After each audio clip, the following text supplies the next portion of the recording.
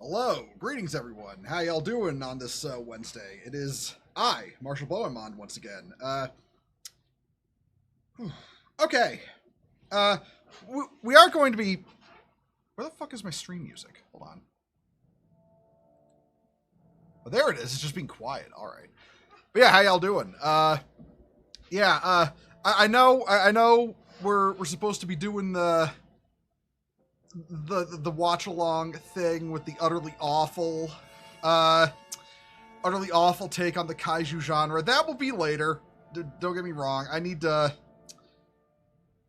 psych myself up for that psychologically. Holy crap. Doing good, just playing the new Zenless Zone something. ZZZ, is that what you mean? How am I? I'm doing just fine. Oh, I've been doing like, okay, so, hold on. Like, I understand me doing reaction Andy content is something I generally don't do, but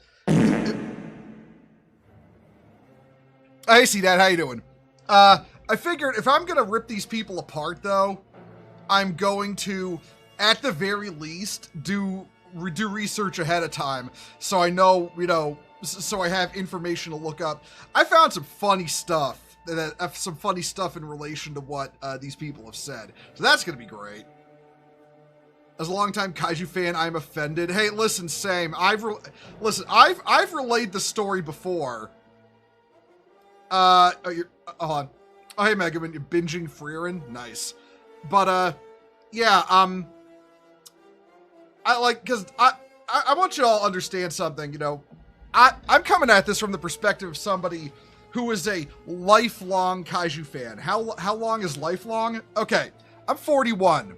There were 3 years of my life where I didn't know what a Kaiju was. So, I've been into Kaiju longer than I've been into Warhammer by a significant margin. So, to say the existence of this video, tickles my autism in all the wrong ways makes me the master of understatement, believe me. Media literacy only means whatever the commies have decided what's the correct interpretation of X, and you must agree with us. Yeah, exactly. I mean, that's a given, right? I mean, that's just a given. How often do you hear death of the author?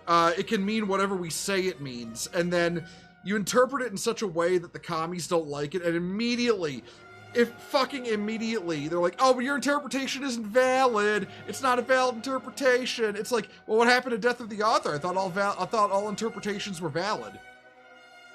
And that, folks, because I was getting into that on social media too, was it earlier in the week or last week? Whatever. That's why death of the author is not a valid concept.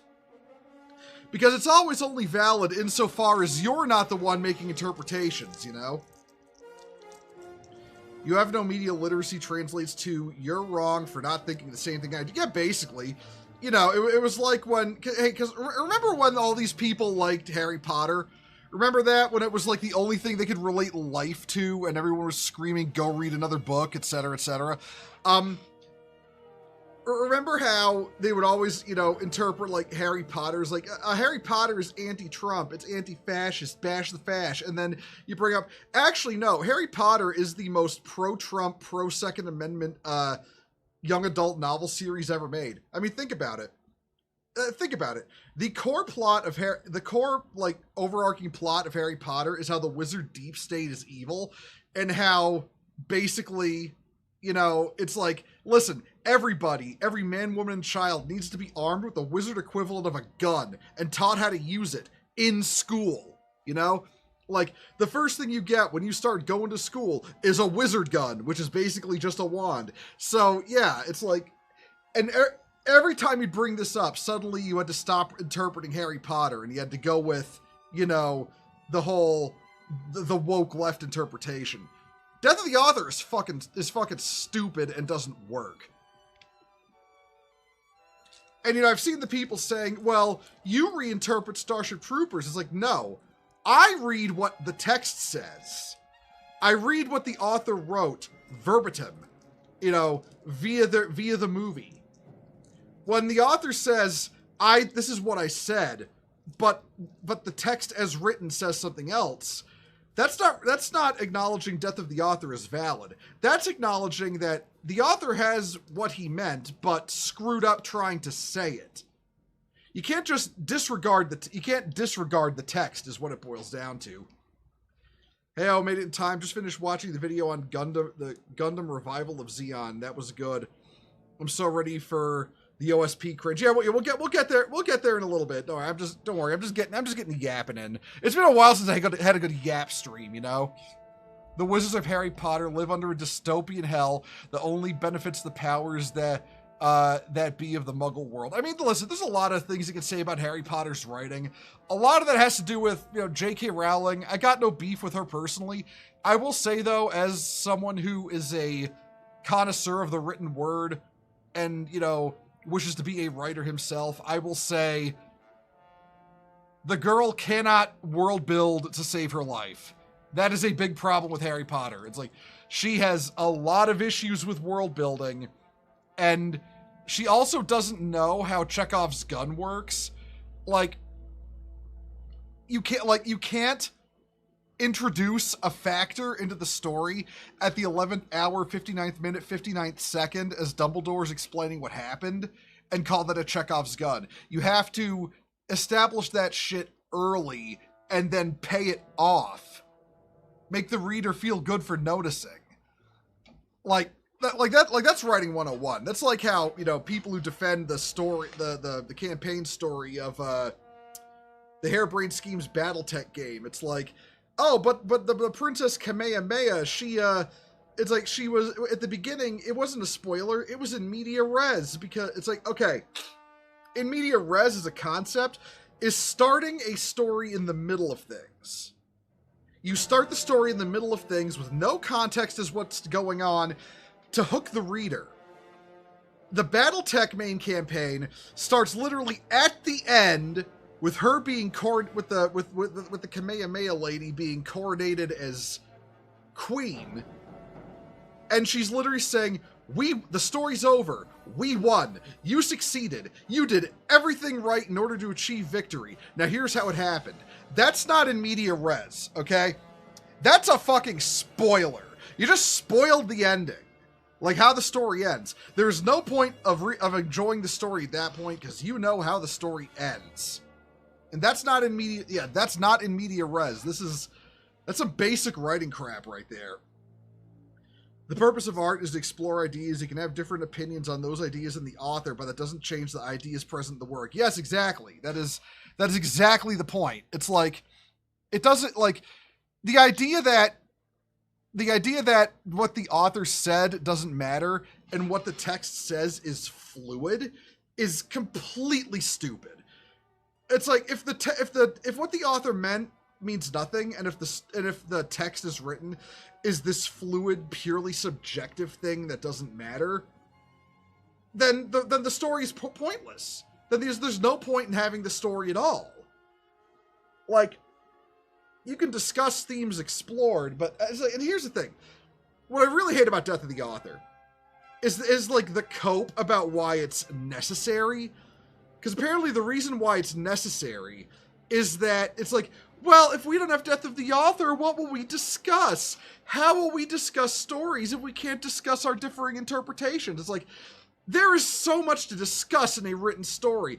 It is frankly ridiculous how much there is to discuss in a story without trying to insert your freaking headcanon into the story just to, like, have something to talk about. If you think there's nothing to talk about and a story is written, then you have completely failed as the reader. That's not a problem on the author's head. Starship Trooper starts in media res, something that idiots routinely ignore when trying to claim that the Federation is the aggressor. Yeah, exactly, you know? I mean, starts with the Federation just getting its ass whooped by the bugs on Buenos Aires, and then cuts to, you know, Johnny in high school. It's like, we're talking about the movie here. Cuts to Johnny in high school, and it's like, yeah, that's in media res. That's how you do it right. You don't know what the hell's going on. All you see is you know, a bunch of reporters filming a battle, and then all of a sudden the bugs show up and the anchorman dies and this guy grabs the camera and says, "Get out of here now!" And they're shooting and people dying and you don't know what the hell's going on. And then it cuts to the beginning and then you're brought up to speed and given all the context and that hooks the viewer. That is really good at hooking the viewer. That's how in media res works. That's how you're supposed to do it. You're not supposed to divulge the whole fucking plot and then basically say, "Now here's the whole plot." It's not how it works. J.K. Rowling does not know how to write teenage romances. We know how vampires exist, yet never see why centaurs don't want to be lumped in with them. Also, we were robbed of a werewolf versus werewolf fight. Yeah, no, we were. It's like I said, she's not good at world building. I'll say, the Harry Potter books are, fun. I personally prefer the movies. That might be heresy. That's just me. I think the movies do away with a lot of her world building problems. But that said, fun books, poor world building. Great characters, though. The lasting impact that Harry Potter had on me from when I was a kid was the idea that the redhead girls are cute and something about wizards, I guess. Okay, that's valid. That's valid. It's a literary, would you like to know more? Yeah, exactly. I mean, I'd almost say when it comes to, the Federation news reports and the internet and all that, in that movie, it was almost playing on it. Would you like to know more? It's like, yes, I would. How'd we get to the bug war? What the hell was going on there? Like, I would say that's absolutely playing into it.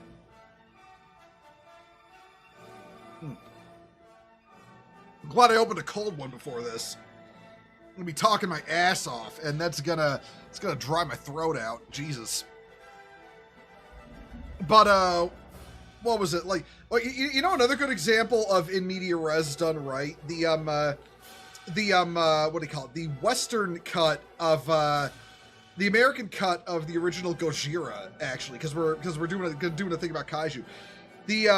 The American cut of the original Gojira, which was the original Godzilla King of the Monsters from 1954, not to be confused with the 2019 movie of the same name, but the 1954 one starts in media res with Steve Martin, Raymond Burr's character, like pinned under the rubble in the ruins of Tokyo, talking about this great disaster that just happened, and you're all just like, wait, hold on, Tokyo got burned to the ground? What the hell burned Tokyo to the ground? And then he tries to get out of the rubble, collapses, and then it flashes back to how this all, it flashes forward to him in the hospital, and all the people, being, wounded and dying, and they got radiation poisoning, and then it's like, and then he's like, and then he goes into what happened to get to this point.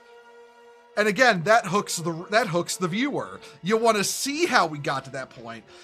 And going back to the BattleTech game and how it did it poorly, that's after the big, darkest hour event in the story too, where Godzilla destroys Tokyo. So it shows you can have in media res showing a late story scene. Just don't show what the ending is and don't give so much context as to render everything up until that point pointless as a story. Harry Potter's like a moon pie pastry compared to Tolkien's full course meal. I mean, yes, exactly. Because Tolkien went full autismo on creating his world. And it's what makes it so interesting and, why it's lasted so long. 1956 King of the Monsters is one of the rare examples of localizations done right. Well,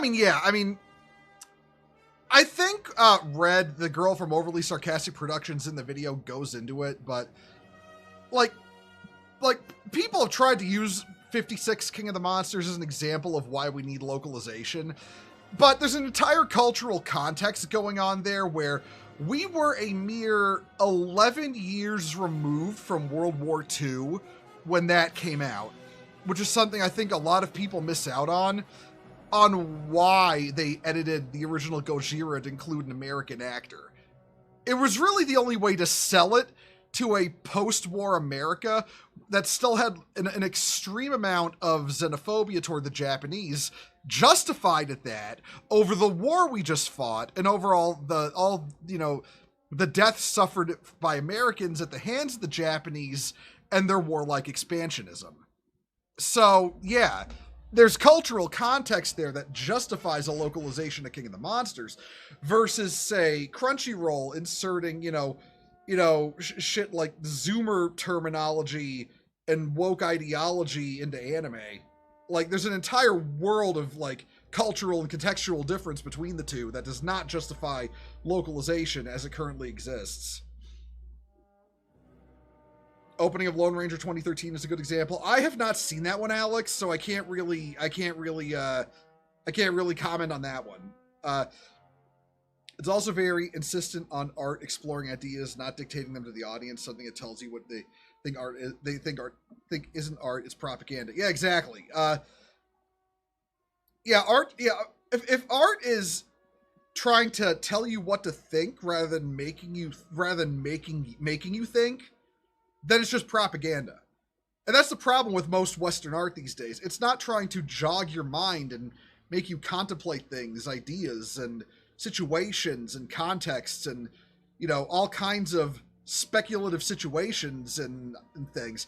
It's trying to tell you, this is what you should think, this is what you should believe. And that's why it fails even with normies. Like, I legitimately feel bad for normies because, like, they get so much flack for ruining entertainment, and it's really not their fault.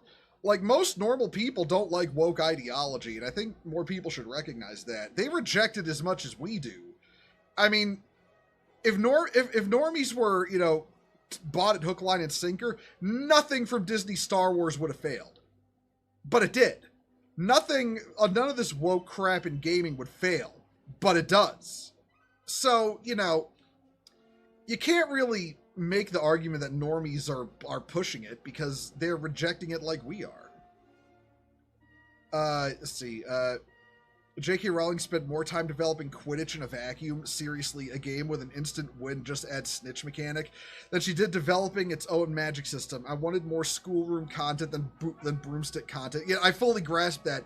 It's actually kind of funny how developed Quidditch is as a concept compared to everything else in Harry Potter. Like, it is probably the single most developed thing outside of wand lore.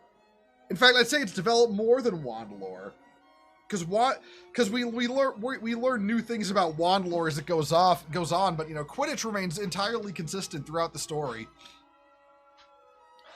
Tolkien's an excellent author. I still have the copy of The Hobbit from my childhood. It got me into reading. Hey, listen, man, that's a great way to start. I remember. I'm like when it comes to reading, like, honestly, high school American high school like level reading, like the stuff that they not the stuff I wanted to read, the stuff they make you read, almost killed my desire to read. And for context, in middle school, I was reading shit like the Dune series. I first read the original Starship Troopers in middle school. I was reading at a level way above my grade, and unironically, the shit they make you read in school, in like American middle school, high school, but high school especially, damn near killed my desire to read. Like, I'm just gonna put this out there: the Department of Education can't get torpedoed fast enough. Okay, listen. They need to fire every single person that works there. And then, just for good measure, put a cruise missile in the building just to, like, make sure no one can use it again. After they've taken everybody out, of course. Not wishing violence there. I just want them to tear the building down so we don't have a Department of Education anymore. It has failed this country so fucking hard. It's unironically unbelievable. Monsterverse peaking at Godzilla King of the Monsters. Hope we return to that style. Also, Behemoth is best boy. No, I'm going to disagree there. King of the Monsters was really, really good, but I legitimately think after a bit of a stumble with Godzilla vs. Kong that, what was the new one? Shit, I'm drawing a blank. New Empire. New Empire was damn near close to King of the Monsters, in my opinion. Like, I want them to keep the late Showa, I wanted to keep the Showa era vibe, because Japan's handling the darker side of Godzilla, but the lighter side of Godzilla is equally valid, and honestly, I want Monsterverse to keep handling that. because it's fun, and I like my dark, brooding, contemplative kaiju films as much as I like my, you know, giant monsters just punching the crap out of each other kaiju films. They had to tread carefully with Japanese cartoons played in the US in the 70s and early 80s. Oh yeah, to see that, you're all about, you know, Space Battleship Yamato, which you knew as Star Blazers. So yeah, that's true. They had to do that. In fact, that was probably a lot of the reason that The Massacre exists. That is, recutting a Japanese cartoon into an ostensibly American cartoon, renaming characters and all that stuff. It was probably that similar sentiment of the era, because, you know, remember, in the 80s, there was also the sentiment, the negative sentiments toward Japan from the belief that Japan would overtake America economically. A lot of that led to that kind of editing of anime in the 80s. In the 80s, and not to mention the fact that anime just inherently more violent than Western animation. So it would display things you can't show on American television. Or the woke wankers removing all the romance of the dialogue and calling it localization. Yeah, no, that shit's gotta go. That shit's gotta go. I voted in November for that shit to leave my country, for that localization to get kicked out of my country. So let's see it happen. Having spoken to and read stories from vets of the Pacific War, yeah, seeing anything Japanese to a post-war America would be gonna be difficult. Yeah, exactly. Like, not just from Pearl Harbor, but just from not just Pearl Harbor, but the shit Japan did during the war. They did shit that made the Nazis cringe. What does that tell you? The Nazis are horrible people. They saw what Japan was doing and said, bro, chill out. What's that tell you? Okay? That should tell you everything you need to know. The Nazis told Japan to chill it the fuck out with the war crimes, okay?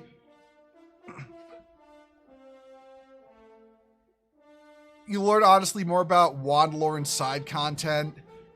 That's not gone in most cases because they were temporary phone app games. It's not like you learned in the books. Magic is basically doing a captcha code with a shitty Latin phrase. I'm sorry, that's a great way to word how the magic system in fucking Harry Potter works, Ash. That is legitimately great. What do you call it? A captcha phase with shitty Latin. That is 10 out of 10. I wish I could. Man, you gotta write that shit down and save it for later.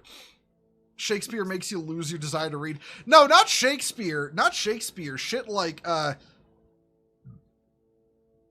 what's that one with the really pretentious kid that they forced? Catcher in the Rye. Catcher in the Rye. Okay? Fuck Catcher in the Rye. I hate that book. I legitimately hate that book. Thank you for quoting that and sending me in Telegram, hun. I appreciate that. I hate Catcher in the Rye with every fiber of my being. That is one of the worst books I've ever read. I'm not criticizing shit like Shakespeare. Shakespeare is based, but fuck Catcher in the Rye. And just other books like that. Just... The choice of reading for high school is garbage. They need to change that. Do you like Pacific Rim? The sequel doesn't exist. Pacific Rim, my opinion on Pacific Rim. Okay, let's see. Pacific Rim is a bad film that is incredibly fun to watch, but it has awful pacing and cardboard characters. The only characters who really get any development are Mako and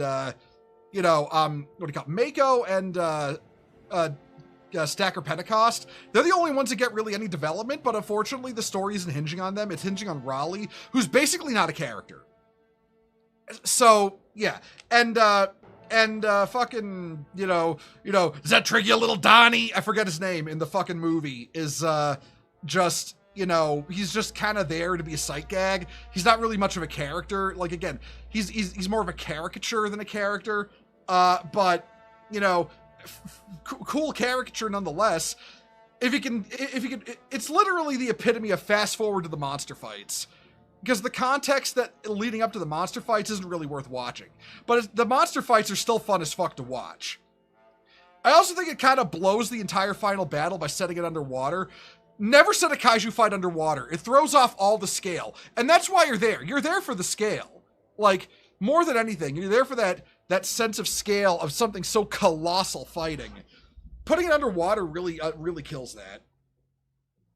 It saddens me as an author to hear that men / boys don't want to read anymore because there's not a lot of books people want to read and enjoy.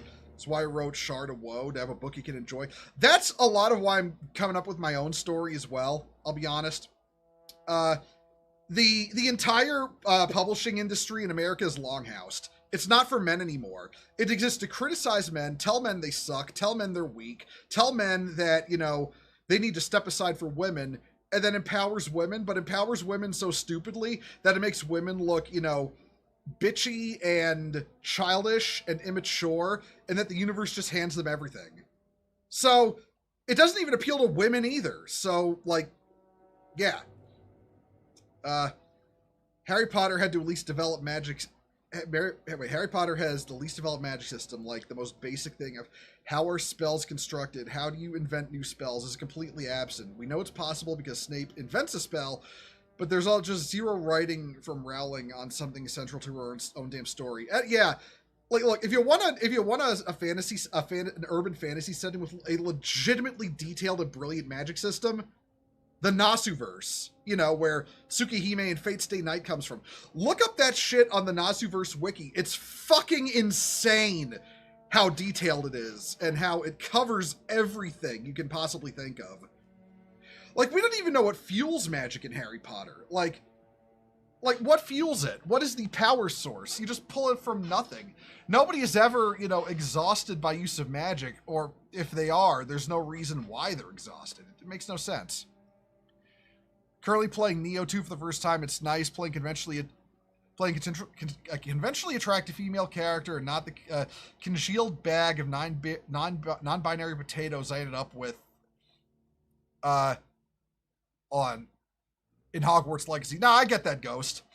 The Soviets, however, outclassed both the Nazis and Japan in regards to war crimes. Remember, highest SA rates out of any country by wide margin. Yep, that goes back to that. Yeah. I mean, I was like, and because some moron is going to try and clip this out of context, acknowledging that political factions and what they've done are evil doesn't mean you can ignore the ones that are also evil and also have arguably done worse things. So keep that in mind. The entire Axis powers, and I include Russia in that, I don't care if they fought on our side, were evil. They were pure evil. Like, that's the simple fact of it. And you can't make arguments and say, oh, well, the communists weren't so bad. No, fuck you. The communists were just as bad.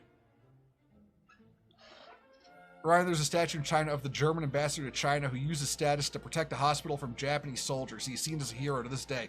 I mean, yeah, it's like, there's some people who probably hate that. I don't. It's like, the man, listen, the man may have been from an evil ideology, but he was still trying to save people. I'm glad I had decent teachers. I remember going through Shakespeare and the teacher going over seemingly small story beats like the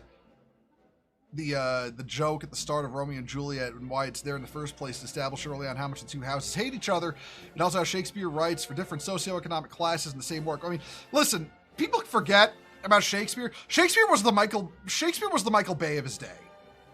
And a lot of people don't want to hear that. A lot of people really don't want to realize that. Shakespeare was just Michael Bay, but he wrote plays. And that's perfectly fine. The fact he appealed to, you know, the common man is why he's so enduring. To be fair, magic was one of those things where explaining its source, if not handled well, is explaining the rainbow levels of often too much. If you find out magic originates from love, it's got to be stupid. It's going to be stupid. Yeah, exactly. Disagree with there's no books for men and boys. There's such a catalog. Okay, but Burb, here's the problem with that. None of them have been published in the last 10 years. None of those books for men and boys have been published for the last 10 years. The only way to find them is to look back. In fact, look backwards before all this happened. In fact, funnily enough, the only company that still makes books that appeal to men and boys is unironically Black Library. Because if they stripped that out of Warhammer, they wouldn't be able to sell Warhammer anymore. And that is hilarious to me.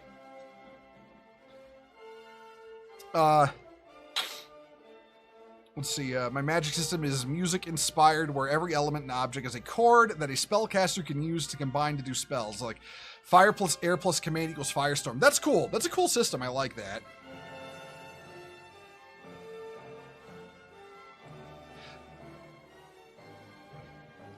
Oh yeah, there's absolutely there's absolutely a balance to be struck with the information given by the story.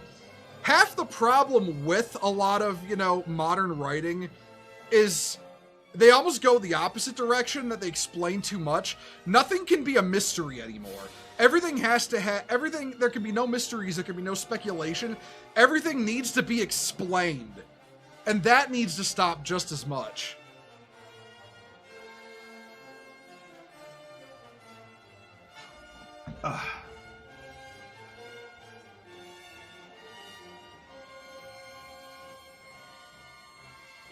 Okay, let's see. We've been yapping for about 40 minutes now. I think it's time we move on to why we are here, and that is we are going to okay. I'm gonna warn everybody watching. This is awful, what we're about to watch. This is an awful take on Kaiju as a genre. I'm probably gonna get a little mad, I'm not gonna lie. This is one of my big, you know, things in life is the Kaiju genre. I love the Kaiju genre. I honestly love it more than Warhammer and Gundam and most everything else.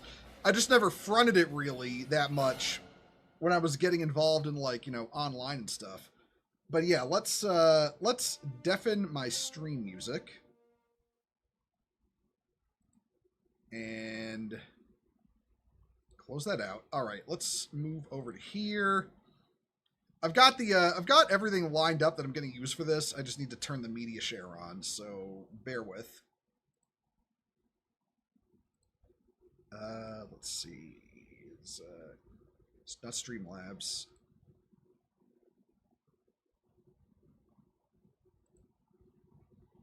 Okay, there we go. I have closed captions on for those who might need it.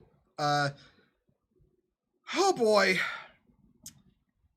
I'm not going to deny, part of me, just because I know this is going to cheese me off, I don't want to, you know, I technically don't want to watch this, but here we go. We're going to do it. Let's go. When is a giant monster not a giant monster? When it's a giant metaphor! Let's do this. So, kaiju is a Japanese word that literally means strange beast, but it's typically used to refer to... By the way, fun little fact of language. Kaiju means strange beast. Technically, Godzilla falls under Daikaiju, which means great strange beast or giant strange beast, something to that effect. So yeah, fun little language fact. But yeah, let's keep going. To a specific kind of monster in monster movies where the monster is giant. Now, what exactly defines a kaiju is a matter of furious academic debate, but most people agree on the classic biologist answer of, you know it when you see it. No. Okay. I didn't even see that fucking panel she posted. Hold on. Answer of,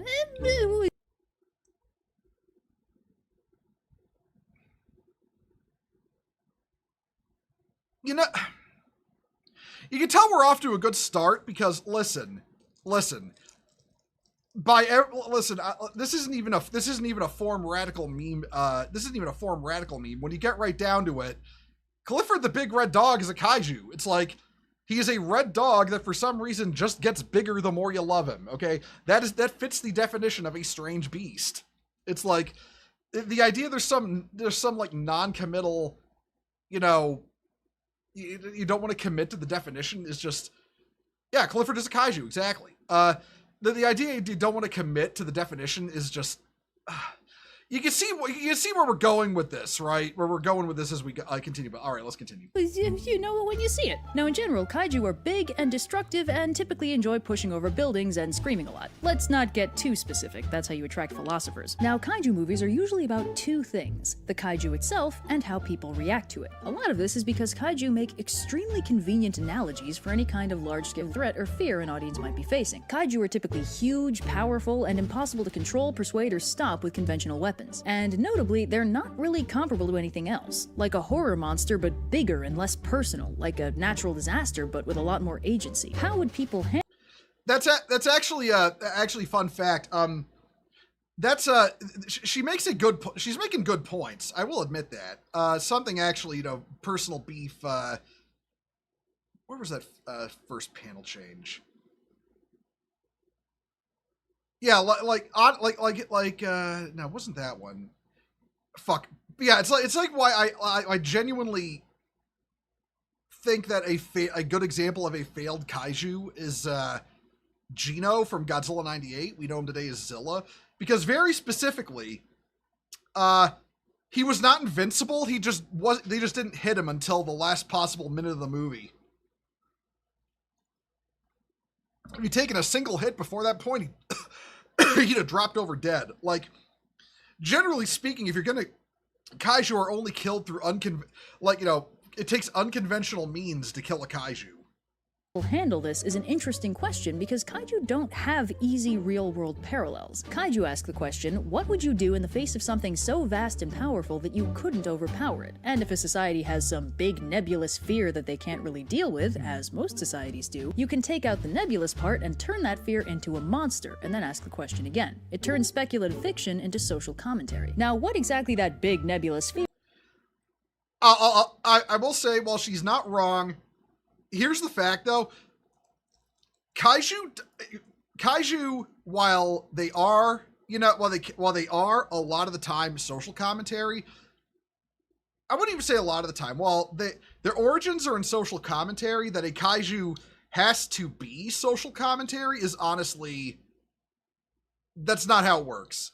I mean, even the Godzilla franchise itself veered away from social commentary to be action films before you even reached the middle part of the Showa era. That was the original era of Godzilla films from 1954 to, I think it was like 1975, 74, something like that. Basically everything from the original Godzilla to Terror of Mechagodzilla. That's the Showa era.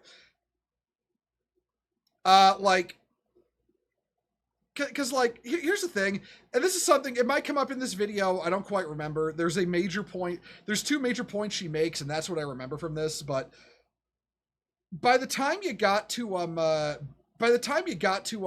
you call it, Ghidorah the Three-Headed Monster, which was the, let's see, the fourth Godzilla film, and It wasn't the fourth kaiju film Toho made, but if we're talking the Godzilla series itself, it was the fourth Godzilla film. You were already beginning to see the decline of social commentary as the core of the films and a focus on action. Like, America gets blamed a lot for the Monsterverse not being like a nothing but social commentary, but Japan did that first decades ago. Like, we're talking the 1960s, Japan had a head start on that. So Godzilla films, fifth film? Hold on. Gojira, Godzilla Rates Again, King Kong vs. Godzilla. Okay. Ghidorah the Three-Headed Monster. What's the fourth film? Am I missing one? Am I missing a film in there? I swear to God that was the fourth film, unless, like, my brain isn't, like, keeping track or something. But anyway, you get what I'm saying, right? Like, the Japanese films stopped being social commentary almost immediately. The Heisei era kept up... Let me try and remember. The Heisei era kept up the social commentary, let's see, at least... That was the second era of Godzilla. 1984 to 1996. I want to say they kept up the social commentary for... Wait, no. They kept it up until at least the second to last movie. If Godzilla vs. Space Godzilla has social commentary in it, I don't know what the fuck it is. I've seen that movie like a dozen times. Yeah. But the first... they at least kept the social commentary up to... Godzilla vs. Mothra in that series. I have two questions. One, what will be the future of kaiju media? Do you know about the... I have no... okay, history... what is the future of kaiju media? Kaiju media is doing really good right now. It's got a strong future ahead of it. As for the rest of that, I have no idea what you're talking about. Right.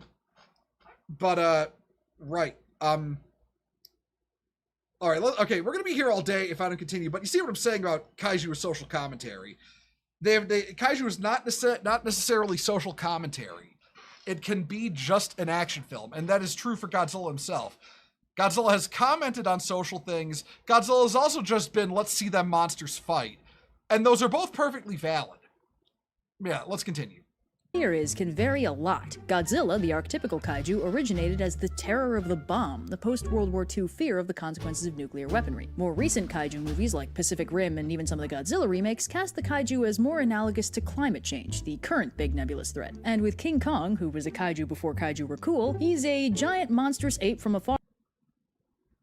Are you all ready for this? Everybody brace yourself. far-off land that kidnaps a terrified white lady, and one extremely popular interpretation is that he's analogous for the racism and the xenophobia that was oh so popular in 1930s America. Kaiju let us cast She's going to come back to that, but oh boy. Oh boy. Nope. I'm holding it in. We're going to let her continue. Nebulous invisible fears as skyscraper-sized giant monsters, which is useful because it's easier to think about a giant monster than a disembodied fear. In fact, it's a grand old sci-fi tradition to make your monster an allegory for a current threat, like in Heinlein's The Puppet Masters, where he very specifically reminds the audience on multiple occasions that these mind-controlling alien parasites are just like those gosh darn communists. I mean, Heinlein isn't wrong, though. Heinlein was not wrong. He also wasn't wrong when he said when he compared the bugs from Starship Troopers to communists. I mean, yeah, the entirety of communism as an ideology is about, destroying one's individuality, about completely annihilating your ability to think for yourself. Like, that is the core of communism. Heinlein's comparisons with the bugs and, the creatures from the Puppet Masters is on point. Note she treats it like a criticism of Heinlein that he did that. Note that. Anyway, kaiju are often used to embody the prevailing social fear of the day, be it xenophobia, McCarthyism, or various apocalyptic threats. This also means that kaiju narratives are heavily Note she also considers McCarthyism a threat. Because, we all know, everyone, McCarthy did nothing wrong. In fact, he didn't go far enough, in my opinion. Dependent on the social context they're created in, and they often change as the society changes. So let's start by diving into the archetypical kaiju, Godzilla. Now, Godzilla first appeared in 1954 in the Japanese movie Gojira. Now, before I get into the story of the movie, I need to provide a little bit of real-world context surrounding the production of this movie. First of all, the obvious, World War II. Godzilla was released 9 years after the war ended, 9 years after the bombings of Hiroshima and Nagasaki, the first and currently last use of nuclear weapons in warfare. The director of the film, Ishiro Honda, was a World War II veteran who passed through Hiroshima on his way home and had been horrified at the devastation. Now, the US occupied Japan until 1952, and during that time, they censored Japanese media. Notably, nobody was allowed to actually talk about the atomic bomb, which meant that for 7 years, all that nationwide nuclear fear couldn't be It's okay, some important context that I feel like she's leaving out, and this is very much the woke method. No, McCarthy was entirely right. That's the thing. Hollywood was glowing red. But anyway, more to the point of the video. Something I feel like she's either leaving out or is going to leave out is that Japan was an aggressor nation. They were an aggressor nation with aspirations of dominating the entire Pacific up to and including the California coastline of the United States. There is nothing wrong with imposing censorship on an occupied nation whose goal was to kill you. People seem to forget that about it. Or no, people don't forget it. They leave it out because Japan flip-flops from this horribly in the mind of woke leftists like this lady. Japan flip-flops from this, from this horrible, racist, sexist, xenophobic, xenophobic nation that needs to be paved over by Western ideals. It flip-flops between that and, a poor unfortunate victim of American aggression and expansionism during the 1940s. It really depends on what day of the week you're talking to them. And even then, sometimes it can flip-flop in the same conversation. But yeah, her framing it like this is leaving out the fact that Japan was the loser of a war they started with intent to kill us, in America, and they lost. We occupied them. We had to completely reform their government. We had to completely reform their military structure because of what happened in the war. So the idea, and the fact that we dropped our secret weapon on Japan, yes, that censorship of that should be discovered. Because look what happened when the Soviets stole those secrets. Look what happened to the world. We live under the umbrella of mutually assured destruction because the secret of the atomic bomb got out.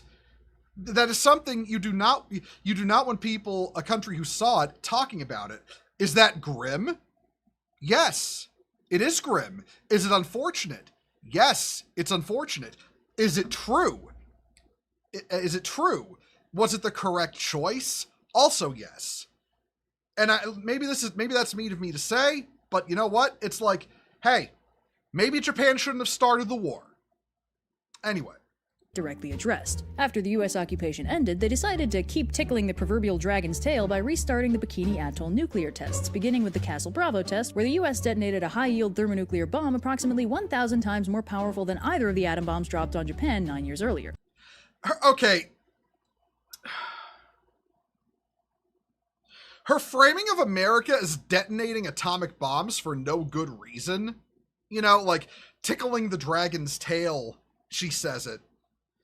Does she forget that we were literally in a arms race with the Soviet Union, who also had atomic bombs and were testing atomic bombs? Like, even if I'm getting my years wrong, they had every intention of getting the atomic bomb. They were working on their own nuclear program. I mean, Japan wanted to have a nuclear program before we beat them in World War II. The idea that we didn't continue to test, or that we were only continuing to test nuclear bombs because we're America, we have nukes, why not, is just, it fucking floors me that she phrases it that way. It's legitimately disgusting of her. Now, while Bikini Atoll is a couple thousand miles away from Japan, it is kind of their oceanic backyard, and the currents in that region do lead back to Japan. Now, the problem was the Castle Bravo test detonated an extremely dirty bomb. It produced a ton of fallout, much more than the report officially stated, and probably more than anyone expected. Okay. This is a what do you call it? An extremely disingenuous framing of the events of the Castle Bravo nuclear test. What happened with the Castle Bravo nuclear test is that they set they had the yield of the bomb. It was a new kind of bomb that they were testing, like a new detonation method. I can't recall all the details off the top of my head, but they were testing a new kind of, a new type of nuclear bomb. They believed it would set off at a certain yield. It detonated at least double the expected yield. So they prepared for one yield and got double that. That is why the Castle Bravo nuclear test was so, was such a disaster, because it was basically a nuclear accident. She's framing it as if America, knew what it was going to do, and then didn't tell anybody. That's not true. America detonated Castle Bravo, the Castle Bravo bomb, and it went off way stronger than they thought it would. Like, it's like it legitimately scared the shit out of the people who were at the testing ground. They did not think it was going to be that big. So again, there's a lot of disingenuous framing of history going on from Red here. Sometimes nuclear physics is a little more art than science. Now, some of this fallout contaminated a nearby Japanese fishing boat, inflicting the 23 crew members with acute radiation sickness, killing one of them and sparking an international incident. The US denied that the fallout could have affected the boat, Japan said the fallout had to have come from somewhere, tensions rose, and a Polish scientist crunched the numbers and confirmed the detonation had produced much more radioactivity than the US admitted. The media got a hold of it, the US quickly paid reparations to Japan, and nuclear paranoia spiked. It wasn't really a good by the way, something she's leaving out here. The Lucky Dragon number 5. That's the boat. The Lucky Dragon number 5 was near Bikini Atoll, but was the Lucky Dragon number 5 was near Bikini Atoll. It was in what was based on what they thought the yield of the bomb was going to be, the safe zone. The problem is, as I said, the bomb detonated twice as hard as they were expecting, and the Lucky Dragon number 5 was suddenly not in the safe zone anymore. It was supposed to be there, but the accident with the bomb, which were detonated at double the estimated strength, is what caused it to be exposed. Good look for the US. I also do not hold it against the United States for withholding information, because again, it's top secret information. People don't really realize how important secrecy was with the nuclear People program. were starting to realize that nukes were seriously bad news for literally everybody, and the US was kind of just dropping them willy-nilly. Not willy-nilly, testing. The ocean without making sure nobody was going to get hurt first. By the way, if you ever really want to piss yourself off, look up what happened to the people who lived on Bikini Atoll. So this was That's true, by the way. I'll hand her that one. the immediate social context surrounding the creation of Godzilla. 2 nukes dropped 9 years prior, not allowed to talk about it for 7 of those years, and only 8 months earlier, 23 of your citizens were poisoned by a nuclear superweapon, accidentally. And the US is still testing those bombs in that area. Everyone is tense, everyone's way too familiar with the effects of nuclear weaponry, everyone's really hoping it doesn't happen again, but also knows it's completely out of their hands. And then they release Godzilla. Now, just for a moment, let's all pretend we've never heard of Godzilla. Godzilla? What's that?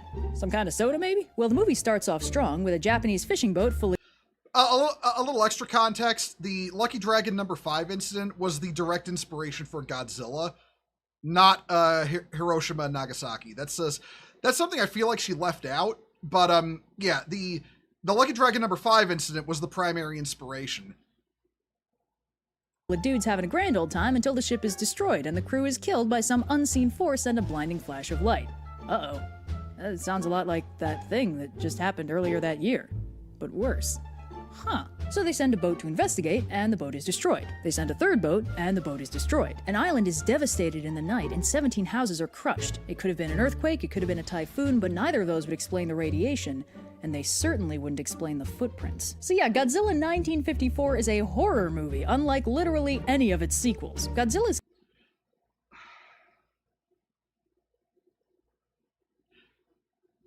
Okay.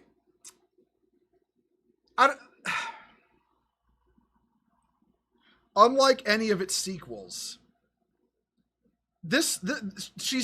okay. I want to point out we're gonna see this. We're gonna see this, by the way, when we're going into her sources on King Kong later on. But there have been other Godzillas that are horror movies. Honestly, I would argue that its immediate sequel, Godzilla Raids Again, was still a horror movie. I would also, let's see what else. Let's see, Godzilla, Return of Godzilla, also known as Godzilla 1985, was also a horror movie. Shin Godzilla was a horror movie. I'm sorry, but if you're saying that none of Godzilla's sequels were horror movies, then you've never watched fucking Godzilla movies. This is peak kaiju tourism on display right now. 2014, Shin Godzilla -1, Return of Godzilla, Destroy, King of the Monsters, Raids Again, and a few others. Yeah, well, okay. I wouldn't add -1 in there because this video came out. This video came out before -1 existed. So yeah. We can't really count -1 in that sense. But yeah, no, she is completely fucking wrong that no other Godzilla movie was a horror movie. That is just, oh god, okay. Kept hidden for much of the movie, and it makes sense this would be played for horror because he is the personified terror of the bomb. I want to take a hot second to jump forward in time and talk about Chernobyl, both the nuclear disaster and the miniseries recounting it. I've seen some people describe the first episode as something like Lovecraftian horror, and they're totally right. The exposed reactor and the radiation it's releasing is like some otherworldly dark god. It reaches through walls, right through your skin. Looking at it will kill you flat out. Being in the same building as it will make you wish you were dead. Gets into the water, the air. You could even say it's a mysterious color, unlike any seen on Earth. It's horrifying to watch if you know what's happening. It's horrifying to watch if you don't. You don't get forces like that on terrestrial planets. You don't get them outside of stars. In a very real sense, the powers unleashed by a nuclear weapon or a nuclear accident are otherworldly, eldritch, incomprehensible, and extremely deadly. And that is how they play Godzilla. Nobody can even figure out what Godzilla is for a while because he keeps killing everything that gets close. He can't be stopped by buildings or walls, weaponry has no effect on him, and anything he can't smash to pieces, he melts with the pure radiation he breathes. When he levels Tokyo, the damage he does is almost identical to what happened to Hiroshima and Nagasaki, but it's slower, so you can see it all in vivid detail. Buildings crushed and burned, bystanders killed, and nothing they throw at him even slows him down. Now, if there's one advantage... Yeah, that is accurate. The destruction caused at Hiroshima and Nagasaki was directly inspirational to the scenes of destruction in Godzilla, but she's also forgetting the Tokyo firebombing. That was another one.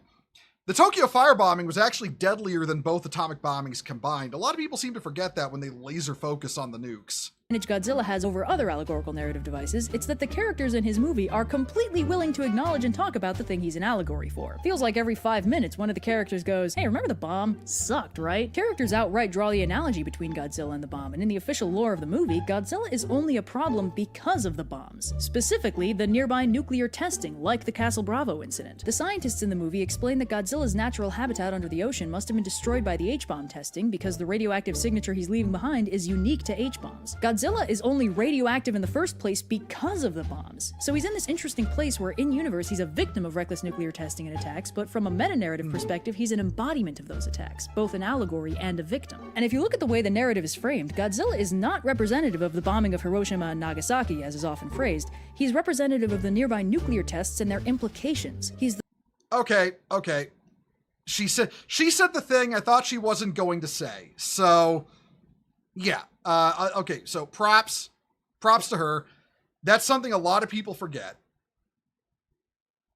The threat that Hiroshima and Nagasaki could happen again. This was a deeply political movie. So Godzilla is basically nuclear irresponsibility on 2 legs, a way to embody an invisible, ephemeral terror that was unfortunately all too real. And there's actually another facet of the movie, because the only way they can find to kill Godzilla is to unleash an even worse weapon they call an oxygen destroyer. The scientist who creates it is so hell-bent on making sure it's never used in a global arms race that he burns all his notes and kills himself when they use it on Godzilla. The message is incredibly overt. These weapons are awful, they do damage in ways we can't possibly predict, it might already be too late, but we have to stop while we still can. Now this is moody. It's dark, it's tragic, it's not very hopeful. It even ends with one of the characters stating that if nuclear tests continue, there could very easily be another Godzilla. Which came out to be true, because the sequel movie came out, that year? No, it came out within a year. So nobody's having a good time. So it's not all that surprising that no sequel follows this format, because this... Oh God, she's doing it again. No sequel follows this format. I'm telling you, she's probably never watched a Godzilla movie before doing this video. It's so obvious. You can find other Godzilla movies that follow this format. You didn't know the firebombings killed more people? No, that's true. That is actually true. More people died at the Tokyo firebombing than both atomic bombs. Oh no, Ramen, I would absolutely say the original Godzilla, 1954, the first one, is a political film. I would absolutely say that. I would not deny that at all. The problem comes from the fact that, you know, that doesn't make every Godzilla film inherently political. That's the misconception by people. You have to acknowledge the original is political, but you also have to acknowledge that doesn't mean Godzilla is always political. Red missing a chance to make a mysterious sequels on like any scene on Earth reference. Showa Air got weird enough to justify that. Yeah, right. All right. Let's continue.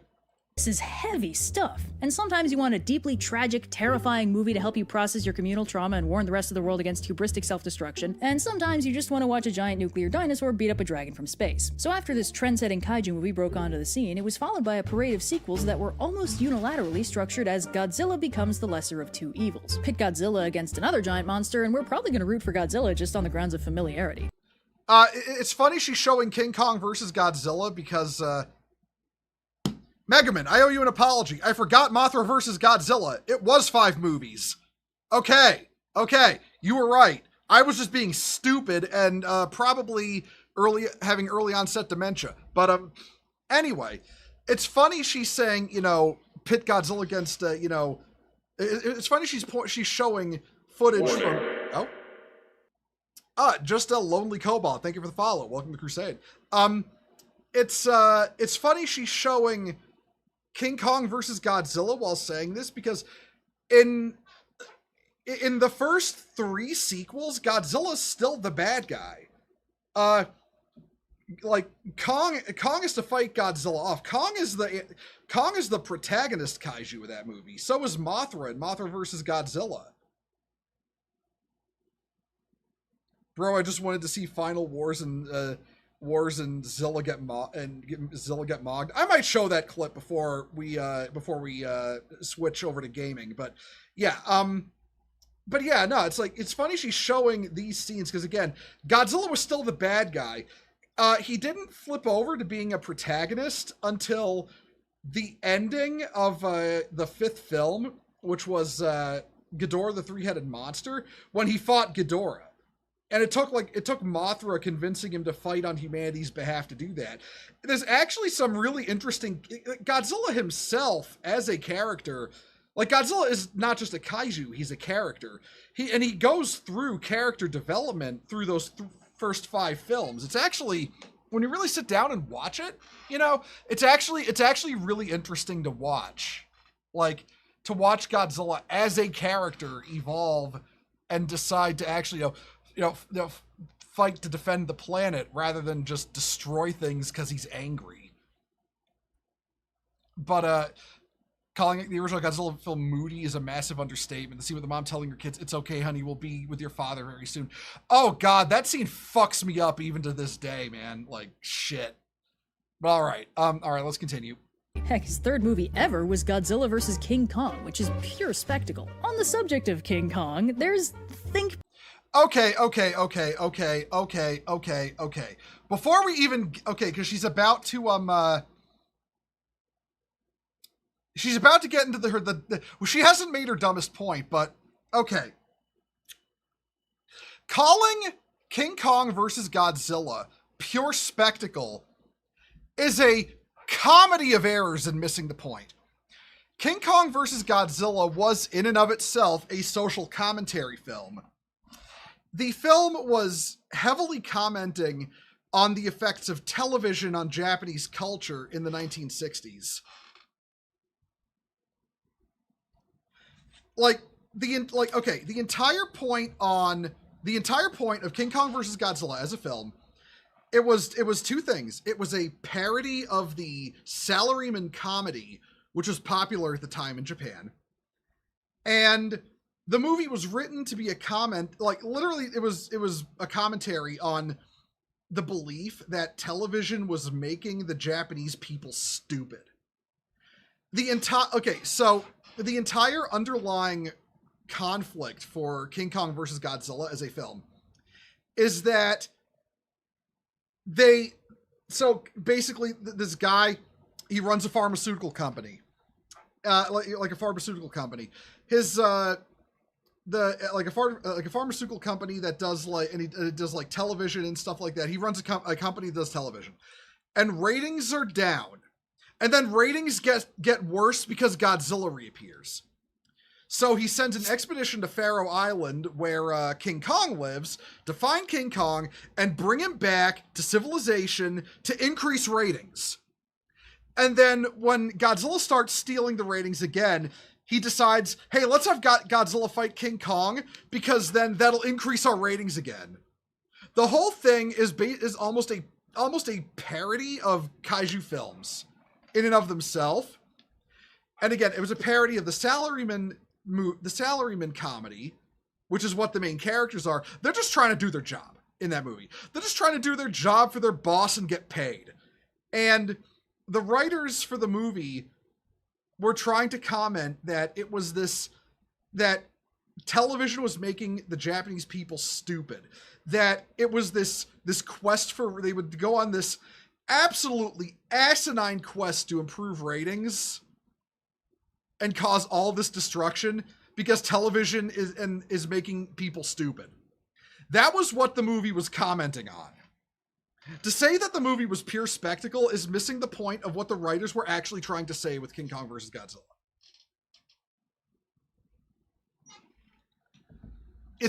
So that she missed the point, that she missed all of that involved in the creation of. Okay, I'm gonna bring up. There's a YouTube channel out there. It's called like Big Action Bill, I think. He's done a retrospective of the Godzilla franchise, every single film, and like the making of it, the history of it.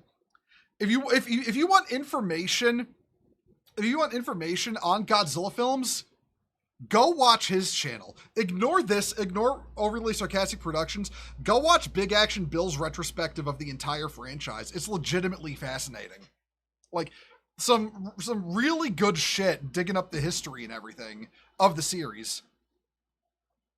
Was the action? Oh no, the action was good, but to say that it was pure spectacle is a direct statement of the point was the spectacle and not that it had something to say, which it did. I don't necessarily agree with what King Kong vs. Godzilla had to say, but it had something to say.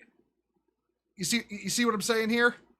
It wasn't just a spectacle film. They were actually trying to make a point with the movie and with the story therein.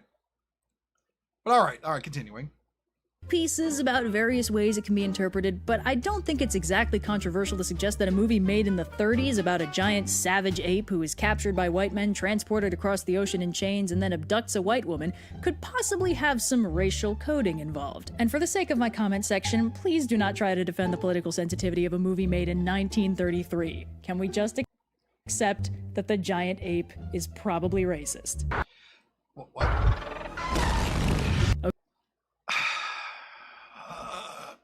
No, Red. We are, in fact, going to defend the cultural sensitivity of a movie from 1933. All right. So what is King Kong about? What is King Kong about? Let's see.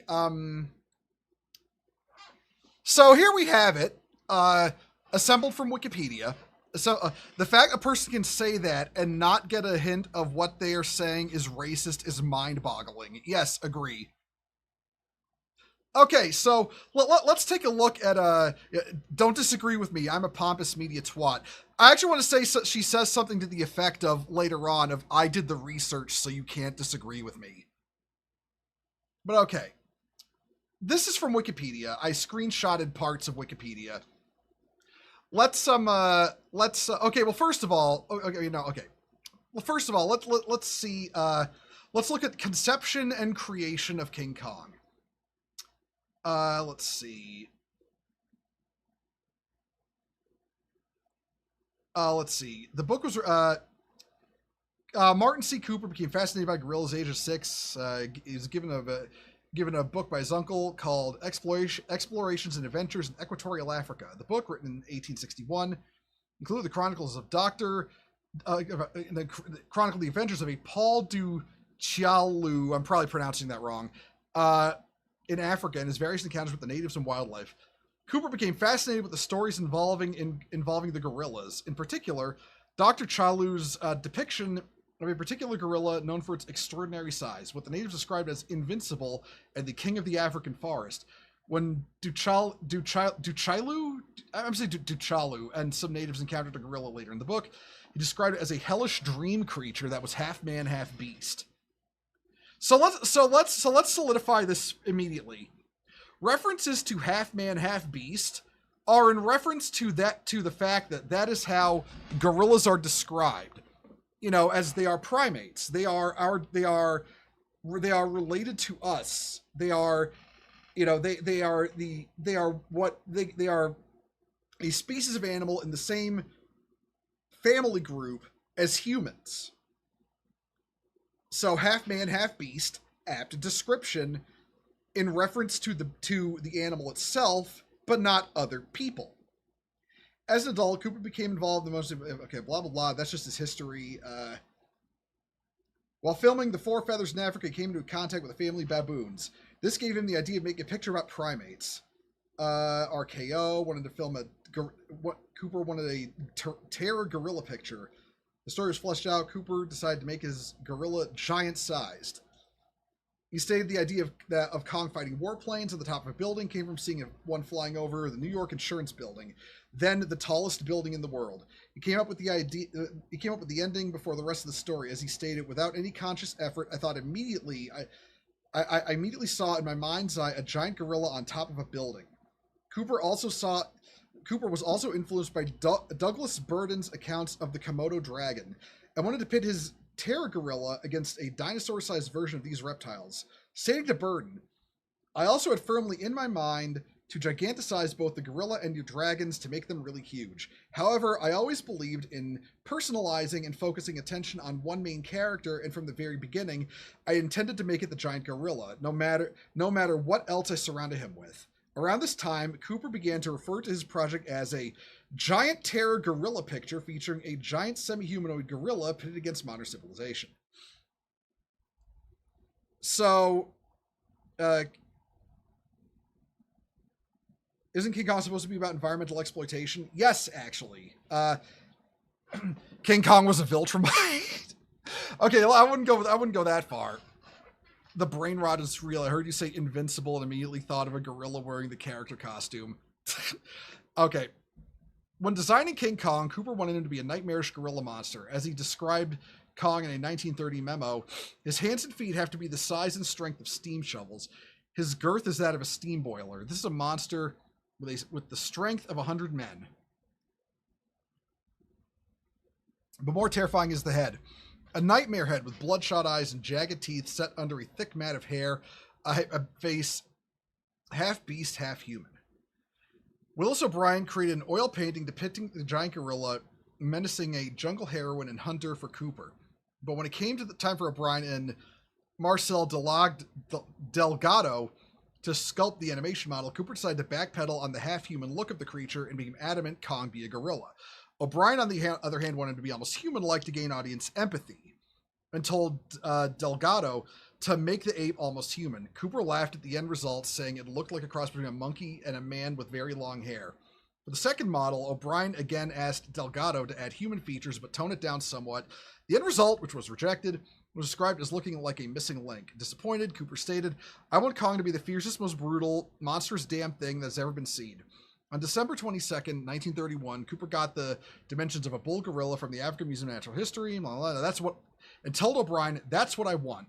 When the final model was created, it had the basic look of a gorilla, but managed to retain some human-like qualities. For example, Delgado streamlined the body by removing the distinctive paunch and rump from a gorilla. O'Brien would incorporate some characteristics and nuances of an earlier creature created in 1915 for the silent short, The Dinosaur and the Missing Link, into the general look and personification of Kong, even going as far to refer to the creature as Kong's ancestor. When it came time to film, Cooper agreed Kong should walk upright at times, mostly in the New York sequences, in order to appear more intimidating. Okay, so, from the very conceptual concept of Kong as a monster, what they wanted him to be a gorilla, an animal, not a human, an animal. The reason human-like traits were added by O'Brien was for audience empathy, to make you to humanize him, to make you understand him. You know, if the point of your story is to be a racist diatribe against a race of people you don't like, to portray them as monsters that want to hurt people, you do not wish to gain audience empathy as a design goal. This is like character design 101. You make people want to hate them, to find them disgusting, not to like have an aspect where you can sympathize and empathize with them. And that was part of the goal with designing Kong. They wanted you to sympathize and empathize with him, even if he is a monster. Who do you think would win? 10 Krampus-sized gorillas or 1 Godzilla-sized Krampus? Man, I don't know. I'm not in on the Krampus lore. But let's see. Going further. There's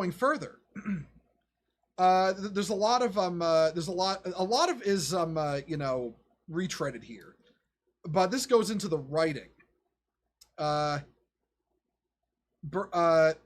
see. He read the Dragon Lizards of Komodo, and as a result, the blah blah blah.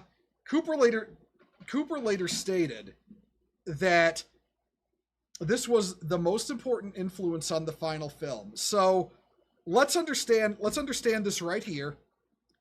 Cooper's primary goal. He thought he had a mental image of a giant Komodo dragon and a giant gorilla punching the crap out of each other and was like, I want that shit on film. That was his motivation. That was his inspiration. He wasn't trying to tell a parable about, some kind of parable or social commentary. He had 2 monsters in his head. He wanted to see them bitches fight. That's what he wanted to do. That was his meaning. That was his... That is his authorial intent as a director of King Kong.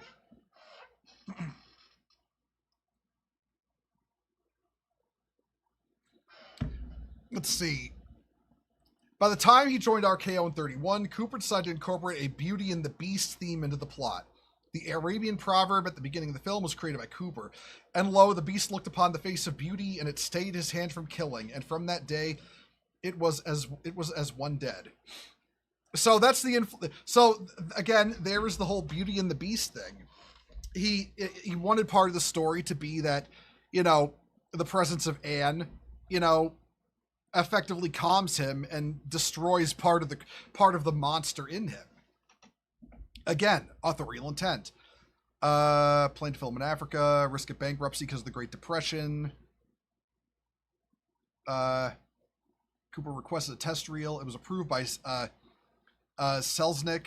O'Brien experimented with different scenes, blah, blah, blah. The 2 scenes, which were incorporated in the final film, portrayed a fight between King Kong and the Tyrannosaurus Rex, as well as Kong shaking men off a log. The test reel was created concurrently with the production of The Most Dangerous Game. Meanwhile, Cooper hired actors and sets built for King Kong, 4 live-action sequences in the jungle, blah, blah, blah, blah. Utilized the set from Most Dangerous Game. Cooper directed the live-action, blah, blah, blah. The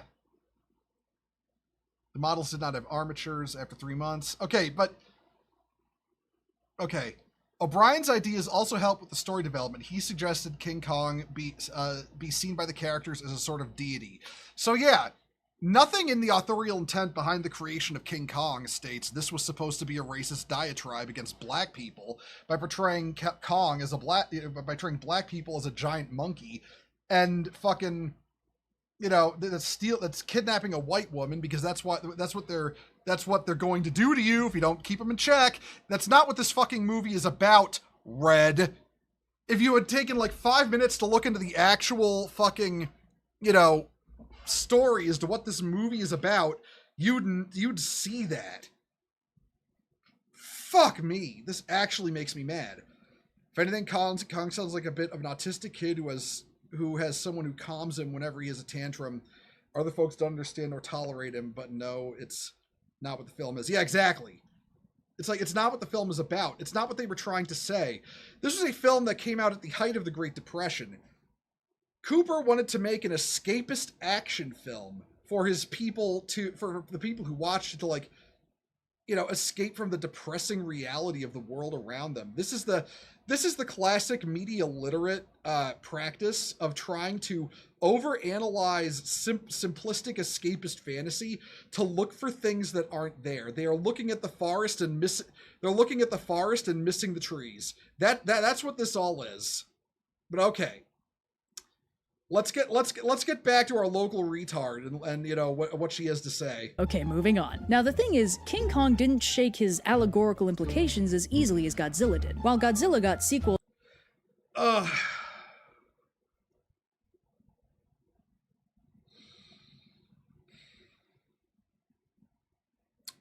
legitimately need a minute. I'll be right back, everyone.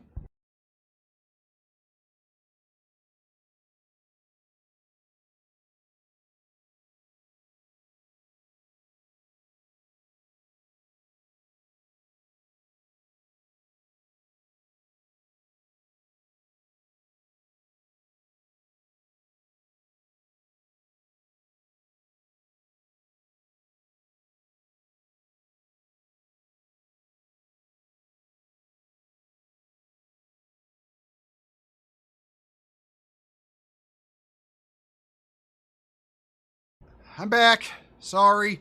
I legit had to get up out of my chair and fucking pinch back a migraine before I sat back down. Okay. Here's the problem, Red. You're saying it can't shake the allegorical implications, but you're the one inserting allegory here, not the writers. You're completely ignoring what inspired King Kong and what it was about to stick your own fucking headcanon into the story. That's not how this works, Red. Okay. We're only halfway through this, by the way. And character development aplenty, most King Kong movies were remakes. A handful were sequels or alternate versions, but nothing really stuck. And as long as the movies were following the original format, they were stuck with either the allegorical baggage of large ape man becomes obsessed with and kidnaps white woman, or the alternative version, where the white lady is into it, so it's consensual. Red, don't make me defend Peter Jackson's King Kong because I hate that movie, okay? Don't make me defend I'm going to defend Peter Jackson's King Kong. I don't fucking believe this.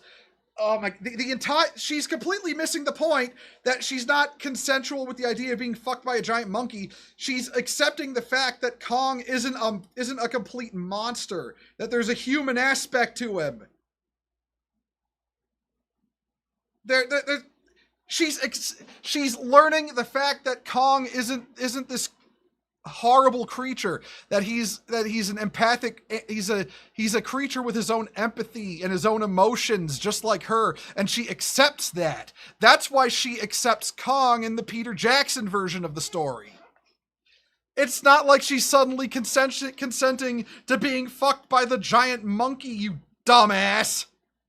I don't know anyone who was comfortable with that angle, but they did try it a few times. Godzilla, meanwhile, underwent a gradual heel-face turn. Over the course of nearly a dozen sequels, he slowly drifted from lesser of two evils to cranky protector of the Earth. His most significant character development came in Destroy All Monsters, where he teams up with every other kaiju in the world to fight noted three-headed space dragon King Ghidorah, after which point every appearance is functionally It's Ghidorah, not Ghidra. I know I'm nitpicking, but fuck you, I'm doing it anyway. Fully benevolent. He's still cranky, and he gives humans the stink eye whenever they pollute and stuff, but this Godzilla is basically a giant, grumpy Captain Planet. He's a protector of the Earth. He only squishes things accidentally. And this was a very popular direction to take. It's worth adding. It's worth. Hold on. I'm gonna go back a little bit.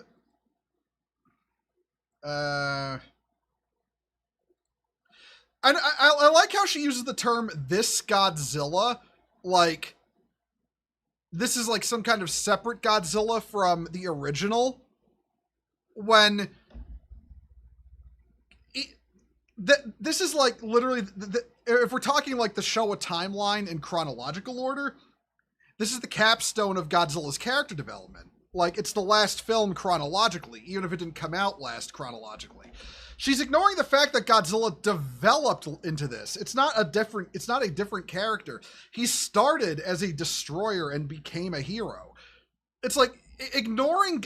It is fucking offensive to me that she's for entirely tourist reasons too, ignoring Godzilla's character development to laser focus on like this, because she's going to use this as an attempt to shit on the American films. It's not. No, Destroy All Monsters was the last of the middle era Showa films, transitioning into the late era Showa films. But chronologically, it's the last film. So if you want to watch the Showa Godzilla films, I do genuinely say watch Destroy All Monsters last. For those unaware, Peter Jackson's team went so overboard with the creature design and concept art, they decided to turn it into a bestiary and say they are the animals on the island. Yeah, that's cool as shit. Okay, continuing. And this was a very popular direction to take kaiju. In the current remakes of both Godzilla and King Kong, the protagonist kaiju are functionally Gaia's vengeance, protectors of nature, disturbed from their peace or hibernation exclusively by human intervention and the occasional evil space dragon. And with King Kong, it's kind of flipped his allegorical implications from good old 30s racism to a kind of anti-colonialist message, where he's this noble and one. Oh my fucking...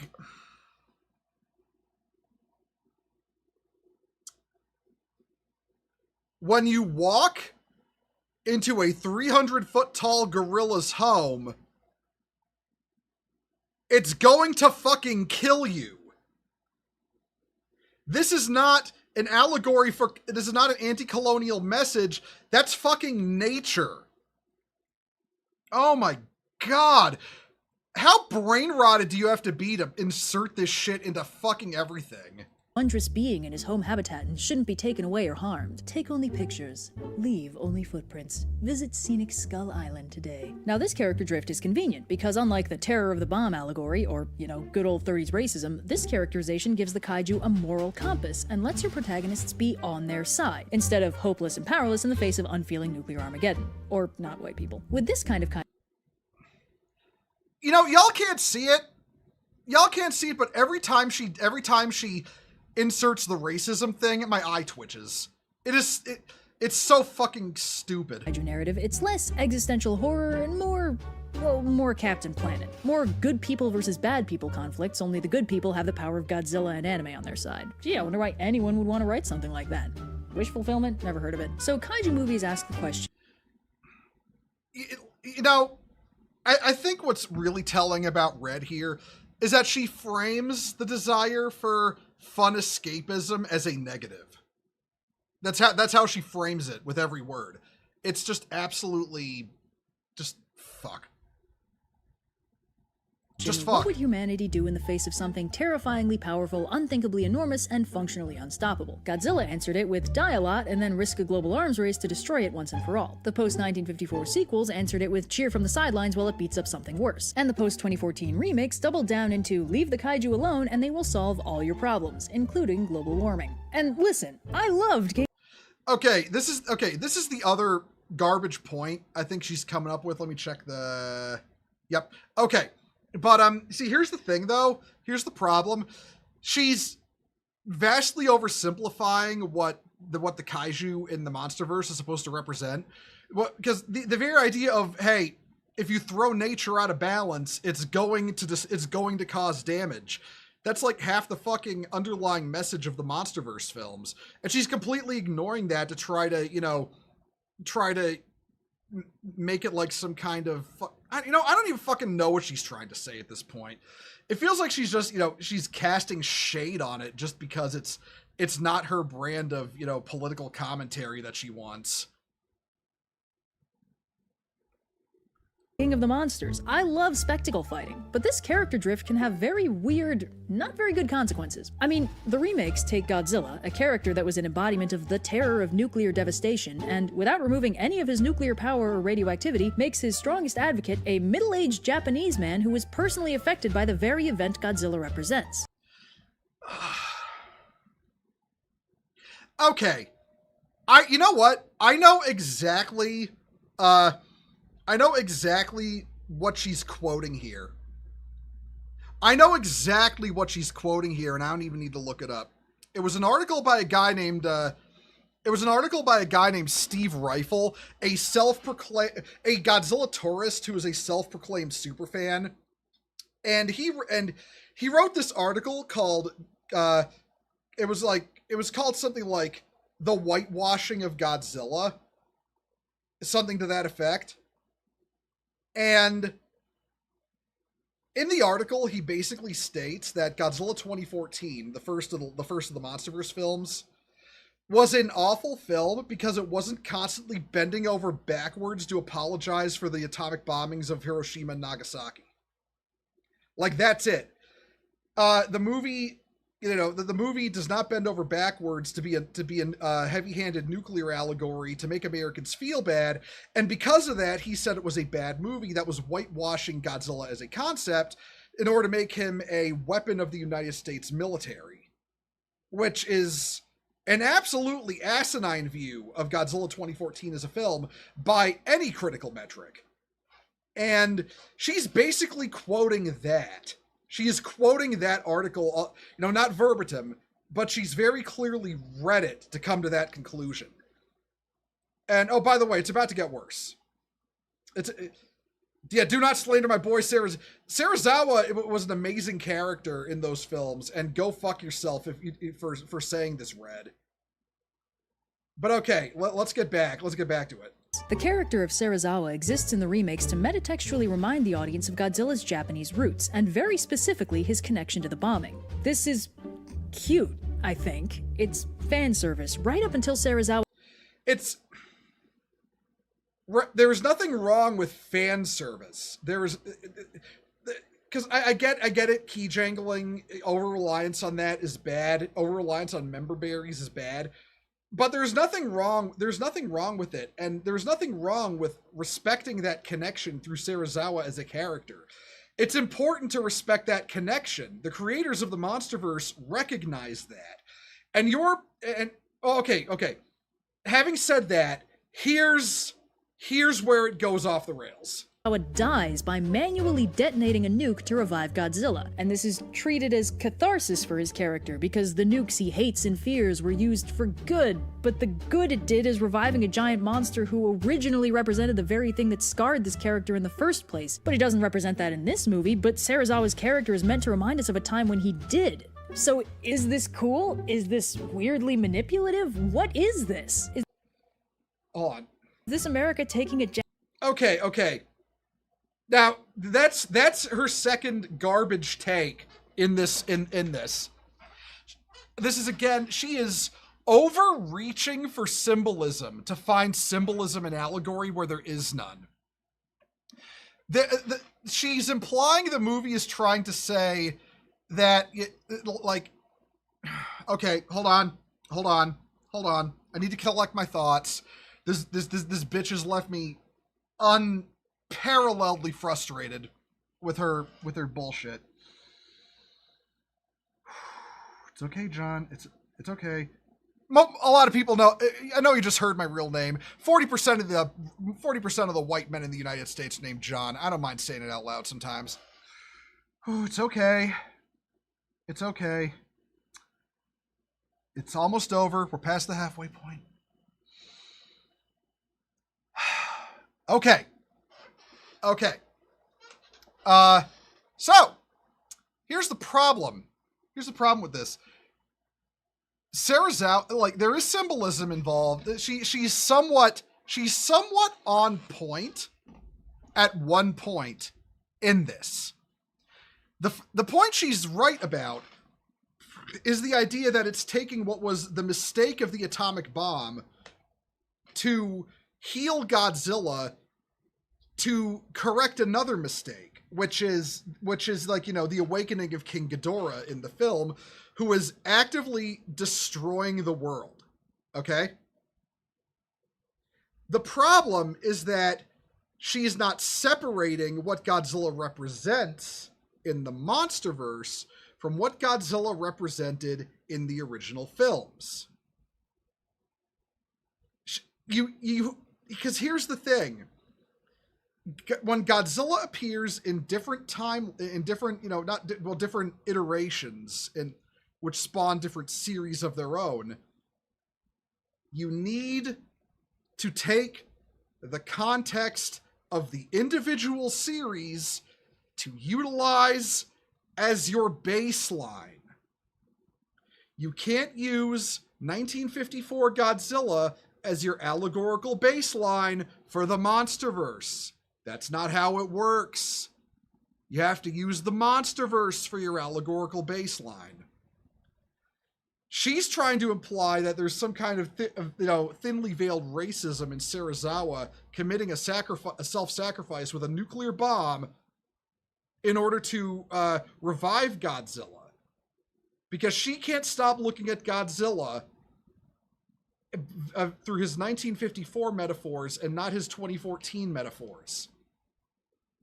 If she claims to be, media literate, but she can't grasp the basics of what is being said by this individual series, regardless of whether it's using the same character, because that's a thing. Different iterations of characters say different things. Superman, as originally envisioned, is saying different things from Frank Miller's Superman. Okay, this is basic shit. This is basic understanding of writing. And for someone who's here to supposedly educate people about this shit, I can't believe I'm the one having to tell you this, Red. I know you can't hear me. And you'll never watch this. But I can't believe I have to be the one to tell you. Oh my god. Yeah, she considers Serizawa as a bridge of both eras, which he is, but that doesn't apply to Godzilla. Well, I mean, Serizawa's only a bridge between the two insofar as he's name referential to the Dr. Serizawa from the original, as a sign of showing they're respecting the roots of what they're adapting. That's what it's about.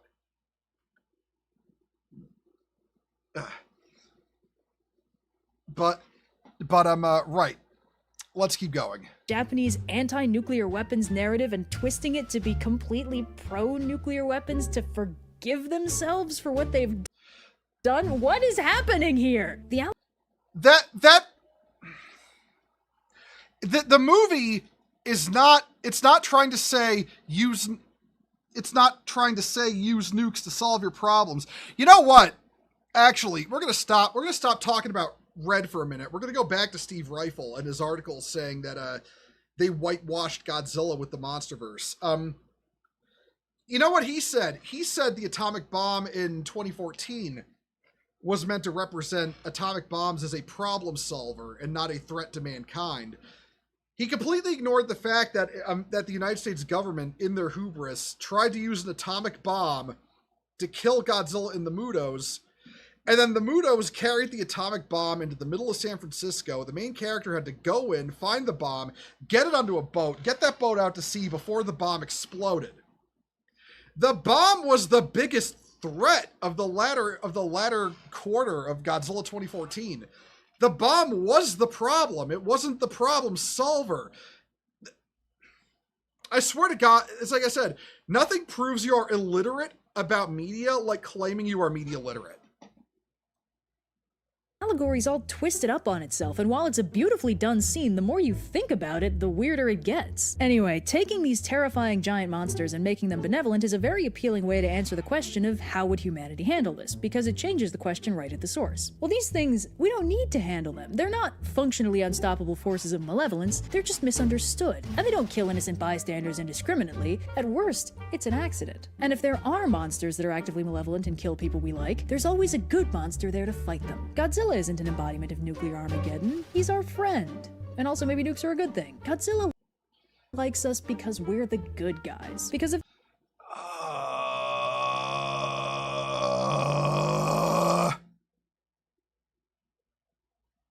Okay. Show of hands. Just type something in chat. Whatever. Who here has seen Godzilla King of the Monsters? Give me a rough idea of how many people here have seen it.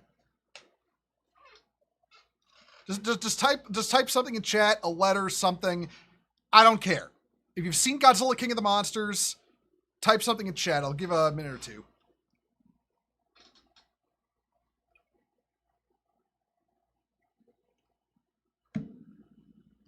Okay, so I'll assume a good chunk of you have seen Godzilla King of the Monsters, all right? Now, you notice she puts the scene with, this is, okay, This is deceptive editing. This is her actively lying. Because that guy says, good thing he's on our side. And then the immediate next shot is of the Chinese scientist lady saying, yes, for now. The movie ends on the note that we'd better not piss Godzilla off or he's going to fucking kill us. Okay? It is clear to me she is either not... Okay, we've upgraded from not having watched the film to potentially having watched it and is deliberately lying about the message of the film so as to poison the well. Good guys. Because if there's one thing Nuclear Armageddon is known for, it's discerning judgment. And honestly, I think that's a big part of why those recent movies fell a little flat. They've got all the...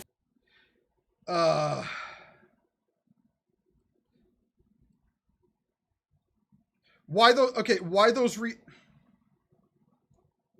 I want to point out this this right here is very indicative of her thinking.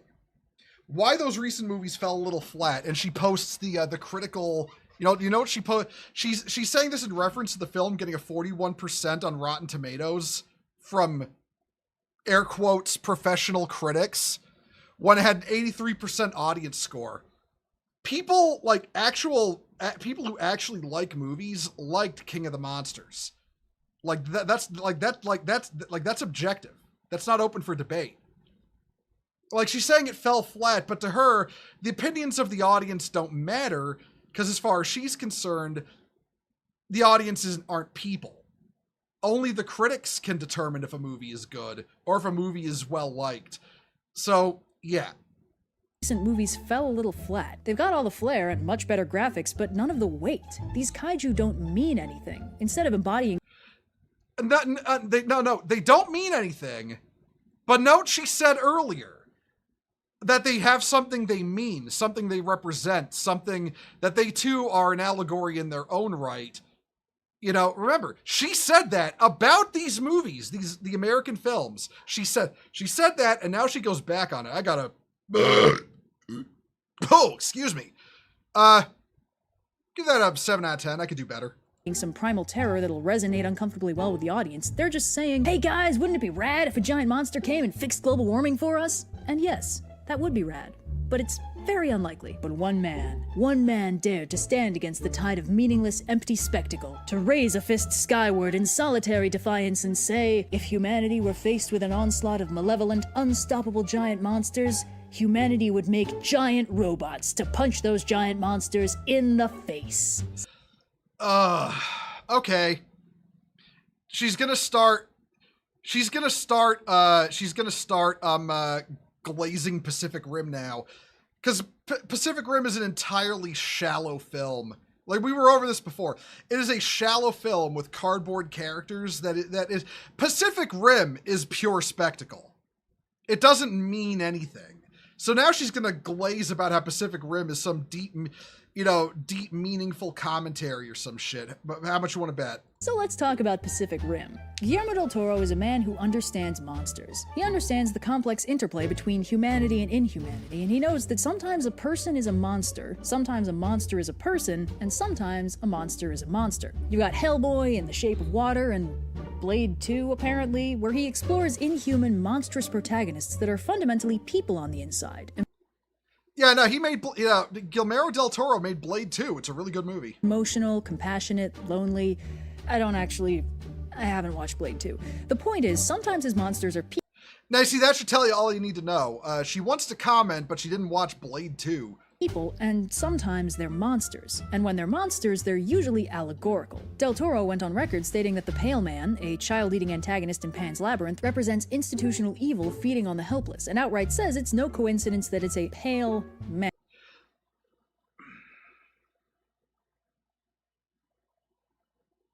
Do you want to know why Del Toro said this? Do you want to know why Del Toro said this on Twitter? He was saying the Pale Man was supposed to represent Donald Trump.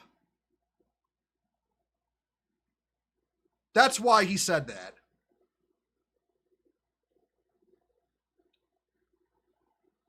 We're just going to leave it at that. Man. bold. So when Del Toro took a break from directing horror to make a badass action giant robots versus giant monsters punch-up, he did what he does best. He made the monsters mean something. The protagonist Raleigh at one point describes being in a Jaeger as being powerful enough to fight a hurricane and win. That humans face down colossal, mind-numbingly destructive threats and respond by making themselves big and strong enough to fight it hand to hand. It's a very uplifting message about human nature, the power of teamwork, and how nothing is strong enough to keep us down if we decide to fight back. Pacific Rim is a movie about humans being human. So the monsters are monsters. More specifically, they're hurricanes. It's no coincidence they're given cute nicknames and ranked with a category system from 1 to 5. And specifically, in-universe, they're part of a hostile terraforming effort from an extra-dimensional race of colonizing aliens. The Kaiju in Pacific Rim are, in the most literal sense, climate change, and that they are physically changing the climate, battering down coastal cities like hurricanes strengthened by warming waters. Actually, no, Red. It's very clear you didn't watch this movie because the aliens are not terraforming Earth. They're trying to move to Earth because the environment of Earth is perfect for them. It's already perfect. They don't need to terraform it. That's the whole point.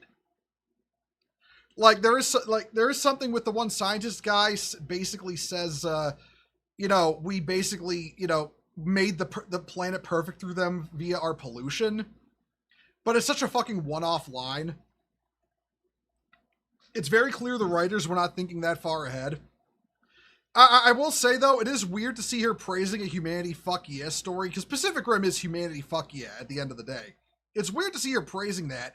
Woke media literates generally dislike humanity fuck yeah, because woke media literates are, as a whole, misanthropes. Poisoning the oceans with chemical-spilled blood, overwhelming storm walls built in anticipation of much smaller threats. Hell, Charlie Day's character outright draws the comparison, suggesting that human-made climate change has already done most of the alien terraforming, and now they're just sending in the kaiju for the finish.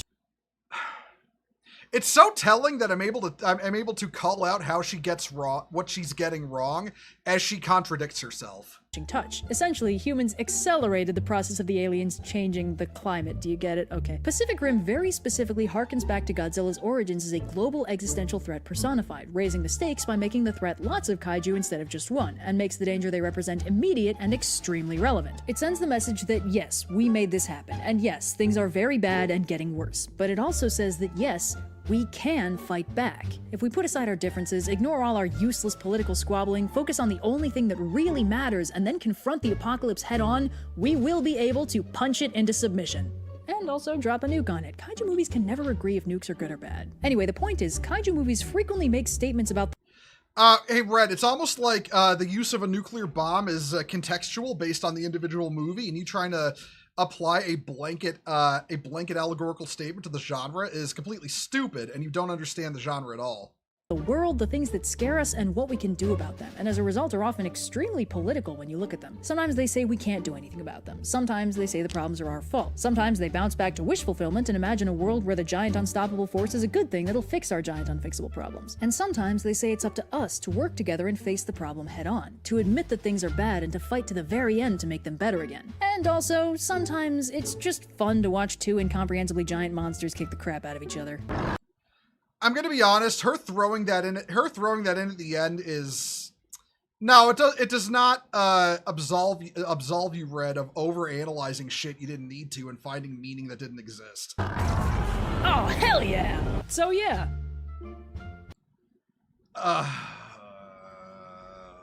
Oh my god. That was the so. That was the video, everyone. That was worse than I remembered it, honestly. I admit, I'm glad I took the time to look up the stuff about the origins of King Kong ahead of time. But in the words of the OxyClean guy, but I'm not done yet. So, okay. I've been holding one in ever since we started watching this. I'm going to go AFK. I will be right back, and then we're going to get into the follow-up discussion of this video. So hang on, everyone. I'll be right back.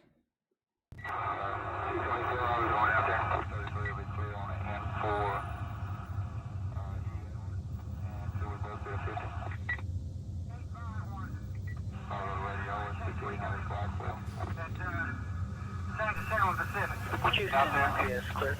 Loud and clear. In the suspicious citizen, 4423 live, look at the mobile station. On the intercom. C7? Yes, ma'am, we'll be clear, and 233 will be clear on the N4 E. Edward, and so we'll both be a 50. 224, I was going out there. 233 will be clear on the N4 E. Edward, and so we'll both be a 50. Radio is 6300 Blackwell. Same on Pacific. Out there, yes, clear. Loud and clear. In the suspicious citizen, 4423 live, look at the mobile station. On the intercom. C7? Yes, ma'am, we'll be clear, and 233 will be clear on the N4 E. Edward, and so we'll both be a 50. 224, I was going out there. 233 will be clear on the N4 E. Edward, and so we'll both be a 50. Radio is 6300 Blackwell. Same on Pacific. Out there, yes, clear. Loud and clear. In the suspicious citizen, 4423 live, look at the mobile station. On the intercom. C7? Yes, ma'am, we'll be clear, and 233 will be clear on the N4 E. Edward, and so we'll both be a 50. 224, I was going out there. I am back, everyone. Man, I had to drain a lizard so bad, you have no idea. But yeah, I wanted to get through that first. OxyClean got I can talk. The OxyClean guy is named Billy Mays. Yeah, that's right, Billy Mays. I completely forgot. I apologize for that. Her statement aged poorly because the Monsterverse is performing well. The Monsterverse is unironically beating the shit out of Marvel in terms of success. Like, the Monsterverse is unironically doing better than Marvel. Like, who thought that day would come, right? Like, oh my god. Yeah, no, this video aged terribly. Like, not to mention Japan is starting their own Kaiju, their a new Godzilla series themselves. So yeah. But right. So let's the Monsterverse is the only healthy movie verse right now. Yeah, exactly. It's the only one that's actually making money. All right. Okay. Let's. I did a little bit of noticing. I was noticing, chat. So this was posted by Red on Twitter after this video came out. So what I'm getting from the comments on the Kaiju video is, even though it's been pretty much universally agreed on for nearly 90 years, some people really don't like hearing that King Kong is racist. And I seriously need to watch Shin Godzilla. I mean, it's telling she said Godzilla was never a horror movie again, but she's never watched Shin Godzilla, which was right fucking there. But, right, so let's analyze this. So apparently it's been universally agreed upon for 90 years that King Kong is a racist diatribe. A racist diatribe saying black people are monsters and gonna steal your white women and blah blah blah. But you know what? Let's analyze that. Let's analyze that. What are we looking at here? Okay. So let's see. Oh no, this was criticisms of King Kong. Oh, fuck it. Let's bring up the reception of Kong. I'm gonna zoom in a little bit, everyone. Okay, what were the, let's see, contemporary, that is, these were the criticisms, these were the critical opinions of King Kong of the era, from the 1930s when it came out. King Kong received positive reviews upon release. Motion Picture Herald predicted it would be one of the sensational pictures of the year, opinion that no more thrilling climax ever was filmed. Hollywood Reporter claimed the film bears all the earmarks of a winner, predicting it would make plenty of money. Another review declared, superbly produced and acted. A great piece of imagination hatched in the brain of a showman for showmen. Motion Picture Herald called it imagination stunning, praised it for buildup of suspense, and called it a showman's picture. Chicago Tribune called it one of the most original, thrilling, and mammoth novelties to emerge from a movie studio. New York Times gave readers an enthusiastic account of the plot and thought the film as a fascinating adventure. The New World Telegram said it was one of the very best of all screen thrillers, done with all of the cinema's slickest camera tricks.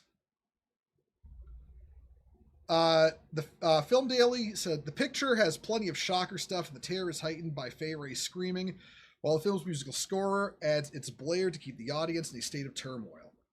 The viewer cautioned that some women and children might dislike the film's intensity.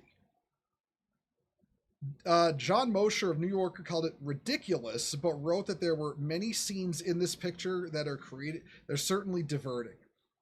Joe Bigelow of Variety thought the film had power once a viewer got used to the phony atmosphere, and remarked that a few details were too strong to swallow the picture. In the technical innovations overshadowed the plot and acting. The film's, quote, many flaws, he added, were overcome by general results. Newsweek wrote that Cooper and Schudsack were no longer scientists because the film was exaggerated in its fake views of wildlife. Hollywood Reporter included a multi-page booklet in its March issue featuring production stills and concept sketches alongside general praise of the film. So, as we can see, in the 30s when the movie came out, critics were referring to it as a spectacle film, not a commentary, a spectacle film. All right, okay. Let's go down to recent criticisms. USA Today claims the film stands tall as a groundbreaking piece of jaw-dropping, eye-widening entertainment. Washington City Paper called it a movie upon whose foundation we built a sizable selection of contemporary pop culture. Film historian Michael Price calls the film a product of a remarkable group of daredevils, artists, and craftsmen. Brian Eggert claims that King Kong's greatness remains in part because it demonstrates a compendium of classic Hollywood production strategies. He additionally praises the music as guiding every emotion.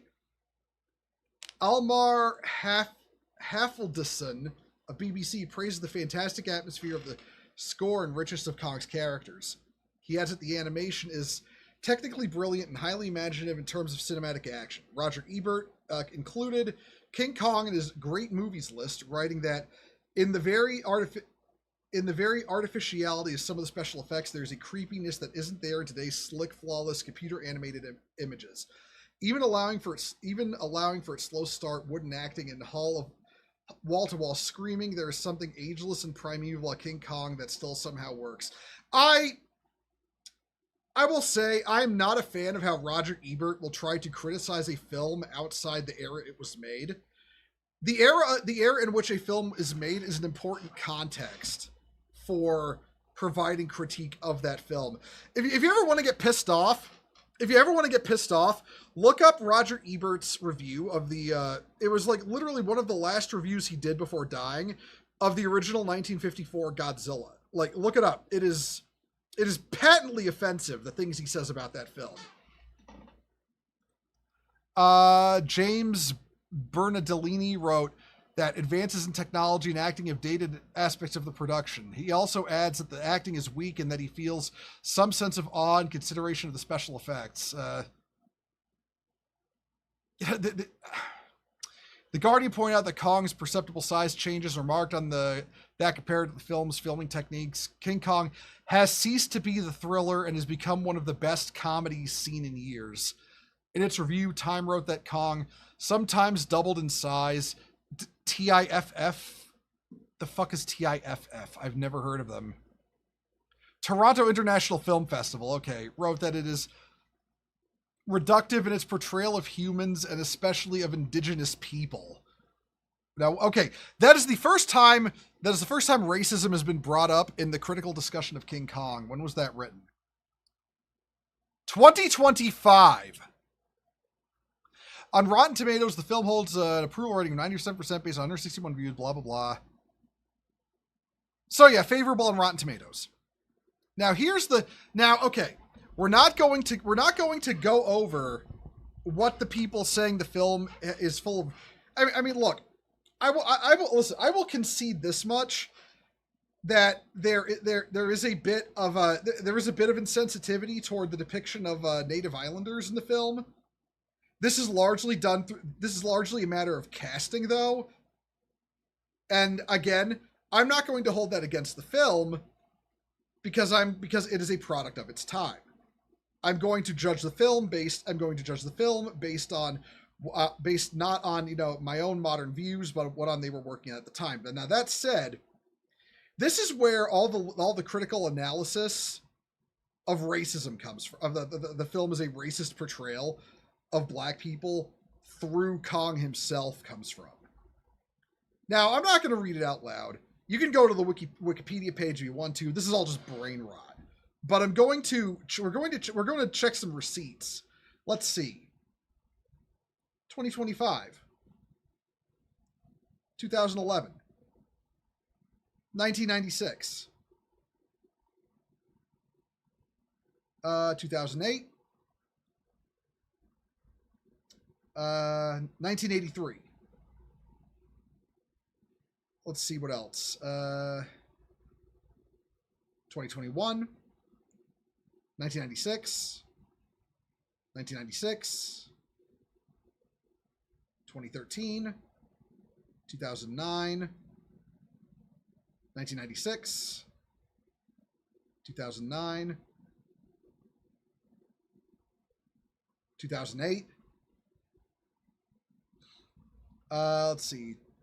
2013. 2009. Are y'all noticing a pattern here? 2009. 1996. 1996. 1996. 1996. 1996. Let's see. 1996. 1996. A lot of this is from the same guy, this Rory person. 1996. 1996. 96. 2007. 2009. 2017. So, are y'all noticing this now? So let's close all these images. Let's go back to what Red had to say. Red had to say that for 90 years, everyone agreed King Kong was a racist representation of black people and written to be like allegorical of them as a representation of them assaulting white women. That is what she had to say, and she said for 90 years that was the belief. There ain't a single critical analysis that agrees with this prior to 1983. And then there weren't any more until 1996. And then there weren't more after that until like exactly the point in history where woke bullshit started to come up, the 2006-2008 era. 90 years, Red. Funny about that. 90 years. Where'd you get 90 years then, Red? If it's 90 years of people agreeing with you, where the fuck are they? Actually, I kind of challenge Red to comment on this toward me. Not some vague post on twitter.com, but to actually like at me and show me your sources that this is a 90-year-old argument. Cause for the life of me, I ain't seeing it unless every critical analysis before the one that existed in 1983 was like erased from history or some shit. But yeah, show me your sources, all of your sources that you did on this, Red. Prove it's been agreed upon for 90 years. Until then, Red, I declare you a fraud and a tourist. You do not know what you're talking about. You have no right to discuss Kaiju. Never talk about Kaiju again. Do us all a favor. Her proof is on Reddit, guaranteed. Yeah, no, see that. I agree. Okay. Now, before I burst a blood vessel, I'm gonna have to calm down a bit. You know what? I'm gonna close the media share out. I don't know what the fuck I'm going to do next. I said I was going to switch over to gaming. I don't know what I'm going to play, though. Where's the media share thing? I'm going to hide that now that I'm done with it. Oh, God, that's me. Oh, no. Fuck. There it is. Yeah, hide that. I don't know what I'm going to play. I hadn't thought that far ahead. You know what? I have an idea. Hold on. What the fuck did I set as my schedule this week? I don't even fucking remember. I really am getting early onset dementia. Hold on. Monster Hunter, Mecha Break, Monster Hunter, SWTOR. All right. You know what? I know what I'm going to do. One moment, everyone. I'm going to set up the game. Oh shit! Right. The Zilla clip. I was gonna show you that. Right. Hold on, everyone. Let me look that up. So don't leave. If you're not here for gaming, don't leave yet. This is legitimately one of the funniest fucking things to come out of Godzilla.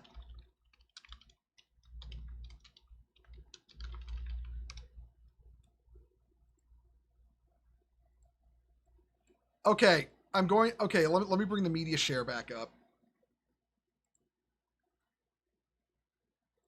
This is legitimately one of the funniest fucking No, that's window capture. Fuck off. Wait, is it? No, it's not. Hold on. Is this it?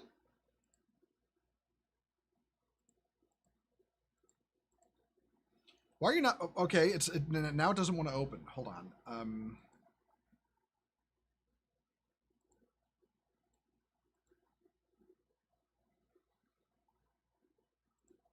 Oh, there it goes. Okay. All right. So for context, now Godzilla 98, that's the one directed by the Independence Day, Dean Devlin and Roland Emmerich, was not a good film. It was a loathed film.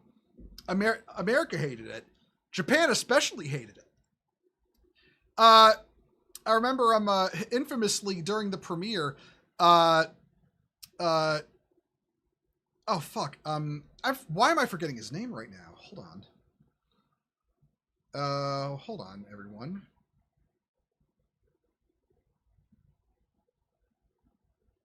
Godzilla suit actor. Haru Nakajima, that's right. Haru Nakajima and Kenpachiro Satsuma, the Showa era and Heisei era Godzilla suit actors, respectively, walked out of the theater in disgust at Godzilla 98. You know, that was where they asked Satsuma and Nakajima why'd they walk out of the theaters, and Satsuma infamously lit up a cigarette in sheer frustration and said, "It's not Godzilla. They took the soul out of him."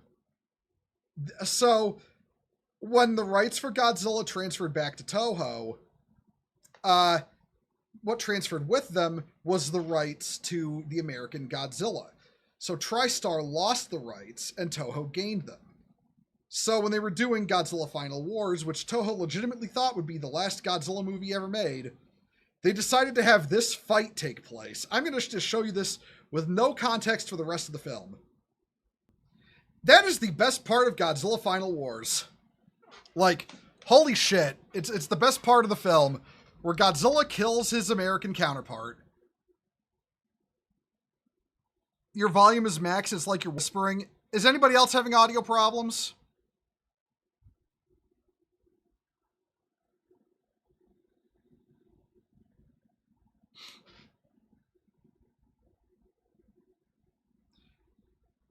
If nobody has seen the show, check out the TriStar Godzilla. Yeah, Godzilla the end, it was okay for you. Well, it's got to be, in most spect, it's got to be on your end then. If nobody's seen the show, Godzilla the series, which was the sequel television show to Godzilla 98, is actually good. It's actually kind of funny how good it is compared to the movie. But yeah. Give that a watch. But yeah, the dub VA for the Zillion leader is gloriously hammy. I know, it's like, I generally don't like the dub, but he clearly saw what he was working with and had fun, so I respect that. But right, yeah, I just wanted to show you that before I switch over to Mecha Break. So let me get Mecha Break going. Maybe. If it'll go. There we go. I'll have to change the stream name and shit then after.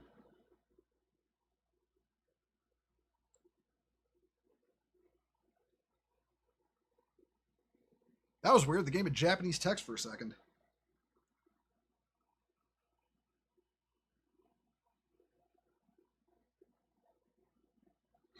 All right. Okay, game is up. So let's. Where's the game capture?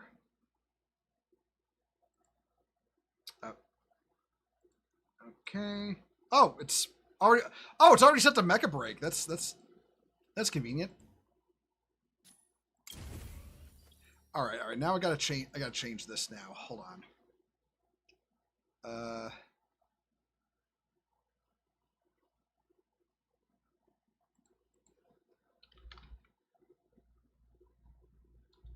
Mecha Break on Twitch. Mecha Break on Kick.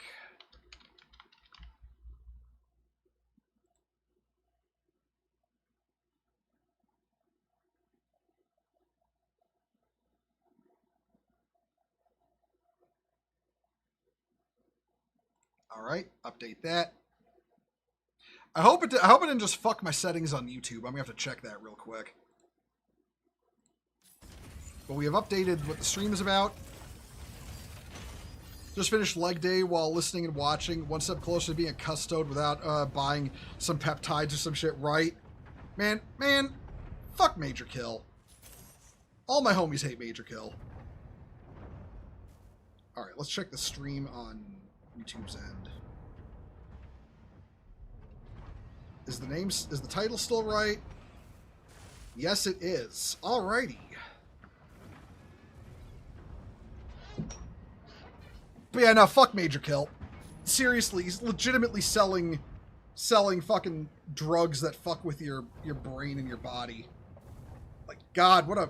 I mean, he fell off a long time ago, but... I mean, technically he never fell on, in my opinion, but you get the idea. Alright, they want me to do, Alright, you know what? Okay, we need some music. Hold on. We need some music. I want to do something a little less copyright infringing than Gundam music this time. So hold on, everyone, while I set that up.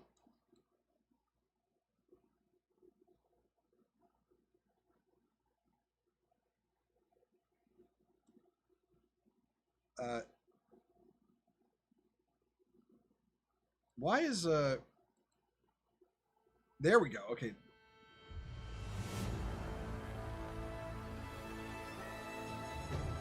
Well, it would start on Kings before I have a chance to actually get in a fight, but all right, let's get this done.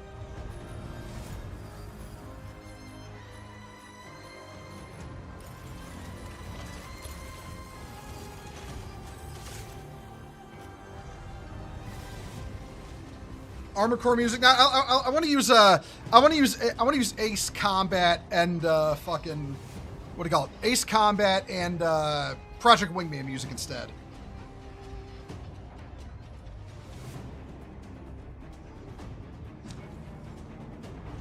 Ooh, excuse me.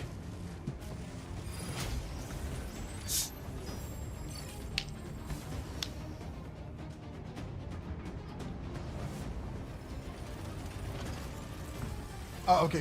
What can I play as?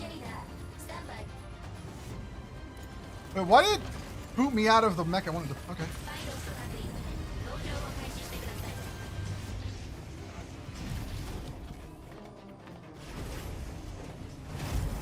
Alright, let me in, coach.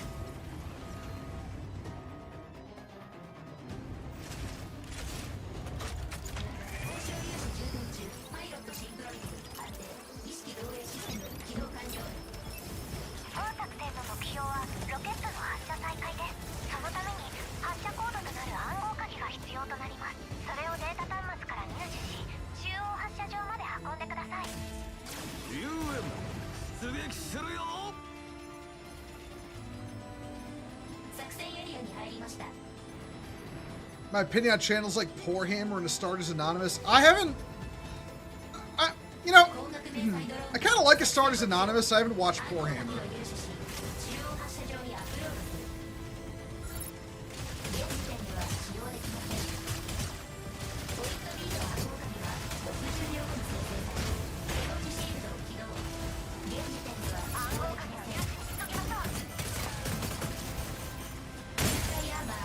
Oh shit.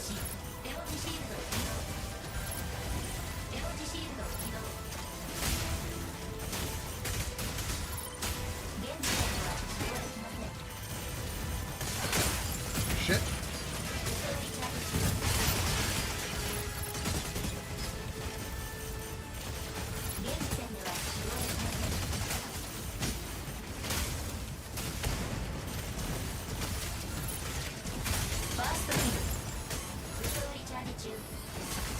Fuck. I gotta get the fuck back.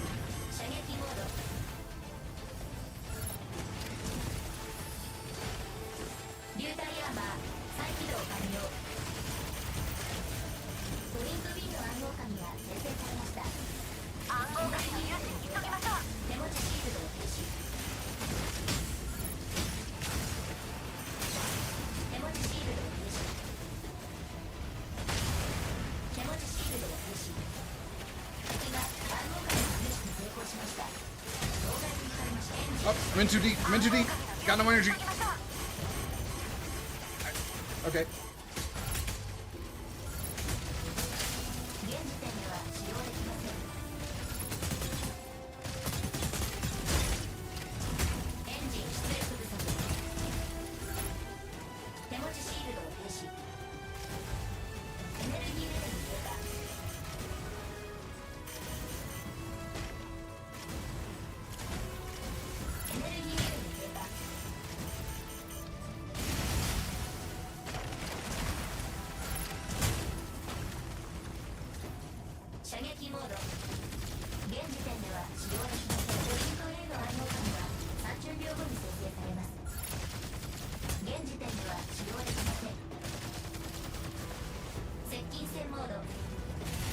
Fuck.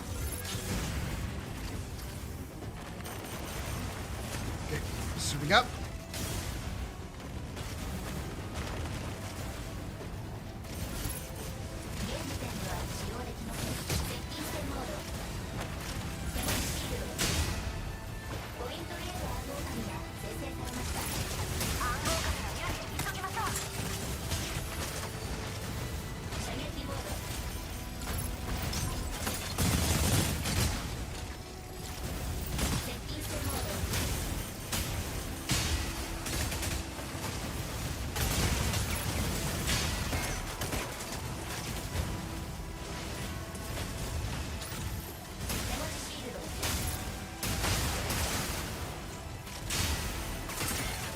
Ow, fuck.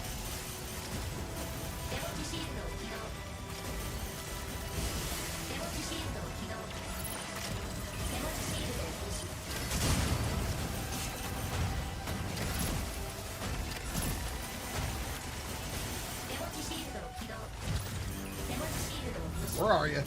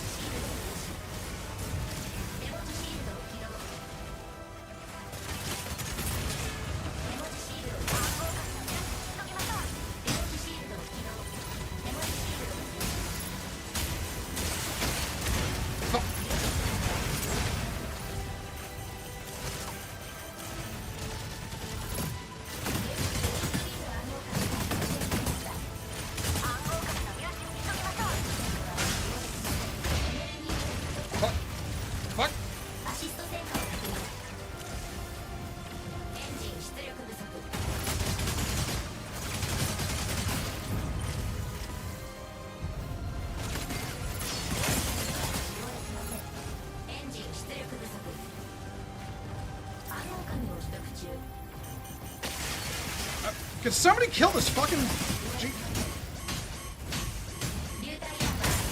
God damn it.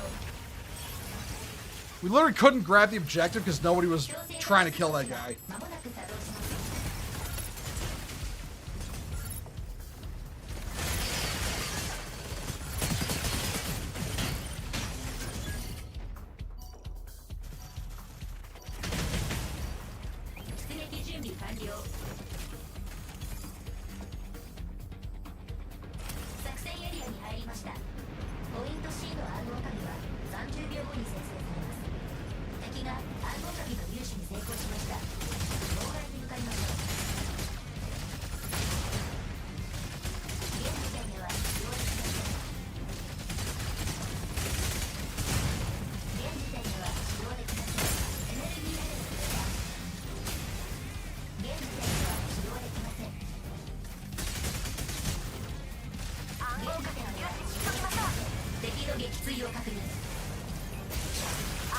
That's for trying to run from me, bitch!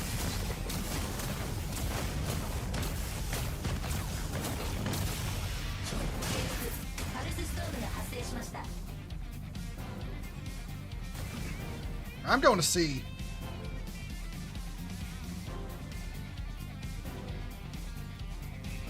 Is nobody here? Oh, okay, somebody is. Uh-oh.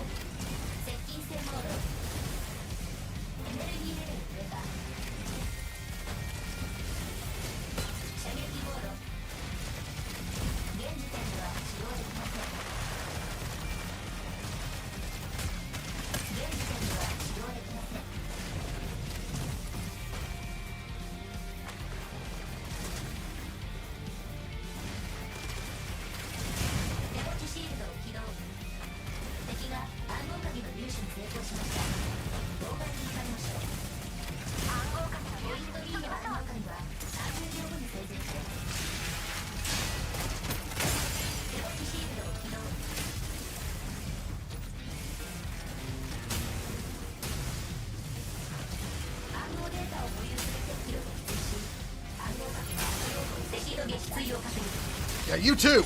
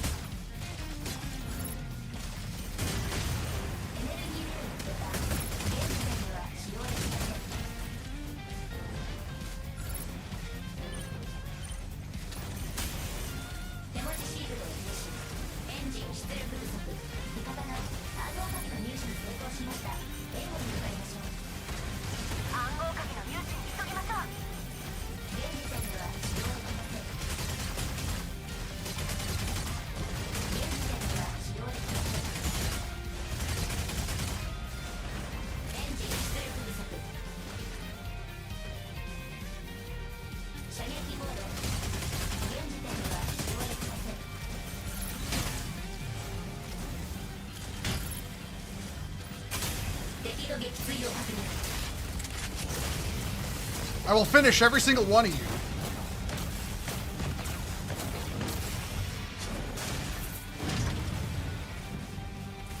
We're in the lead now. Ow, ow, stop it, stop it, stop it. Okay.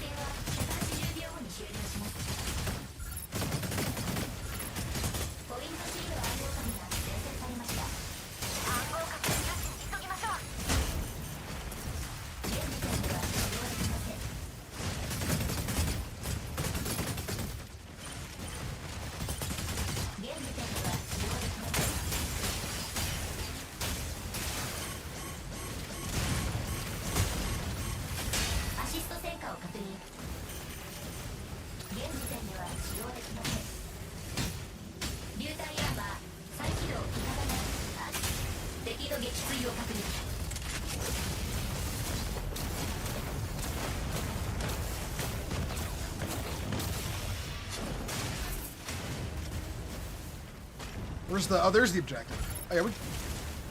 Can I go... Can I kill this guy before we're done? Can I? Oh, nope. Sniper got him. Good try, though.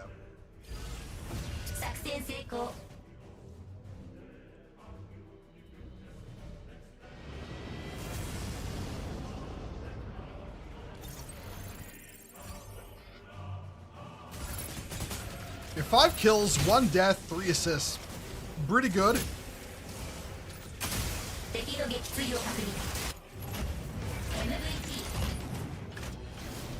パンサーのソーダは敵をうがち裂く。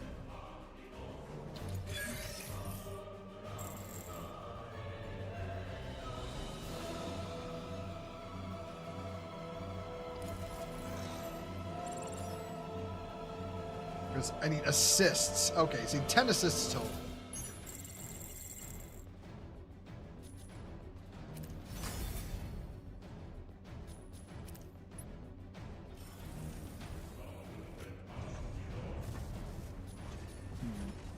All right, let's go back in.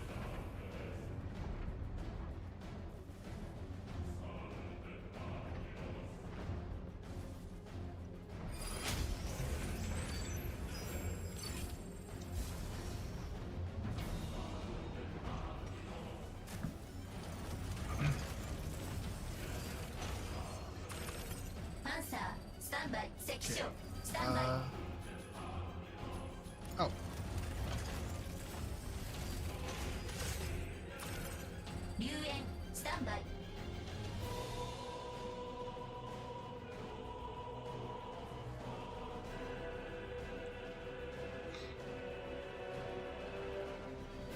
Ooh.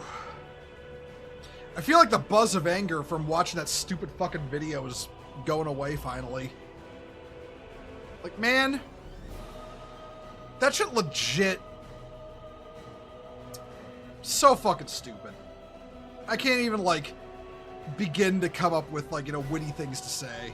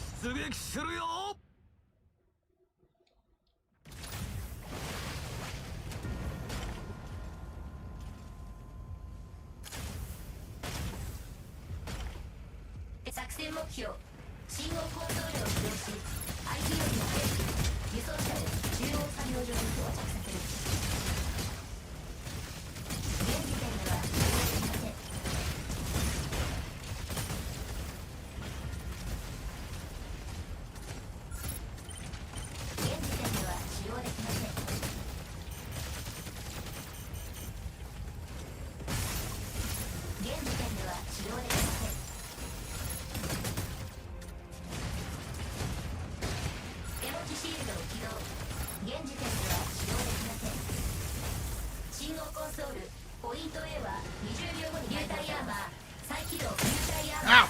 Shit. Yeah, I gotta get the fuck back.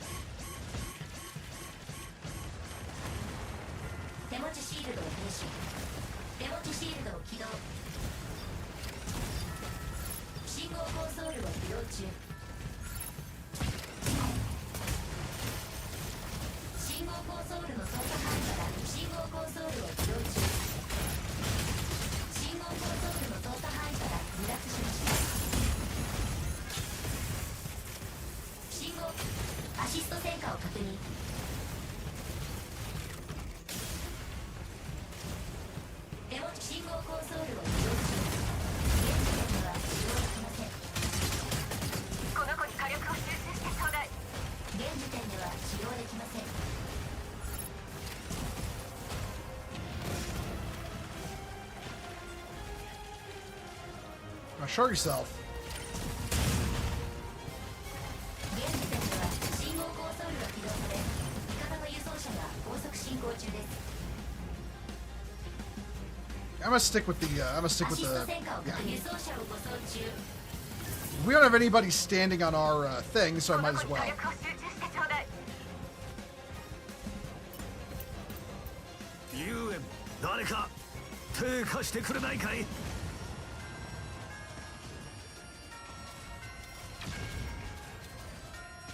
手持ちシールドを起動。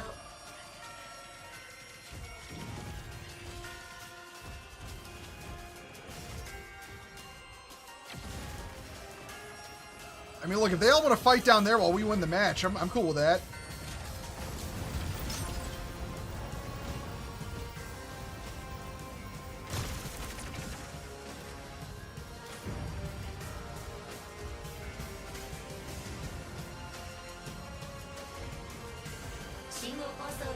Pointo B は20秒後に解放されます。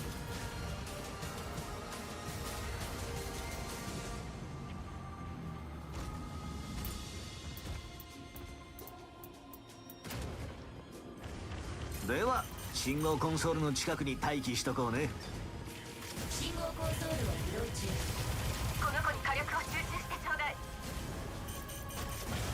信号コンソールを起動中。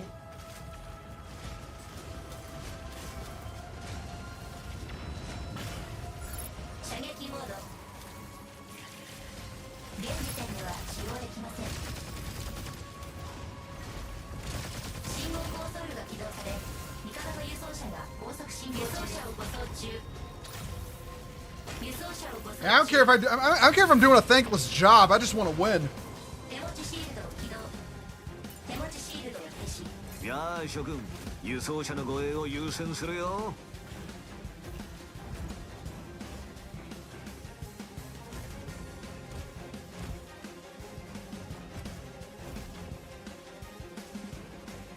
Man, they are really just not playing the objective at all. This is gonna be funny as fuck when I technically did worst in every other metric, but you know, basically just sat on the objective all match, making sure it got there.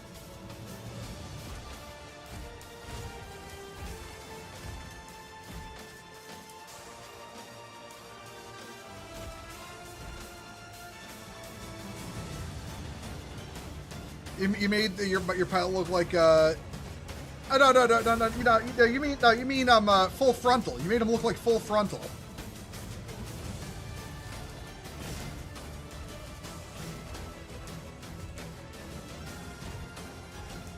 信号コンソールポイント C は20秒後に解放され手持ちシールドを起動。現時点では使用できません。現時点では使用できません。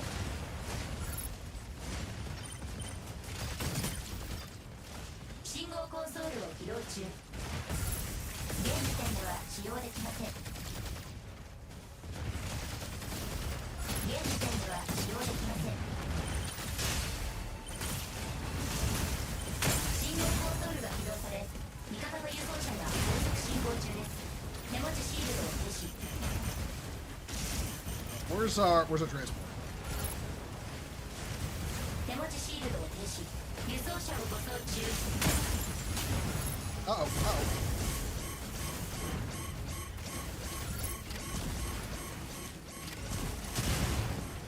スタビライザー作動中。手持ちシールドを停止。現時点では Shit. 使用できません。現時点では使用できません。アシスト戦火を確認。 That wasn't her. Where's the real one? 現時点では使用できません。輸送車を護送中。輸送車を護送中。輸送車を護送中。現時点では使用できません。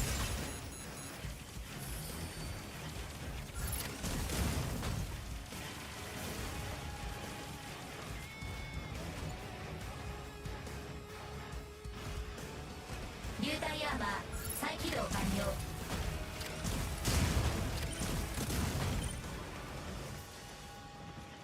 現時点では使用できません。現時点では使用できません。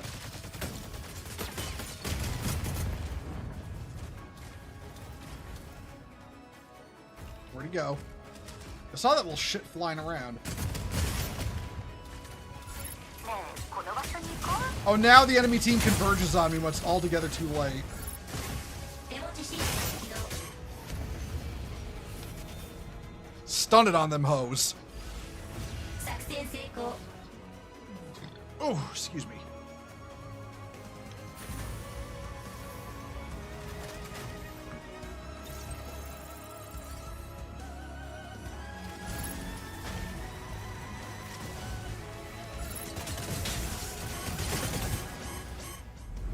MVP。 アクイラの一撃は必ず命中するよ。 Of course I wasn't going to get MVP. I was too busy playing the objective.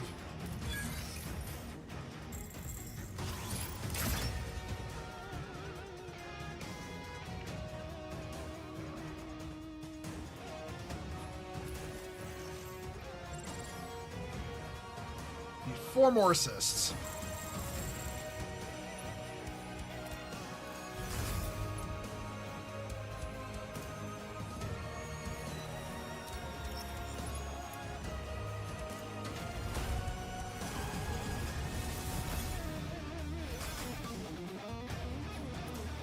Okay. Getting dangerously close to the 21k I want for another mech.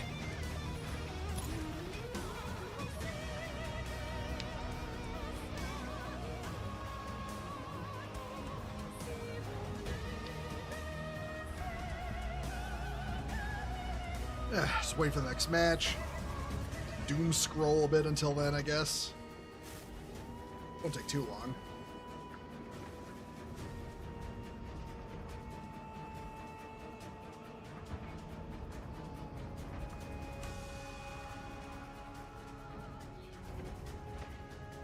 You still think full frontal origin what it was more contrived than it needed to be? I mean, it wasn't that contrived. He was just a clone of Char. They just cloned him.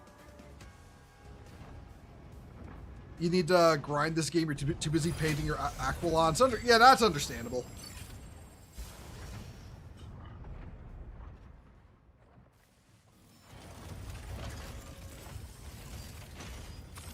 I don't want to play him, though. パイロット各位、搭乗を開始してください。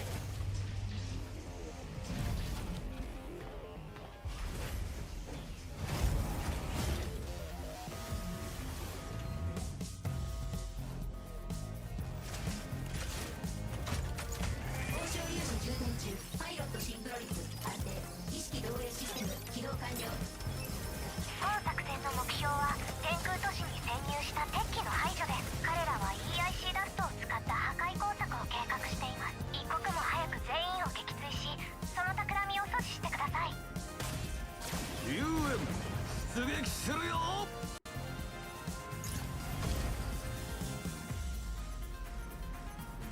光学迷彩ドローンが間もなく稼働停止。作戦目標完成システム全ての敵機を撃墜し完了。天空都市を守り抜く。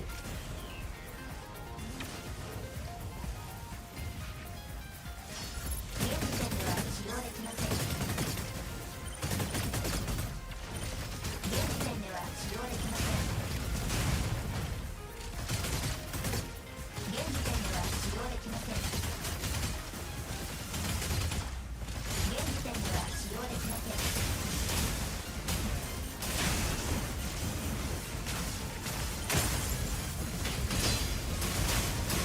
Uh-oh, shit. 使用できません。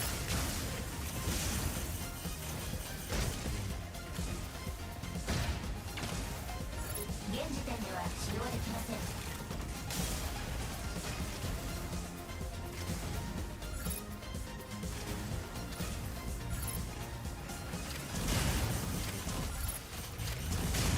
手持ちシールドを起動。現時点では使用できません。エンジン出力不足。スタビライザー作動中。現時点では使用できません。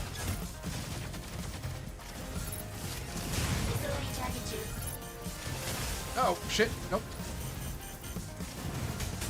手持ちシールド起動。手持ちシールドを停止。エネルギーレベル低下。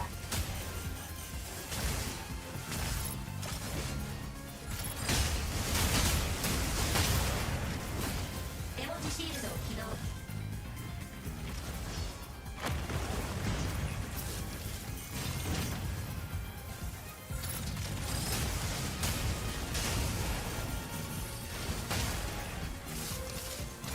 手持ちシールドを停止。手持ちシールドを停止。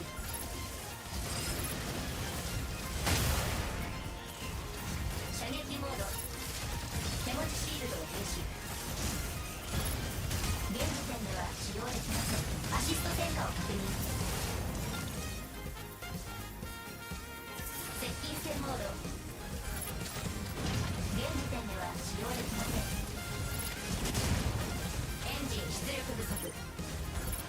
Oh, I see you. I see. What are you? You're a healer. Yeah, no, you're weak.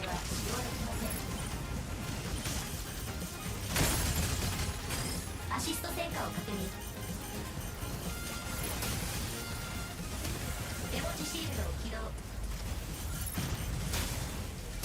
手持ちシールドを停止。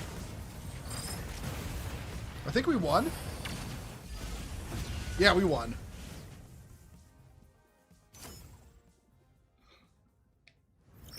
着陸地点を確認。作戦エリアに新しいラウンドが開始しました。火器管制システムアクティベート完了。前方より遠距離攻撃を確認。現時点では使用できません。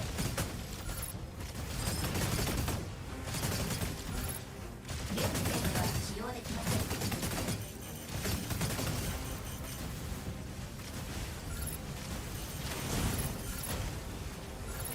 手持ちシールドを停止。エンジン出力不足。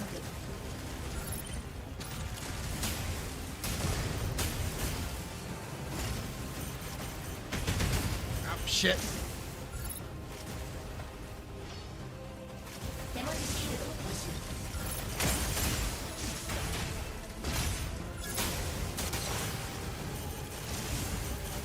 エンジン出力不足。敵の撃墜を確認。接近戦モード。 Shit.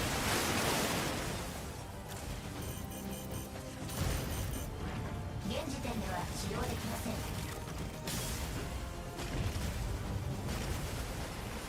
スタビライザー作動中。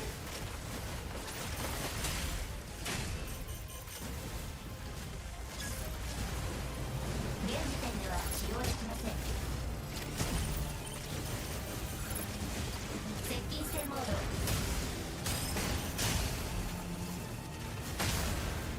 エネルギーレベル低下。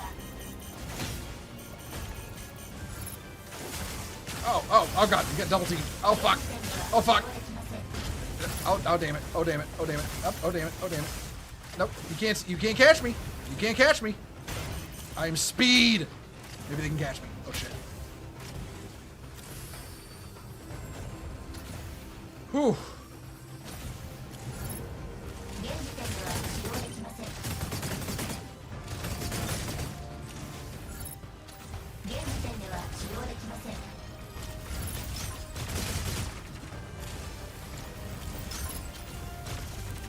現時点では使用できません。エネルギーレベル低下。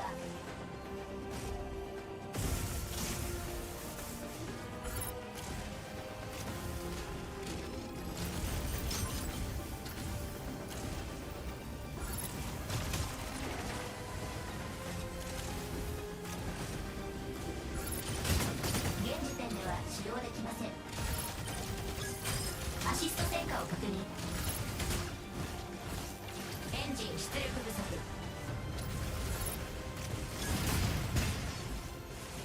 Oh, did we win? Damn it.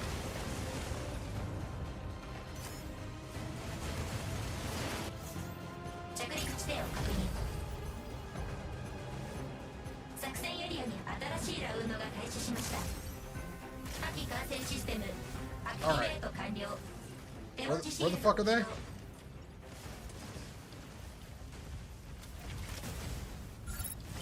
現時点では使用できません。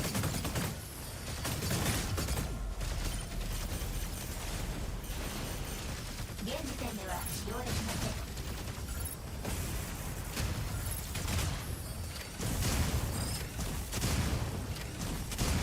現時点ではアシスト戦果を確認。現時点では使用できません。手持ちシールドを停止。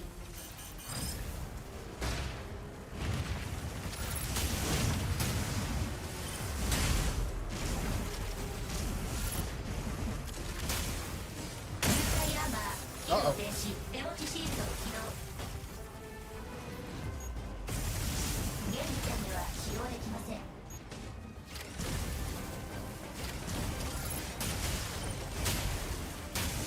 ジン出力不足。現時点では使用できません。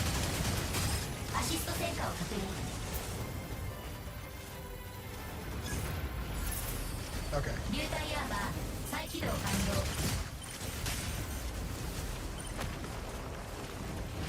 手持ちシールドを停止。射撃モード。現時点では使用できません。手持ちシールドを停止。エンジン出力不足。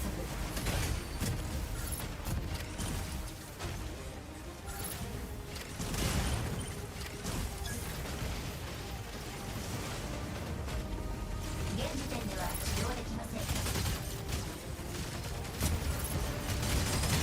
Uh-oh, 手持ち shit. シールドを停止。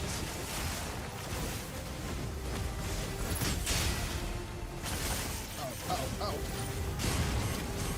現時点では使用できません。現時点では使用できません。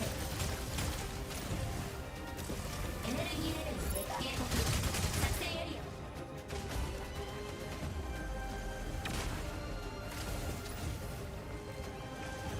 現時点では使用できません。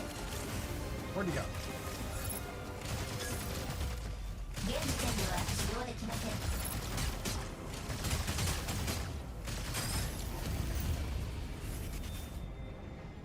Whew. 作戦 Got 成 it. 功。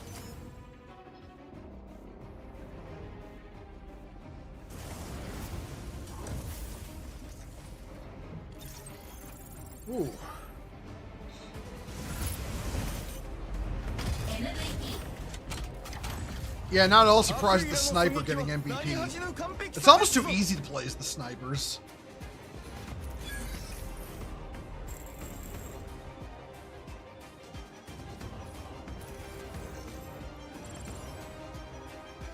Okay.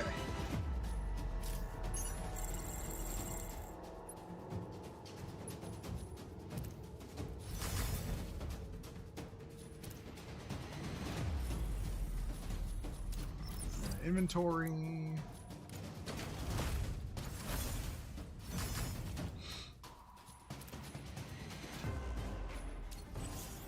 All right.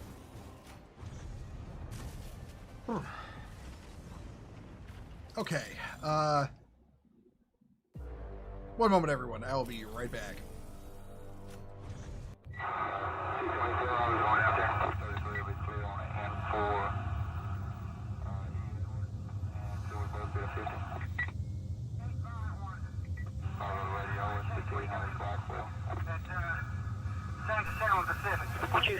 Yes, clear.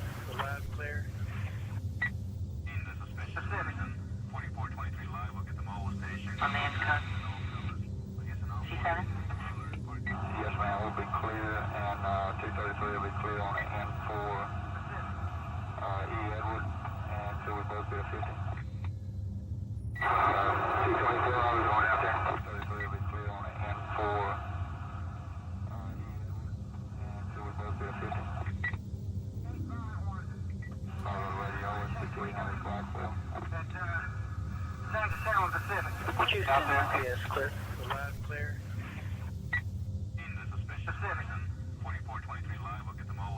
On the cut. C7? Yes, ma'am. We'll be clear, and 233 will be clear on the N4 E. Edward, and so we both be a 50. 224, I was going out there. 233 will be clear on the N4 E. Edward, and so we both be a 50. Radio is 6300 Blackwell.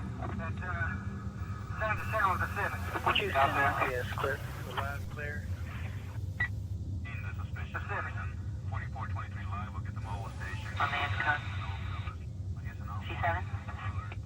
Yes, ma'am. We'll be clear, and 233 will be clear on the N4 E. Edward, and so we both be a 50. 224, I was going out there. 233 will be clear on the N4. Okay, I'm back. Sorry about that. One moment. All right. I completed my thing for this mech. I should switch out. You know what? Oh, what do you... Okay, I have one more I have to actually get kills. So I'm gonna try this one. Actually, you know what? Hold on. I've never actually played as this one before, so maybe I should train. Yeah, I'm gonna do the training course first.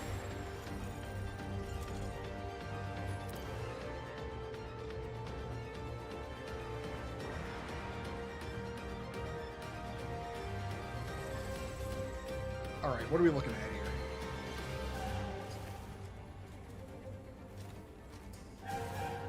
武装リチャージ中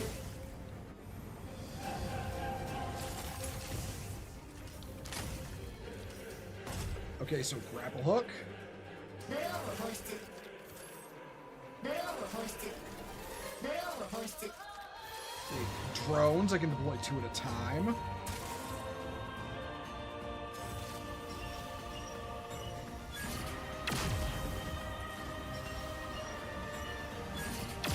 The drones fire 2. And I gotta wait for the gun to charge up.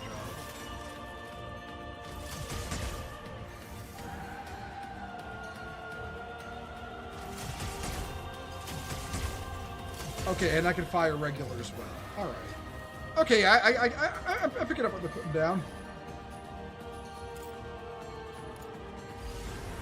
訓練終了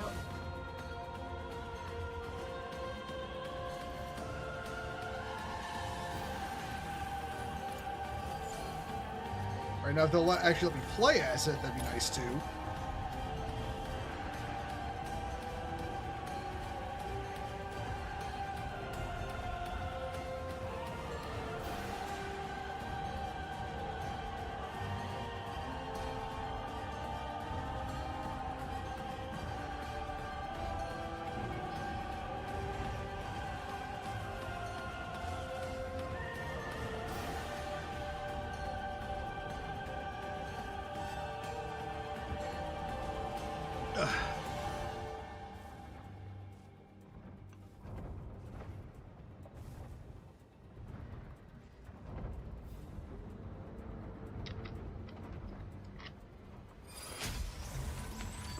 All right.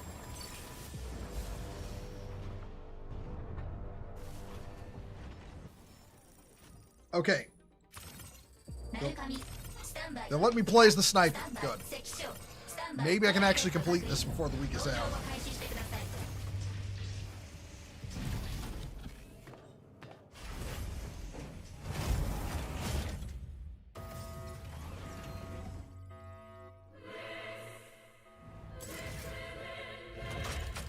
報酬入手充電中パイロットシンクロ率安定意識漏洩システム起動完了 当作戦の目標は地下都市の電力回復です。そのエネルギー源となるのは輸送中の動力炉の炉心。何としても陰謀を企むサンエノスよりも先に炉心を送り届けてください。なるかに出撃するよ。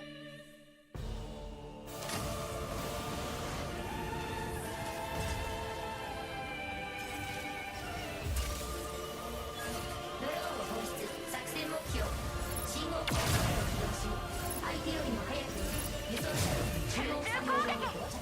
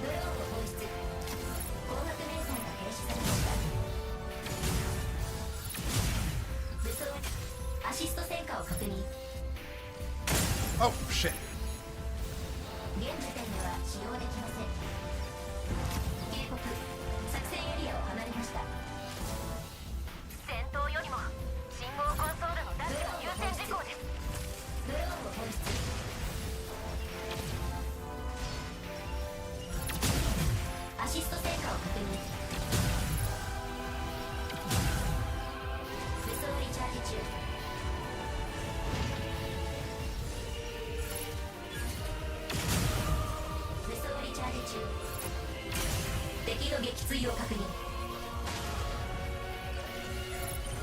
装リチャージ中。信号コンソールが起動され、味方の輸送車が高速進行中です。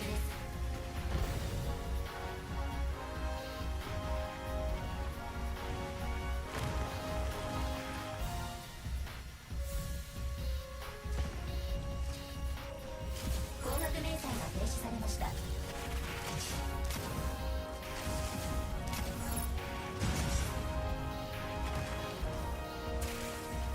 ドローンを放出。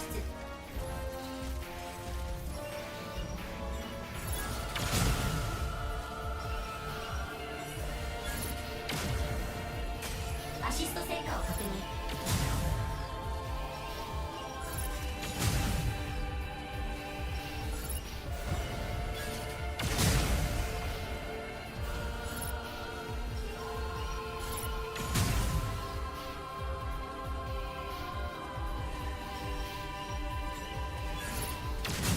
信号コンソールポイント B は20秒後に解放されます。ドローンが撃墜されました。信号コンソールが間もなく開放です。武装リチャージ中。ドローンを放出。敵の撃墜を確認。ドローンが撃墜されました。現時点では使用できません。フェーズ目標、敵よりも先に信号コンソール B の制御権を手に入れる。 Okay.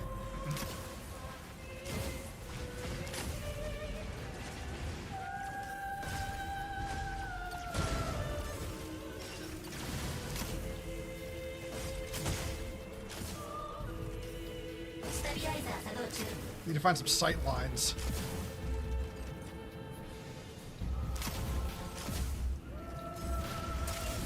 ドローンを信号コンソールが起動され、敵の輸送車が高速進行中です。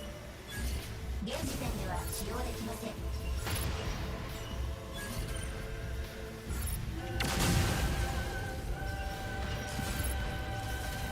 武装リチャージ中。ドローンを回収。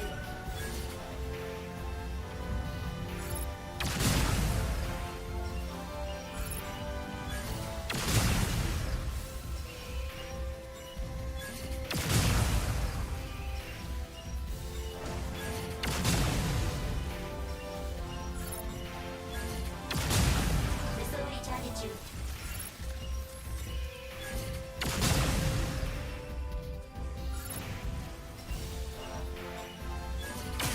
敵の撃墜を確認。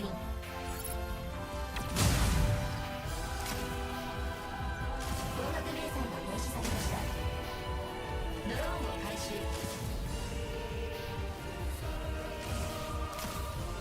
ドローンを放出。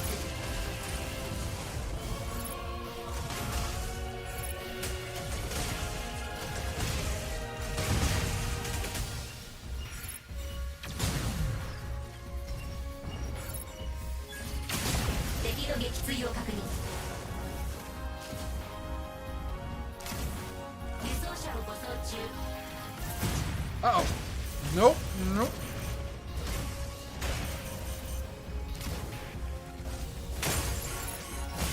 Ah, damn it. 強制脱出ゾーンから間もなく作動します。輸送車を護送中。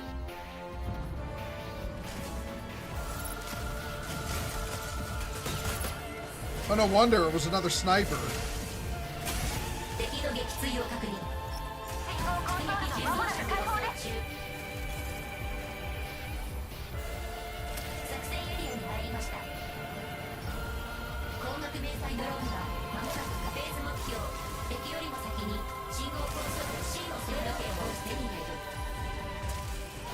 光学迷彩が停止されました。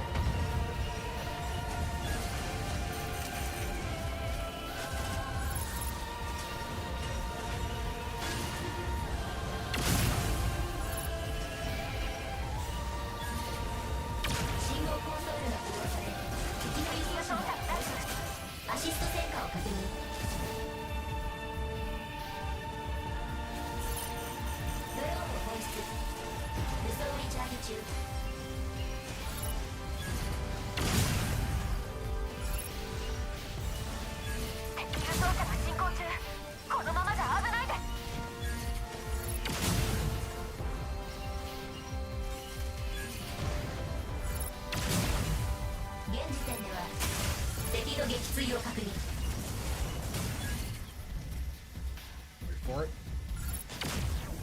ドローンが撃墜されました。 Uh-oh. 高 Nope. 額明細が停止されました。 Ooh. The breaking of mechs is going great. 敵輸送車のダッシュお願いします。ドローンを放出。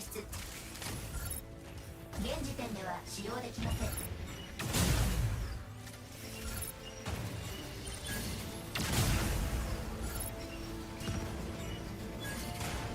敵輸送車が進行中。このままじゃ危ないです。 Oh! 遠距離攻撃を確認。 Again, by the other 強 sniper. 制脱出装置が間もなく作動します。 Ooh, sorry, I haven't really paying attention to chats. I've been you kind of have to lock in with this game. 輸送車が進行中。このままじゃ危ないです。アシスト戦果を確認。アシスト戦果を確認。出撃準備完了。敵輸送車のダッシュお願いします。作戦 Yeah, we're not gonna win this one. 高額明細ドローンが間もなく稼働。火器管制システムアクティベート完了。現時点では使用できません。ドローンを放出。敵輸送車が進行中。このままじゃ危ないです。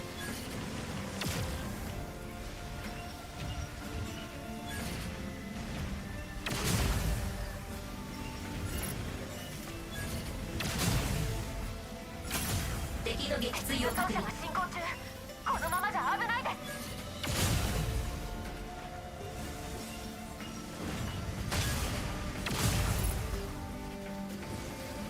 ドローンが撃墜されました。ドローンを回収。武装リチャージ中。敵輸送車のダッシュお願いします。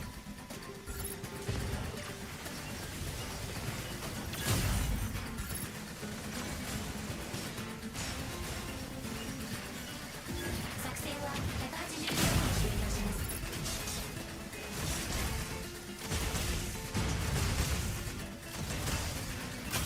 敵の撃墜を確認。敵輸送車のダッシュお願いします。 ドローンを放出。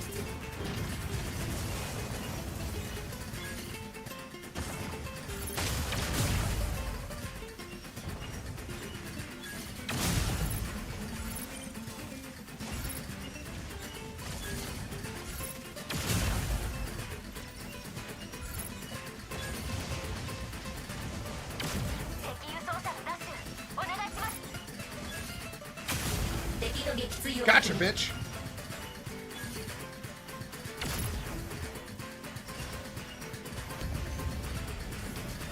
Well, I think I got my kills out of the way at least. 作戦失敗。 I have a hard time playing Falcon, honestly. I'm honestly better with the attackers and defenders, but not the flyers. 8 kills, Jesus.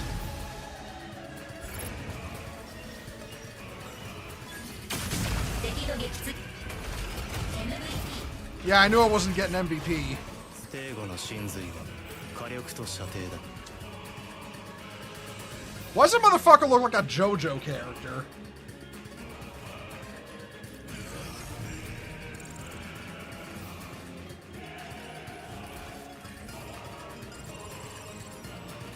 Yep, there we go.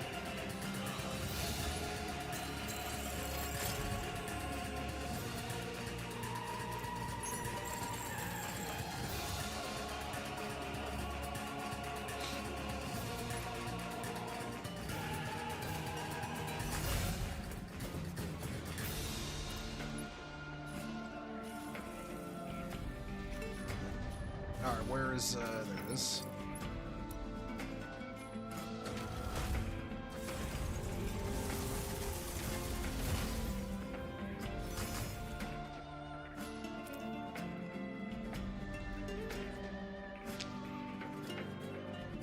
%90 of the time, Stego and Tricera that get MVP, they're pretty strong. And they really are. They really are strong. Okay, now we need to guard the payload as Hurricane. Warning.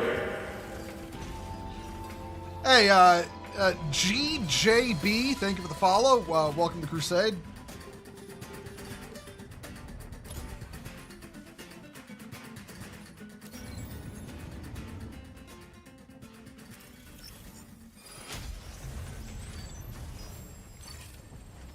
I don't think this is the map we need. No, it's not. Shit. Might switch mech. Okay. Do I want to switch my mech? You know what? No. I don't want to switch my mech.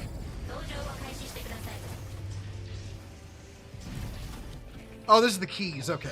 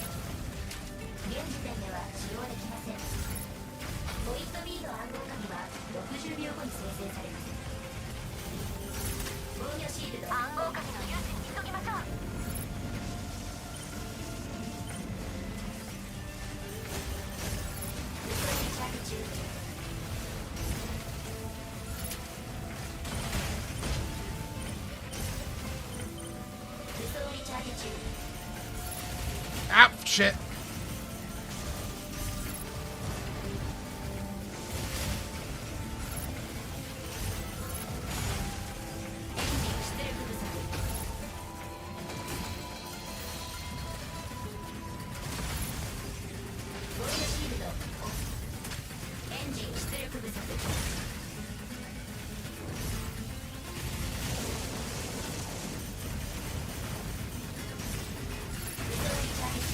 Well, I'm probably gonna die here.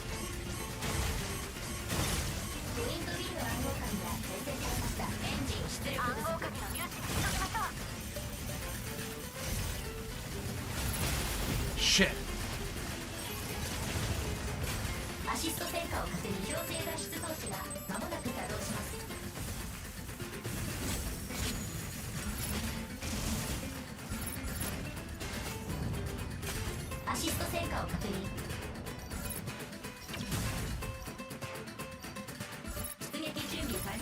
What's going on? Anybody got the point yet? No.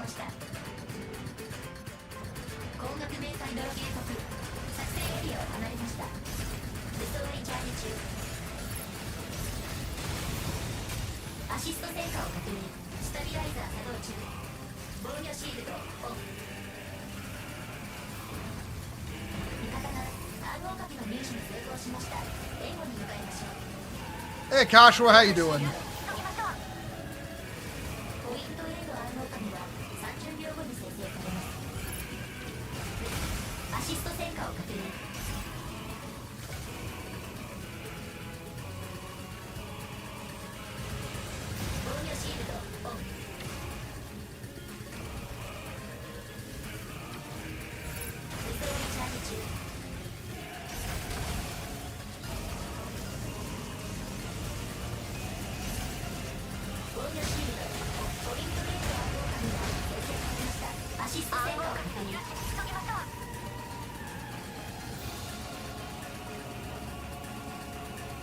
Time to get the fuck in there.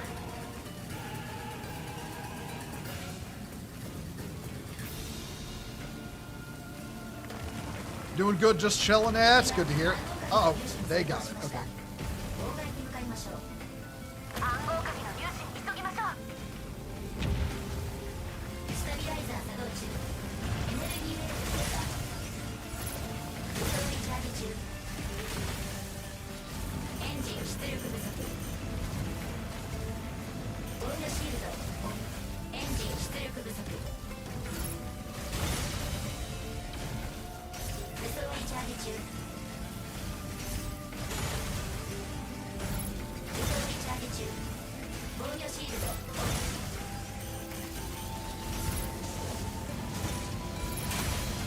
撃墜を確認。ポイント C の暗号鍵は30秒後に設定されます。防御シールドオン。武装リチャージ中。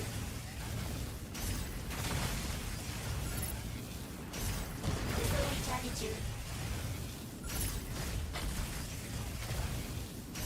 武装リチャージ中。Gotcha! キル。 Oh, that was ポ satisfying. イント C の暗号鍵が生成されました。エネルギーレベル低下。暗号鍵の入手に急ぎましょう。武装リチャージ中。スタビライザー作動中。防御シールドオン。防御シールド。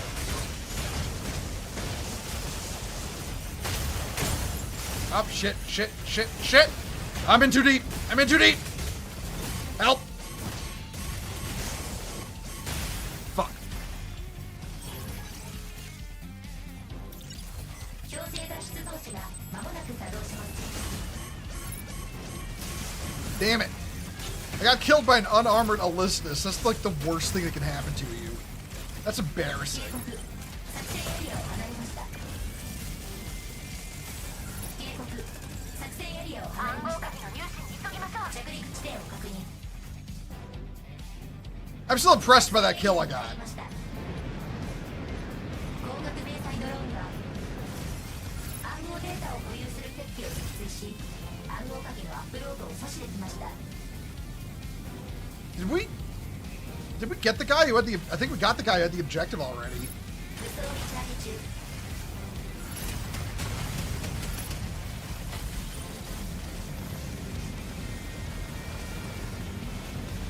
防御シールドオン。アシスト戦火をエンジン出力不足。武装リチャージ中。敵の撃墜を確認。防御シールド。アシスト戦火を確認。急ぎましょう。味方が暗号鍵の入手に成功しました。援護に向かいましょう。 Yeah, he's got that under 暗 control. 号鍵の入手に急ぎましょう。防御シールドオン。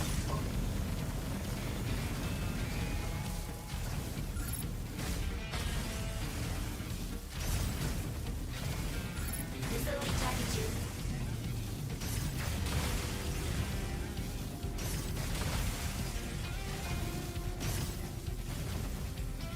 武装リチャージ中。警告。パルスストームが発生しました。防御シールドオン。武装リチャージ中。武装リチャージ中。ポイント C の暗号鍵は30秒後に設定されます。防御シールドオン。防御シールドオン。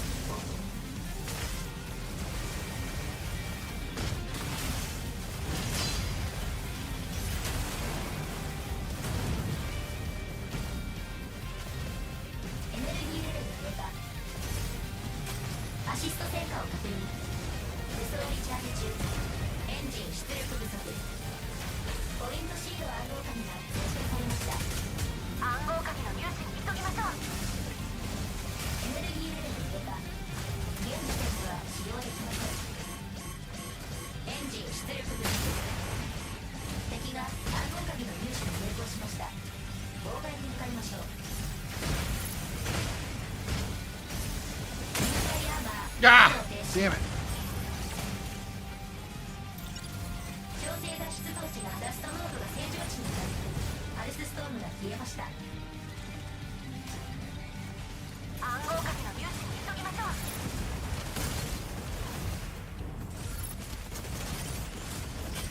アシスト戦果を確認。出撃準備完了。 Yeah, no, the storm part is annoying. 作戦エリアに入りま Because, し yeah, た。 mechs based on shooting basically lose all 高額迷彩ドローン effectiveness. が間もなく稼働停止。火器感染システムアクティベート。ポイント B の暗号鍵は30秒後に生成されます。防御シールドオン。アシスト戦果を確認。アシスト戦果を確認。アシスト戦果を確認。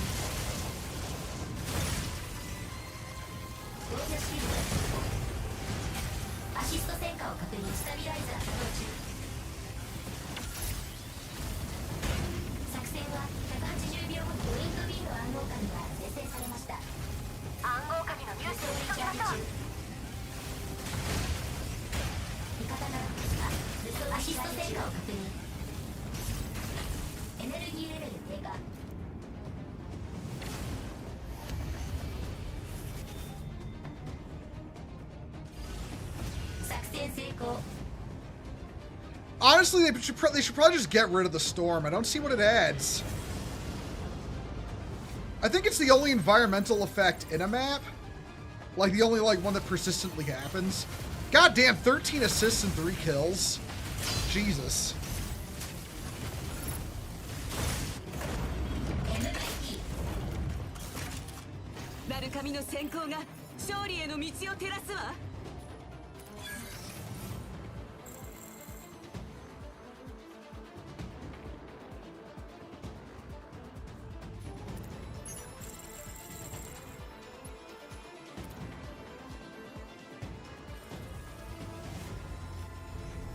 Yeah, it's a cool idea, but you know, it's really a matter of how, you know, it works in execution.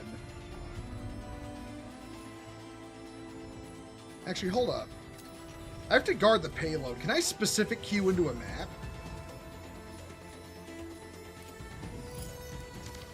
今回の作戦目標は輸送車 No, の I 中央 can't. Damn it.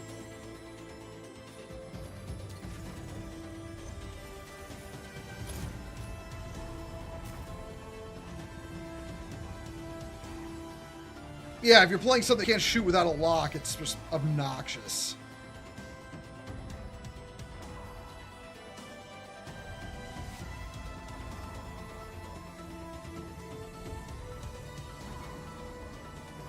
Yeah, I'm almost up to the point where I can afford a new mech. Almost there.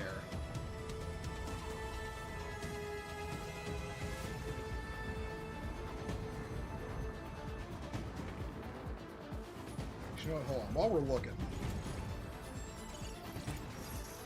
任務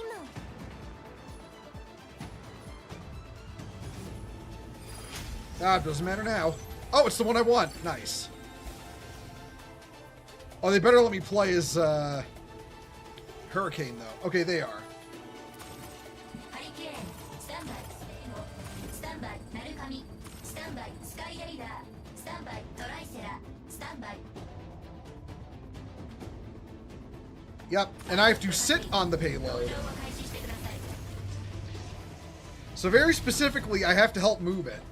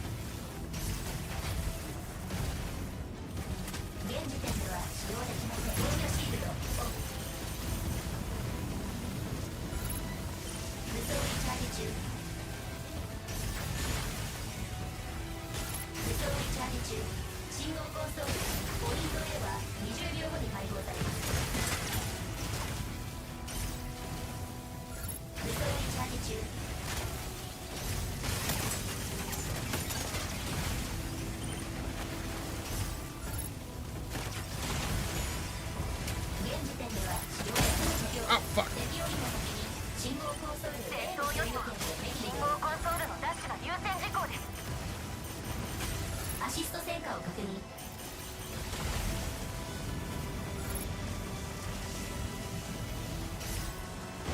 流体アーマー再起信号コンソールの駆動。アシスト戦果を確認。輸送車 Yeah, they got the boost, so... 輸送リチャージ中。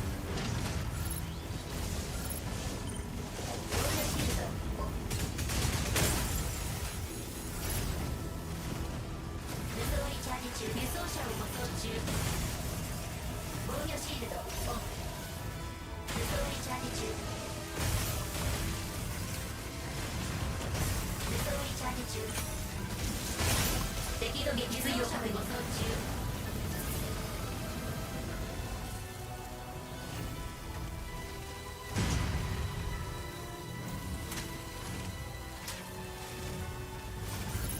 装リチャージ中。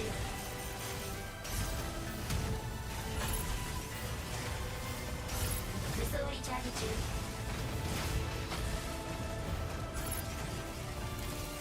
防御シールドオン。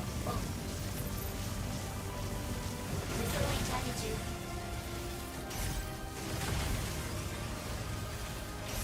武装リチャージ中。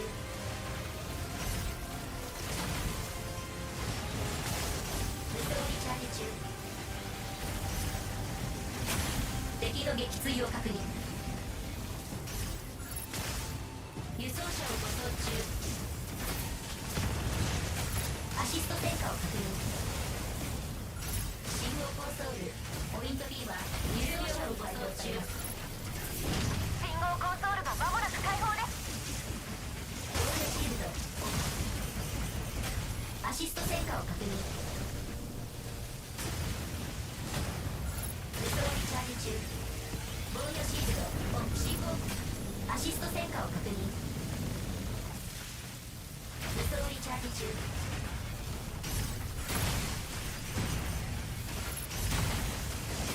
アシスト戦果を確認。防御シールドオン。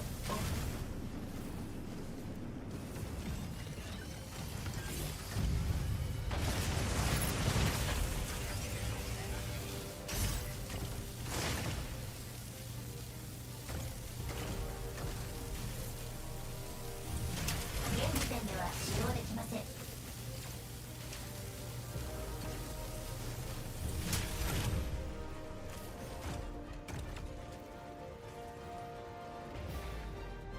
I guess they're all gonna fight out there. Oh shit. 防御シールドオン。武装リチャージ中。輸送車を護送中。防御シールドオン。武装リチャージ中。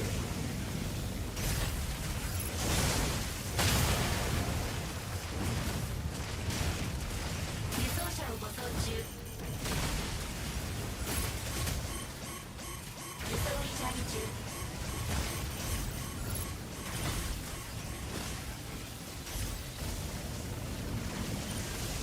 送リチャージ中。敵の撃墜を確認。輸送リチャージ中。信号コンソールポイント C は20秒後に解放されます。信号コンソールが間もなく開放です。輸送車を護送中。武装リチャージ中。信号コンソールを起動中。アシスト戦果を確認。チャージ中。防御シールドオン。敵の撃墜を確認。 I'm actually getting kills kills right now. That's pretty nuts. I normally only get assists on this guy. Uh-oh. 輸送車を護送中。 Oh, they know. They know. チャージ中。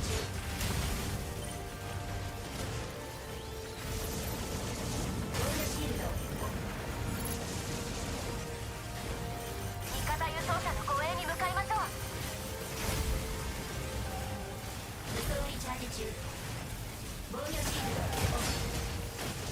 防御シールドオン。武装リチャージ中。味方輸送車の護衛に向かいましょう。武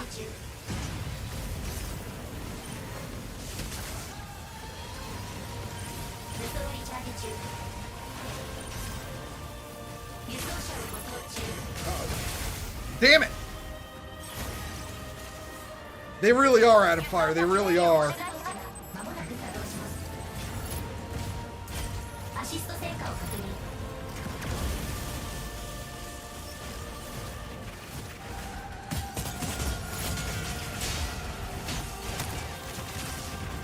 出撃準備完了。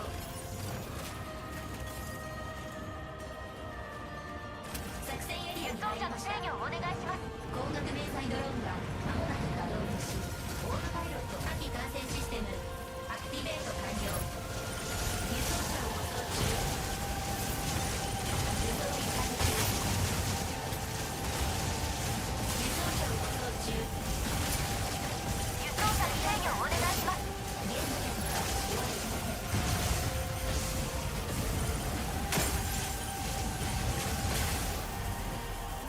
Not every man dies, but not every man dies, but not every man truly lives. 装置が間もなく作動します。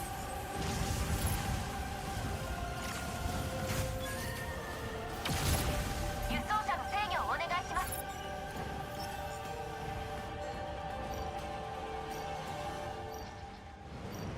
光学迷彩ドローンが出撃準備完了。作戦エリアに入りました。光学迷彩ドローンが間もなく稼働開始。オートパイロット火火器感染システムアクティベート完了。防御シールドオフ。現時点では使用できません。味方輸送車の護衛に向かいましょう。Shit. 武装リチャージ中。武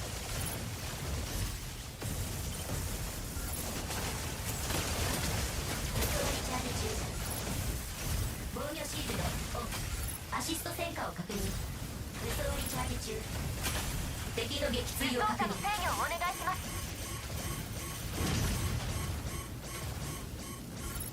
輸送リチャージ中。武装リチャージ中。エンジン出力不足。 Okay. 輸送車の護衛に向かいましょう。作戦成功。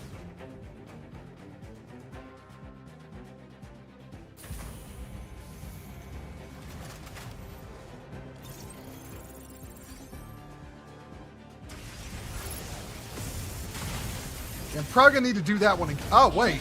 There's no way I'm MVP. ハリケーン全て I'm の紛争 MVP. を吹き飛ばそう Nice. Hold on. Yeah, I'm screen capping that. I don't care.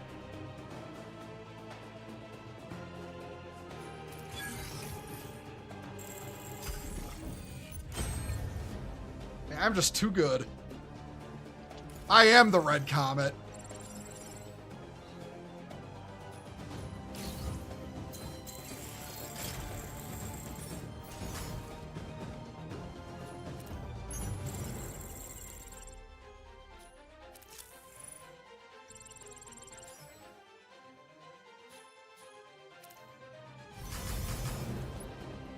Well, I just earned a fuckload of shit.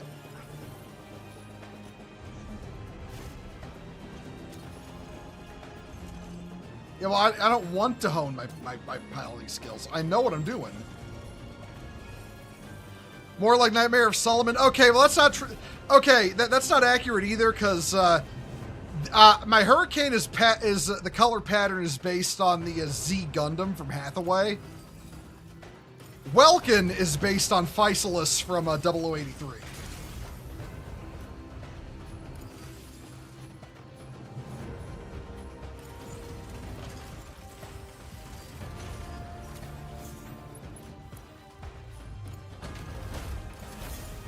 Let's go gambling. That's pretty good. Let's go gambling. Yeah, it's pretty good.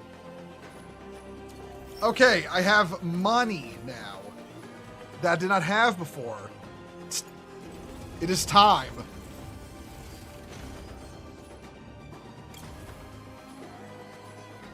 Wait a minute. Hold on. Hold the balls on.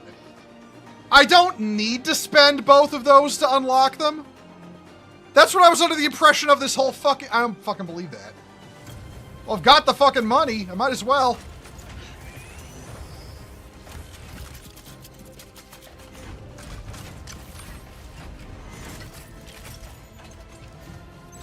It's an is or there. I don't fucking believe that. I thought you needed both. I'm such a fucking idiot. I'm such a fucking... Well, fuck that then. Hold the fuck on, everyone. I'm gonna... Let's see. Okay, unlocked him. Okay, we'll start expensive.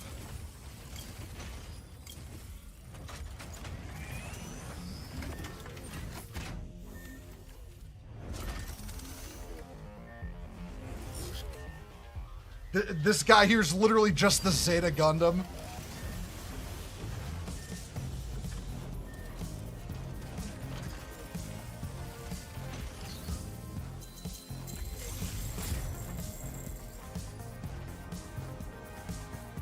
do a round of give me a sec. I think I actually have enough to unlock basically all of them.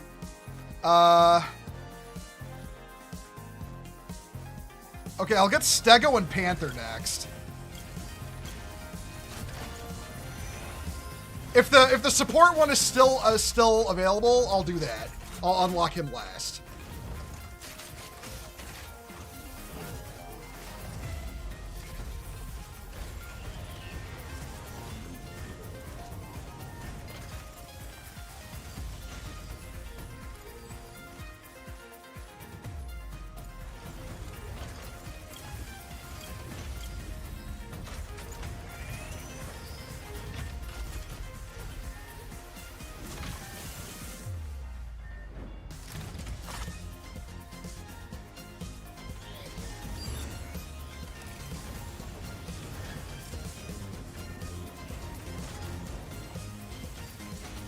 Do I?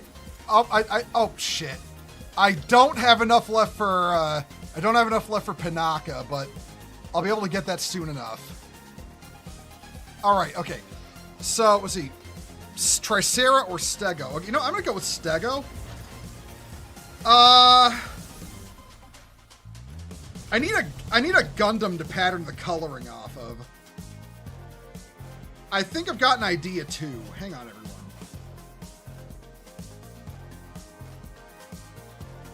Hang on, everyone.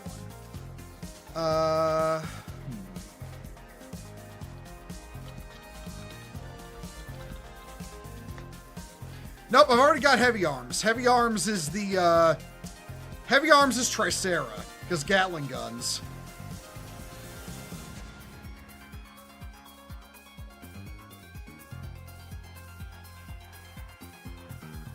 All right. I've got my inspiration. I've got it. Give me a moment, everyone. Need a front pick and a back pick. Oh shit! One moment, everyone.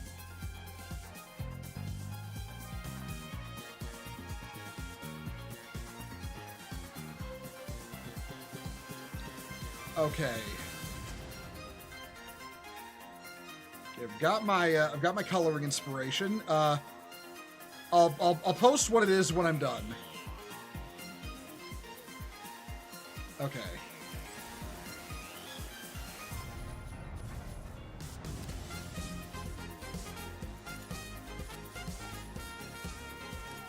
Insignia, no, Insignia's fine. Pattern.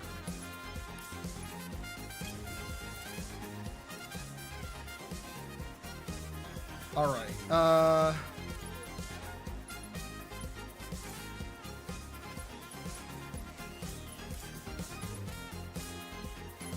So that's all the skeleton. That's fine. Okay. Is there a darker version of that?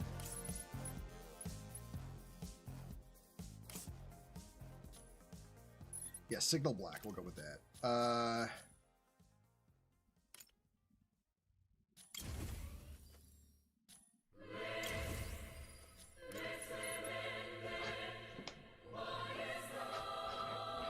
Aquila is a dead ringer for the Weissritter from Super Robot Wars. I'll have to look into that.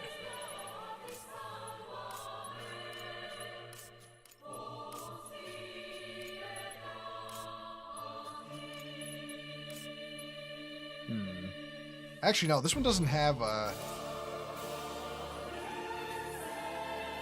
What part covers just the forehead? There we go.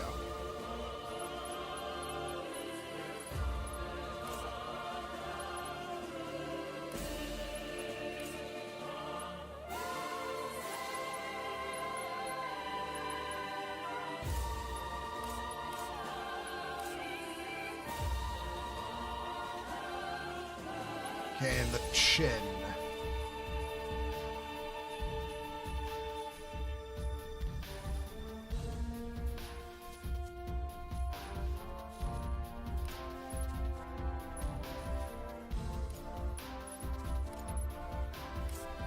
Okay, so the chin is somewhere in here.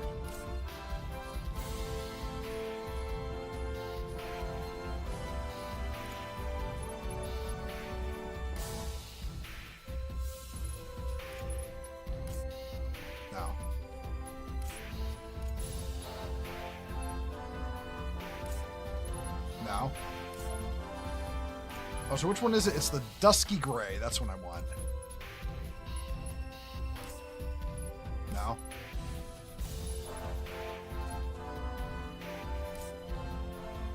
There it is.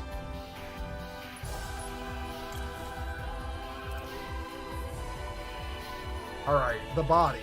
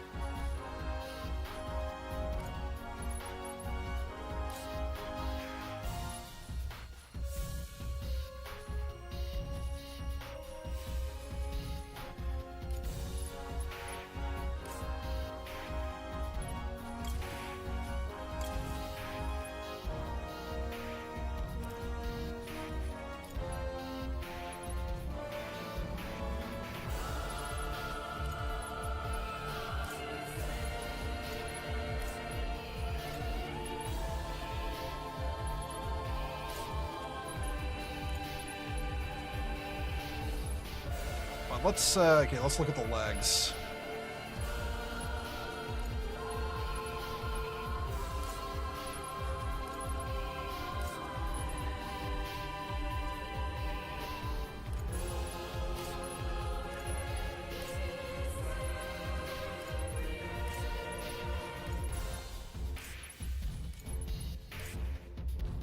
Ooh, okay, no, that's not gonna work.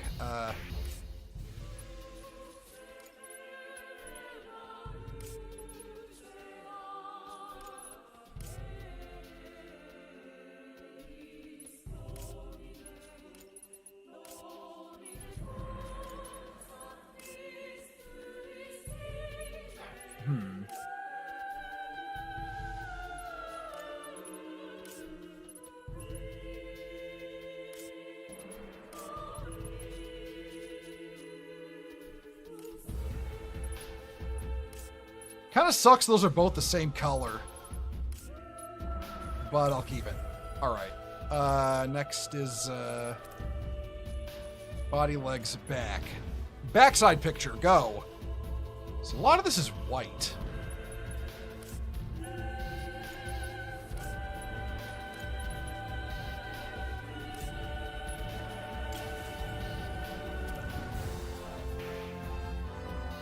Oh, I didn't do the arms. I'm stupid. Okay, hold on.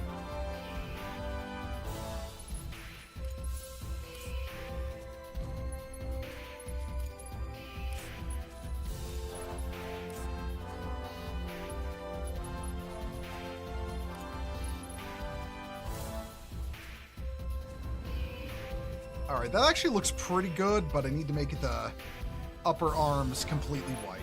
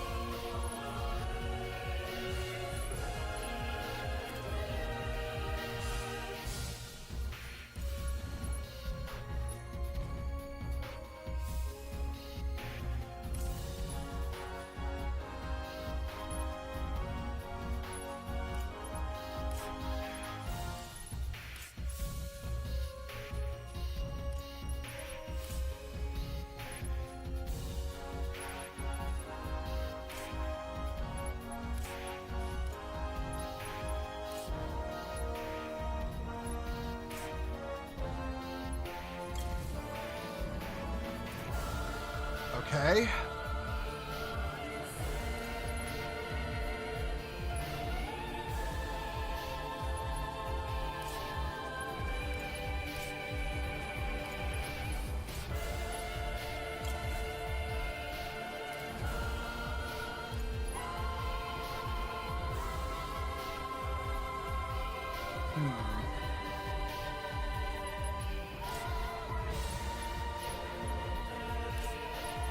Okay.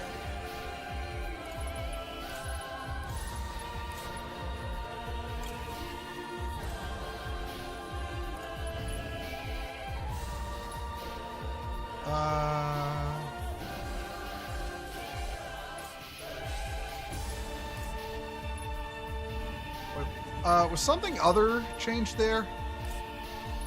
Yeah, actually it was.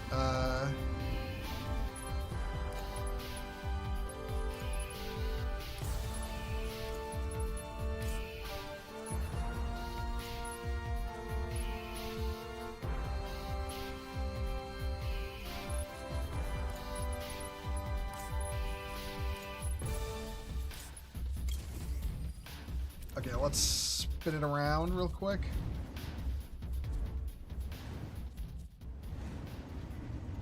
Yeah, it's actually looking pretty. Okay.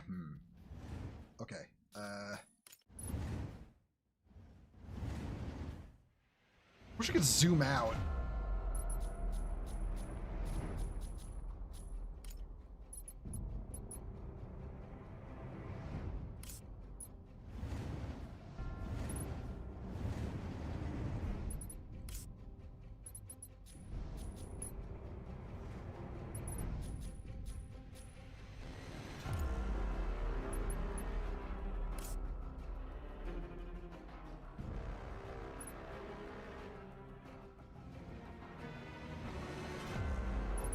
Joe, fuck it. Fuck it.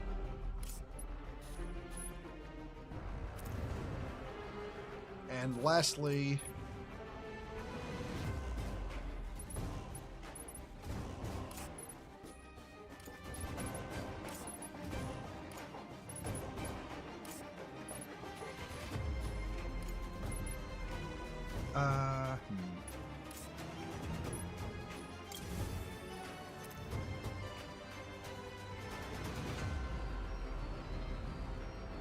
Hey, Gorb. Arguing with someone who thinks Netflix animated shows or animes make you 10 times more depressed. I don't blame you. All right. I finished coloring Stego. Now, out of the people in the audience who are Mobile Suit Gundam fans, who did I style him after? I'll give you one guess.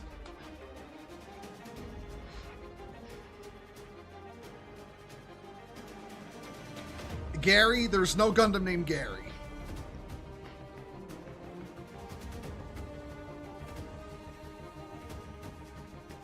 All right, no guesses. Okay, he's colored after the full armor Thunderbolt Gundam. Yeah, that's what I've chosen to color him after. All right, but you know what? Let's take him into a match. I've never played a Stego before, by the way, so this should be interesting.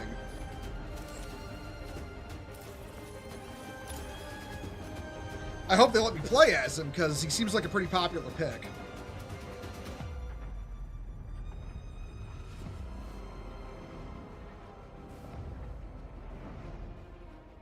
Yeah, I color all of my mechs in this game after Gundams, because I'm woefully unoriginal like that.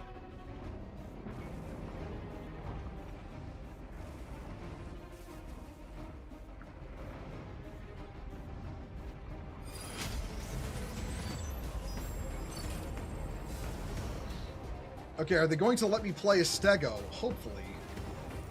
Yes, they are.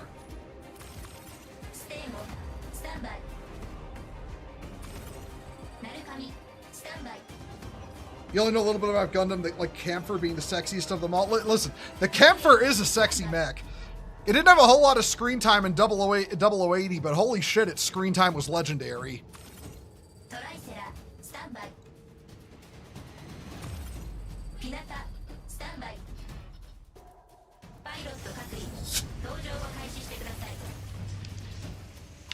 My name is E.O. Fleming, and I'm an actual war criminal.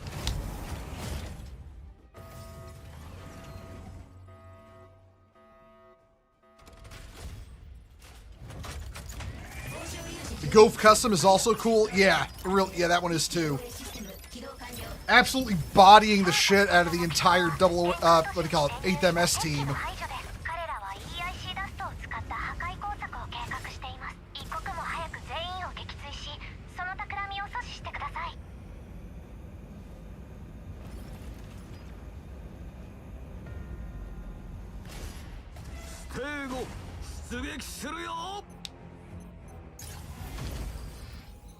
Okay, where am I going to plant myself in order to shoot? Because I know he plays like a...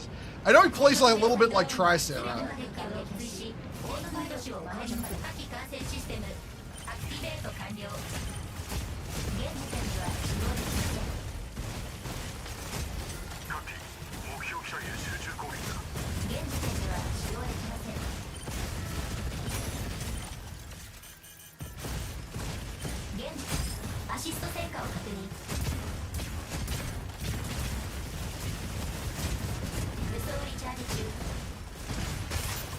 Uh-oh.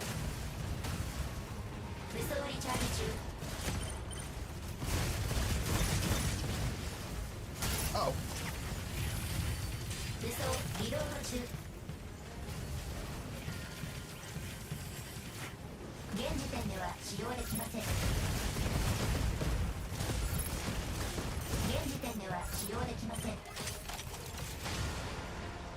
He's a much more limited field of aim, though.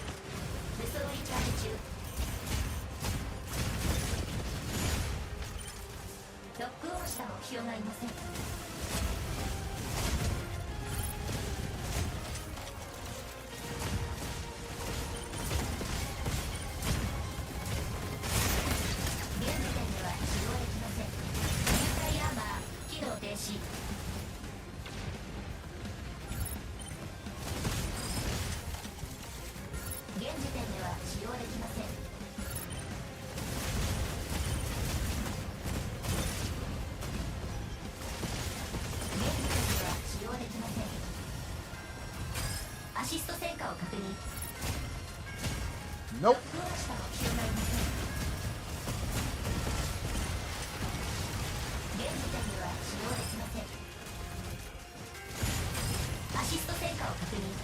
Wow, we just fucking bodied him.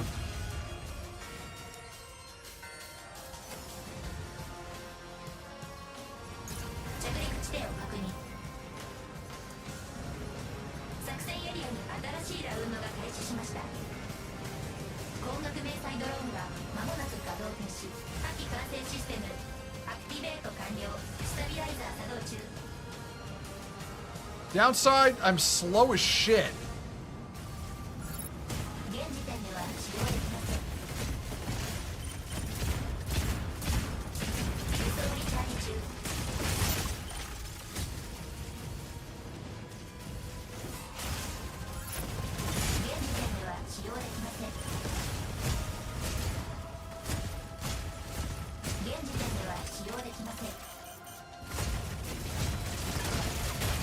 Oh, I didn't mean to go that way. Fuck, fuck, fuck.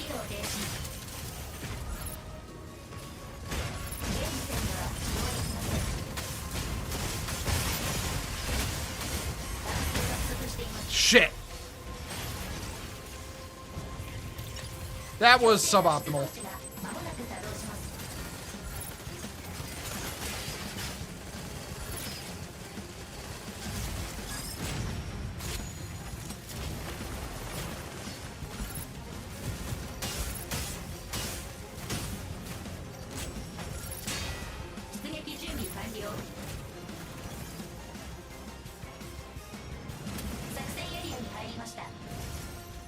Where's the fight?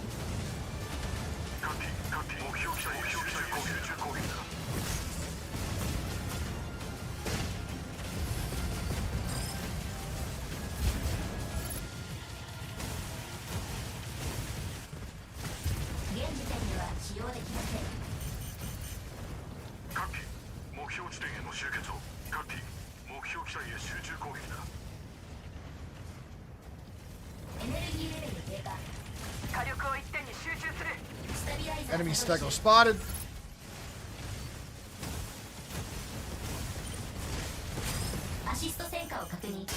Oh, shit.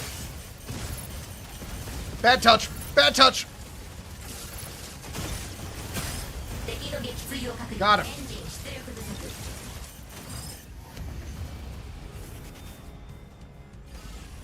作戦成功。 Okay, you know what? Stego, great mech. I love it.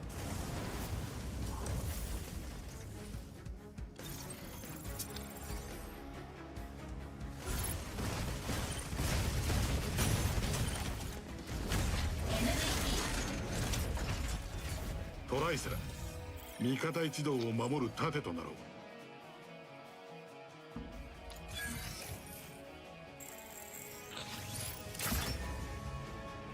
Damn. I've never done this well in a multiplayer competitive game. Just throwing mechs into the equation just really changes things up.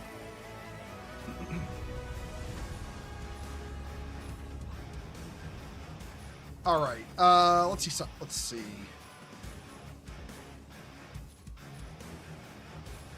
Okay, I think I know which one I'm going to color next.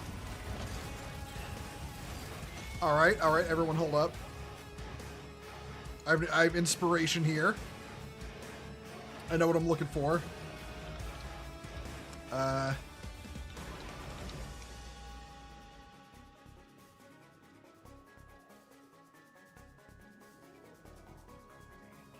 right, let's see.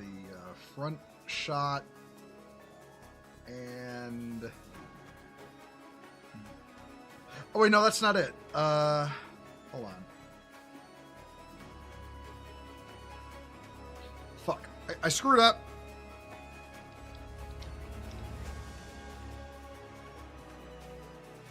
Okay.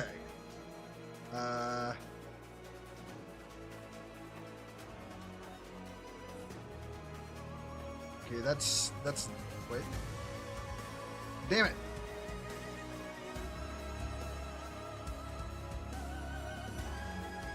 All right, and...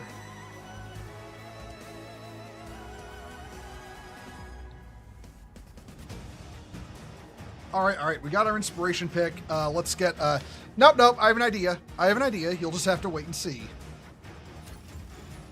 If you guess early, though, feel free to guess.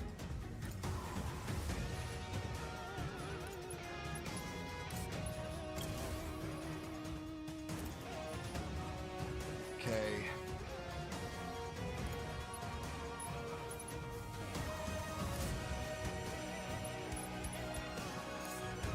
Well, that's gonna be a problem. It doesn't have a white. It doesn't have a white color.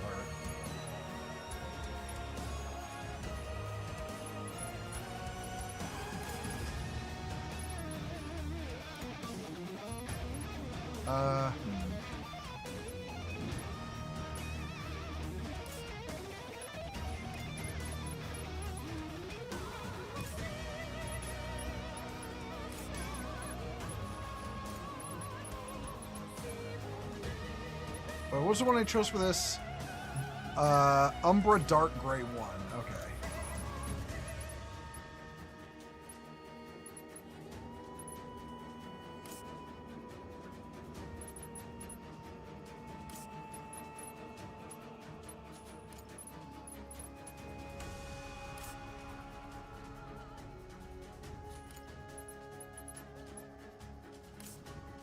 And that can stay white. Okay.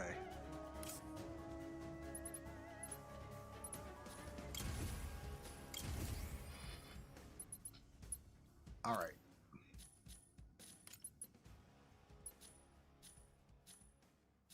Okay, we're going to color the whole thing white and then work from there.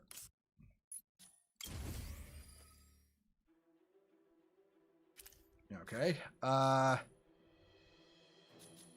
First, the head. It's weird to me that some parts of the head apparently count as the internal structure, but okay.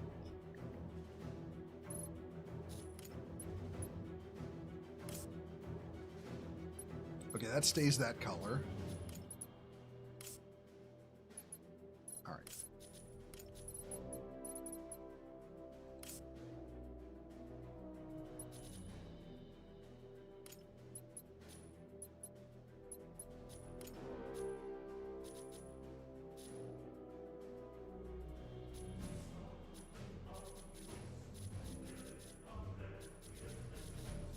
Where the fuck was the chin again? Not here.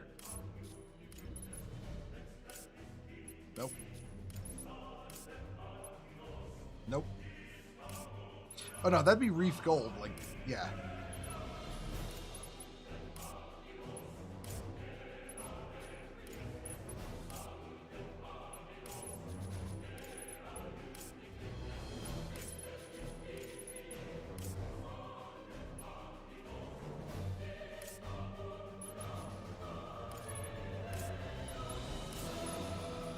And what do you color? I do not see what you color, but yeah. Oh, right. Now don't. Nope. Okay.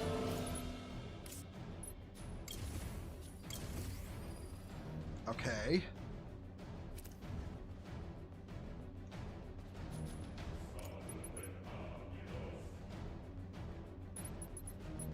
Need a blue.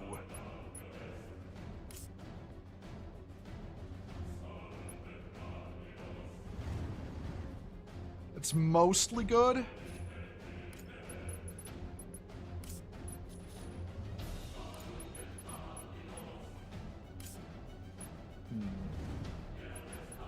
Nope. Okay, we'll keep the rest blue.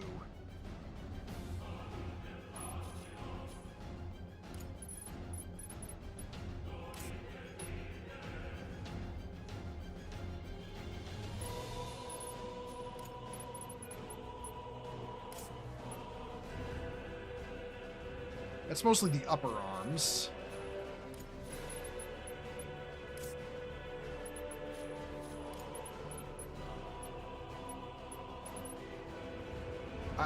I don't see what this is changing.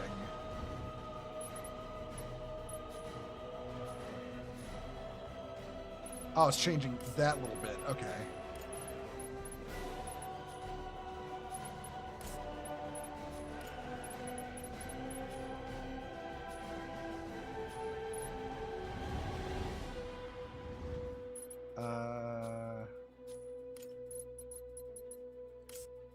Okay, yeah, that's good. What's this changing?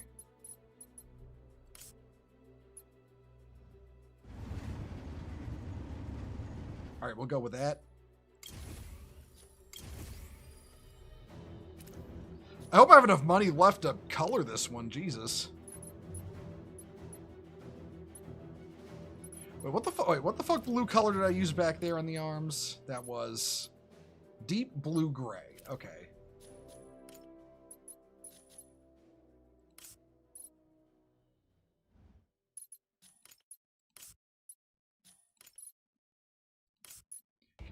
We're just going to color all that blue for now. And then we're going to look for the specific part I want to recolor white.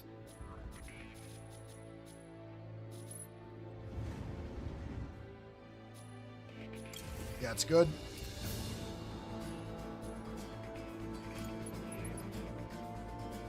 The legs are basically already good.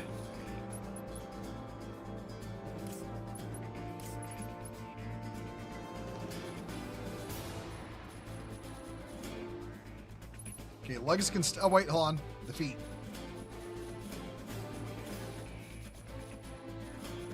Alright, what do you color? You do not color the parts I need. Wait, yes you do.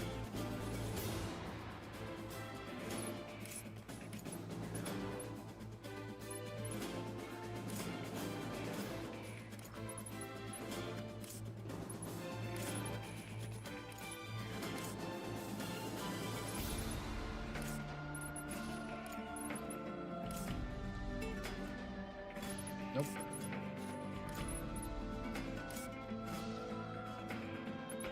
There we go. Perfect. Okay, back. I need hold on. I need filthy mobile suit back shots right now. There we go. That's more or less already good, though. Maybe I can. Hold on.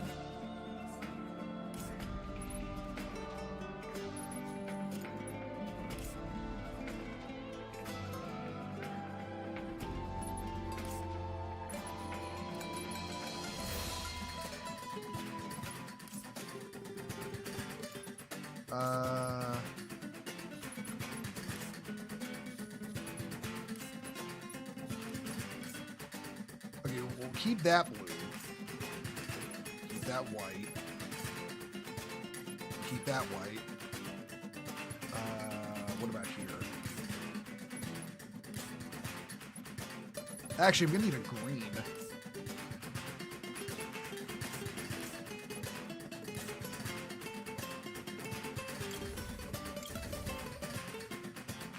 Wait, no, okay, I will need the green eventually, just not for that. My bad. I fucked up. Okay. Alright, main weapon. This is gonna be the difficult one.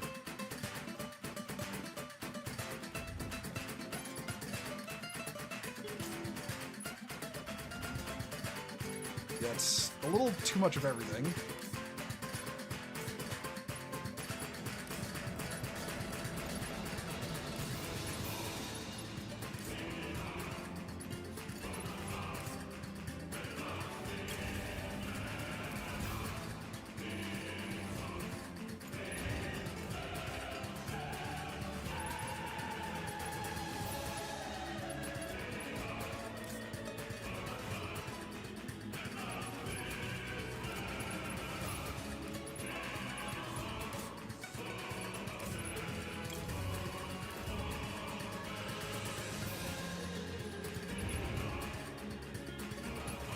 Back shots again.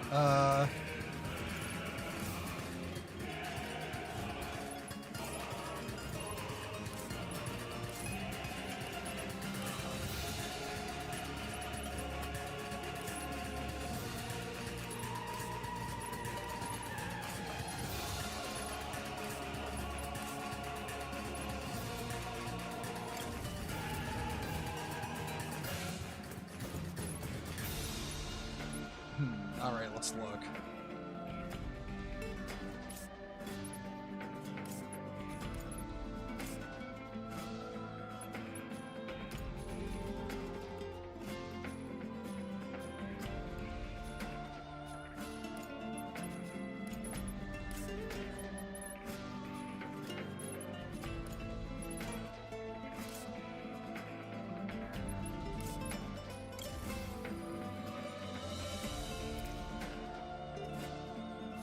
All right, it's finished. I have patterned this mech after. I patterned this mech after the 00 Riser from 00 Gundam, because it's the one it looks like the most. Also, 00 Riser was almost exclusively a melee mech, so that works too. Okay, do I want to do any more coloring before I play another one? Probably not, because it takes up a lot of time, and I don't want to take up your time. Yeah, I'll do that after stream. Fuck it. Okay. Okay, okay. I have no idea how this guy operates, so I want to take him into a training mission first.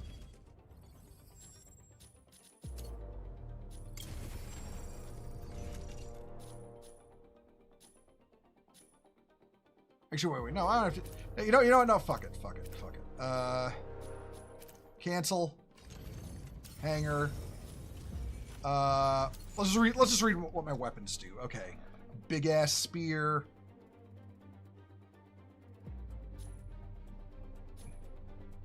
Okay, so it is a. Oh, okay. So it's got a charge attack. All right. Complex shield. Blocks frontal attacks. Alt mode is shield blade, so that's basically another melee weapon. Shield boosters. Okay, so that's like a heal. Or it's like a heal for your shield. Additional shield that blocks attacks from all directions, recharges when retracted. Okay, neat. Okay, this thing literally is a 00 Gundam. It's basically got the same attacks and equipment set. I swear to God, the devs of this game knew exactly what they were doing.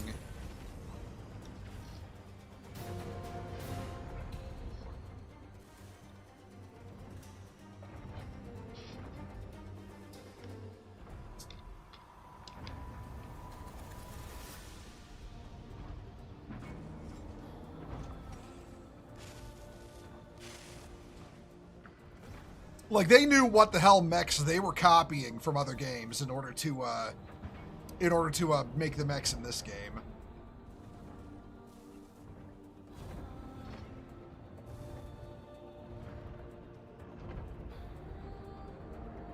All right, while we're waiting, let me get up and stretch real quick. Aha! The game knew I would do that, so it gave me a match.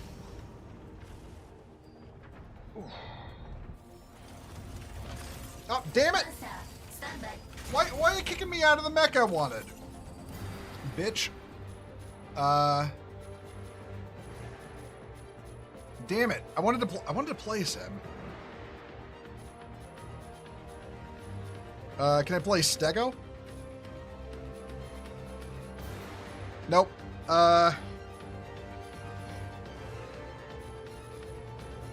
Fuck it. Alyssness it is. I guess we don't get what we want in life. Not always.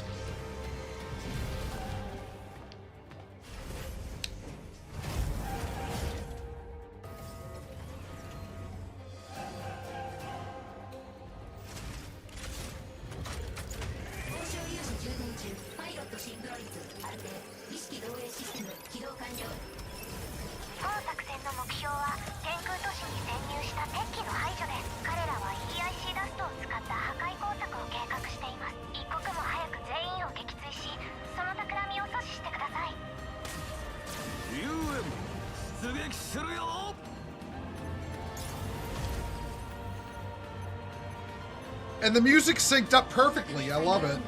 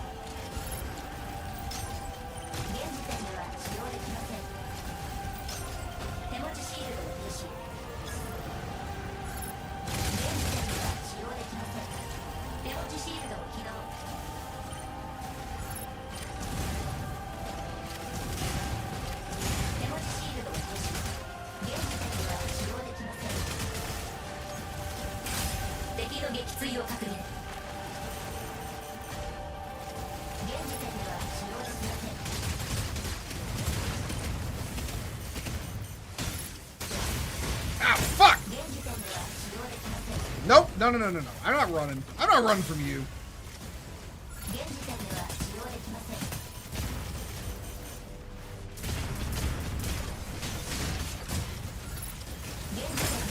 Uh-oh. Ow.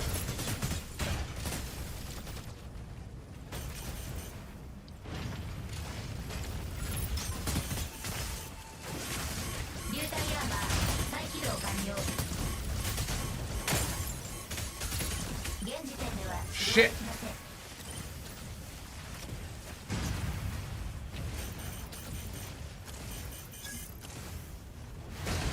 Oh, shit.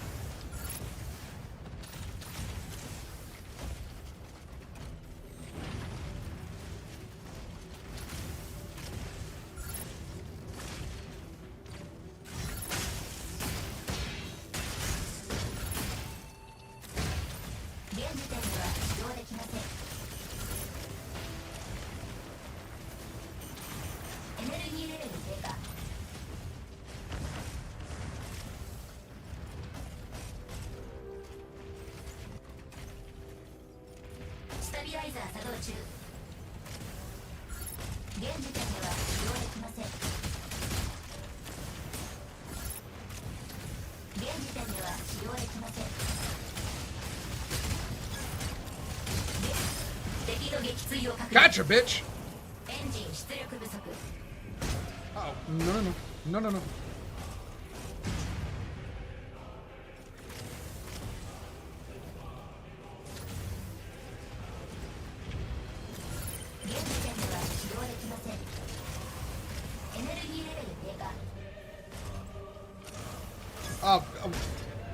Damn it, they won.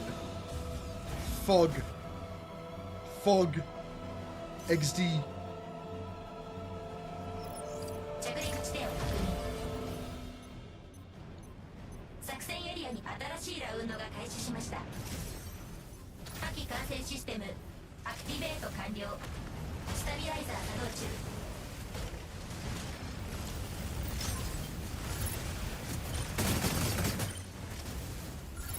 現時点では使用できません。手持ちシールドを起動。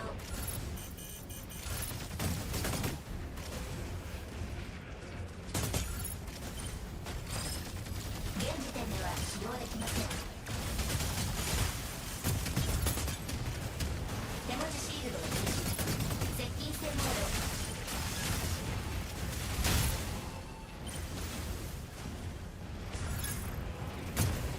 現時点では使用できません。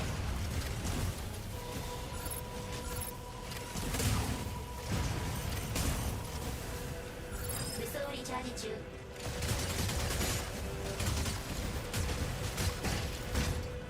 手持ちシールドを起動。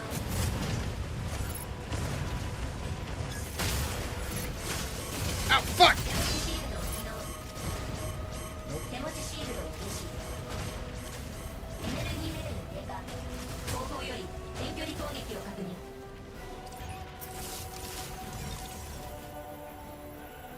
手持ちシールドを停止。現時点では使用できません。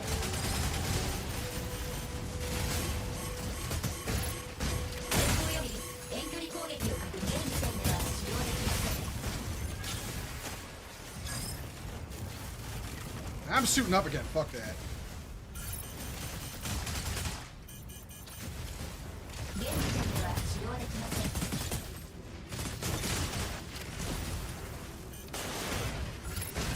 エネルギーレベル低下。現時点では使用できません。手持ちシールドを起動。手持ちシールドを停止。手持ちシールドを起動。現時点では使用できません。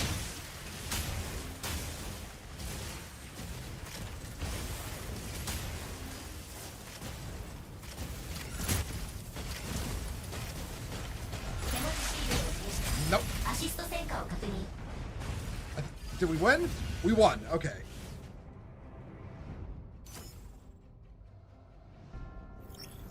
着陸地点を確認。作戦エリアに新しいラウンドが開始しました。火器管制システムアクティベート完了。スタビライザー作動中。手持ちシールドを起動。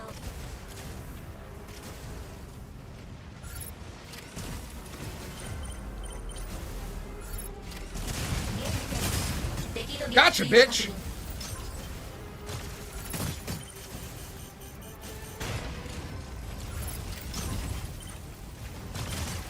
現時点では使用できません。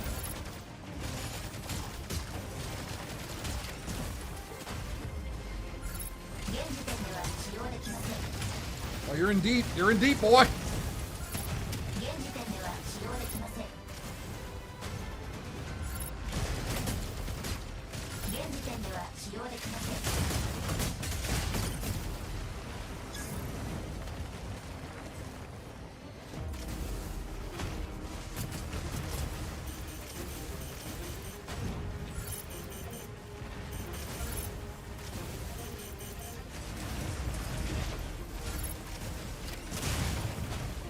手持ちシールドを停止。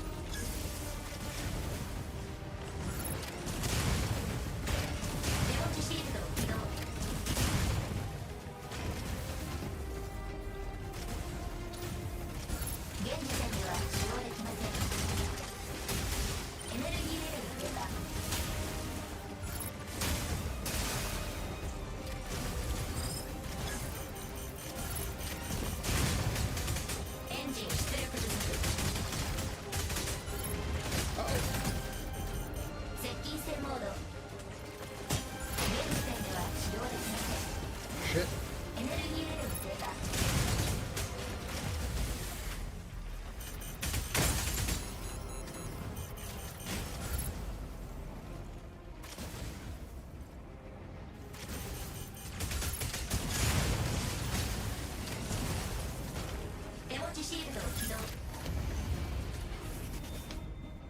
I think we lost 作 that 戦 one. 失敗。 Dang it.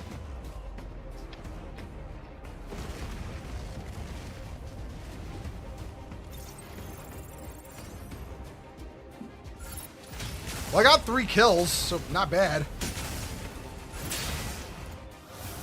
MVP 邪魔者は全て敵将がぶっ飛ばす。 Oh no, I'm not platinum anymore. Whatever will I do? I don't care. I'm still having fun. I fucking love this game.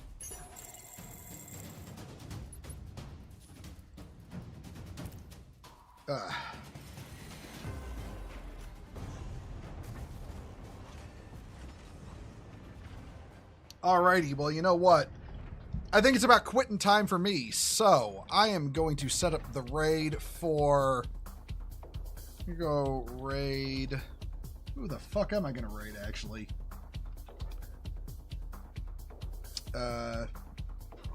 Riona. Okay, we're raiding Riona. Oh. I'm being asked to sign into my Twitch account in order to raid, so I'm going to try this. I'm going to try something else.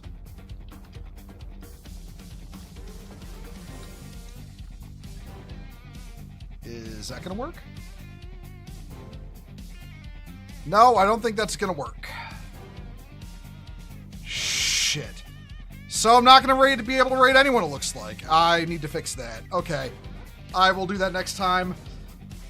Well, tomorrow I'm playing Monster Hunter Wilds. I'm going to assume it's going to work on my computer while streaming it, and therefore be able to play it. So, maybe I'll play something else if it fucks up. I don't know. I'll figure that out then. So until then, I will catch y'all later. Hope y'all have a good evening, and take care, everyone. Later.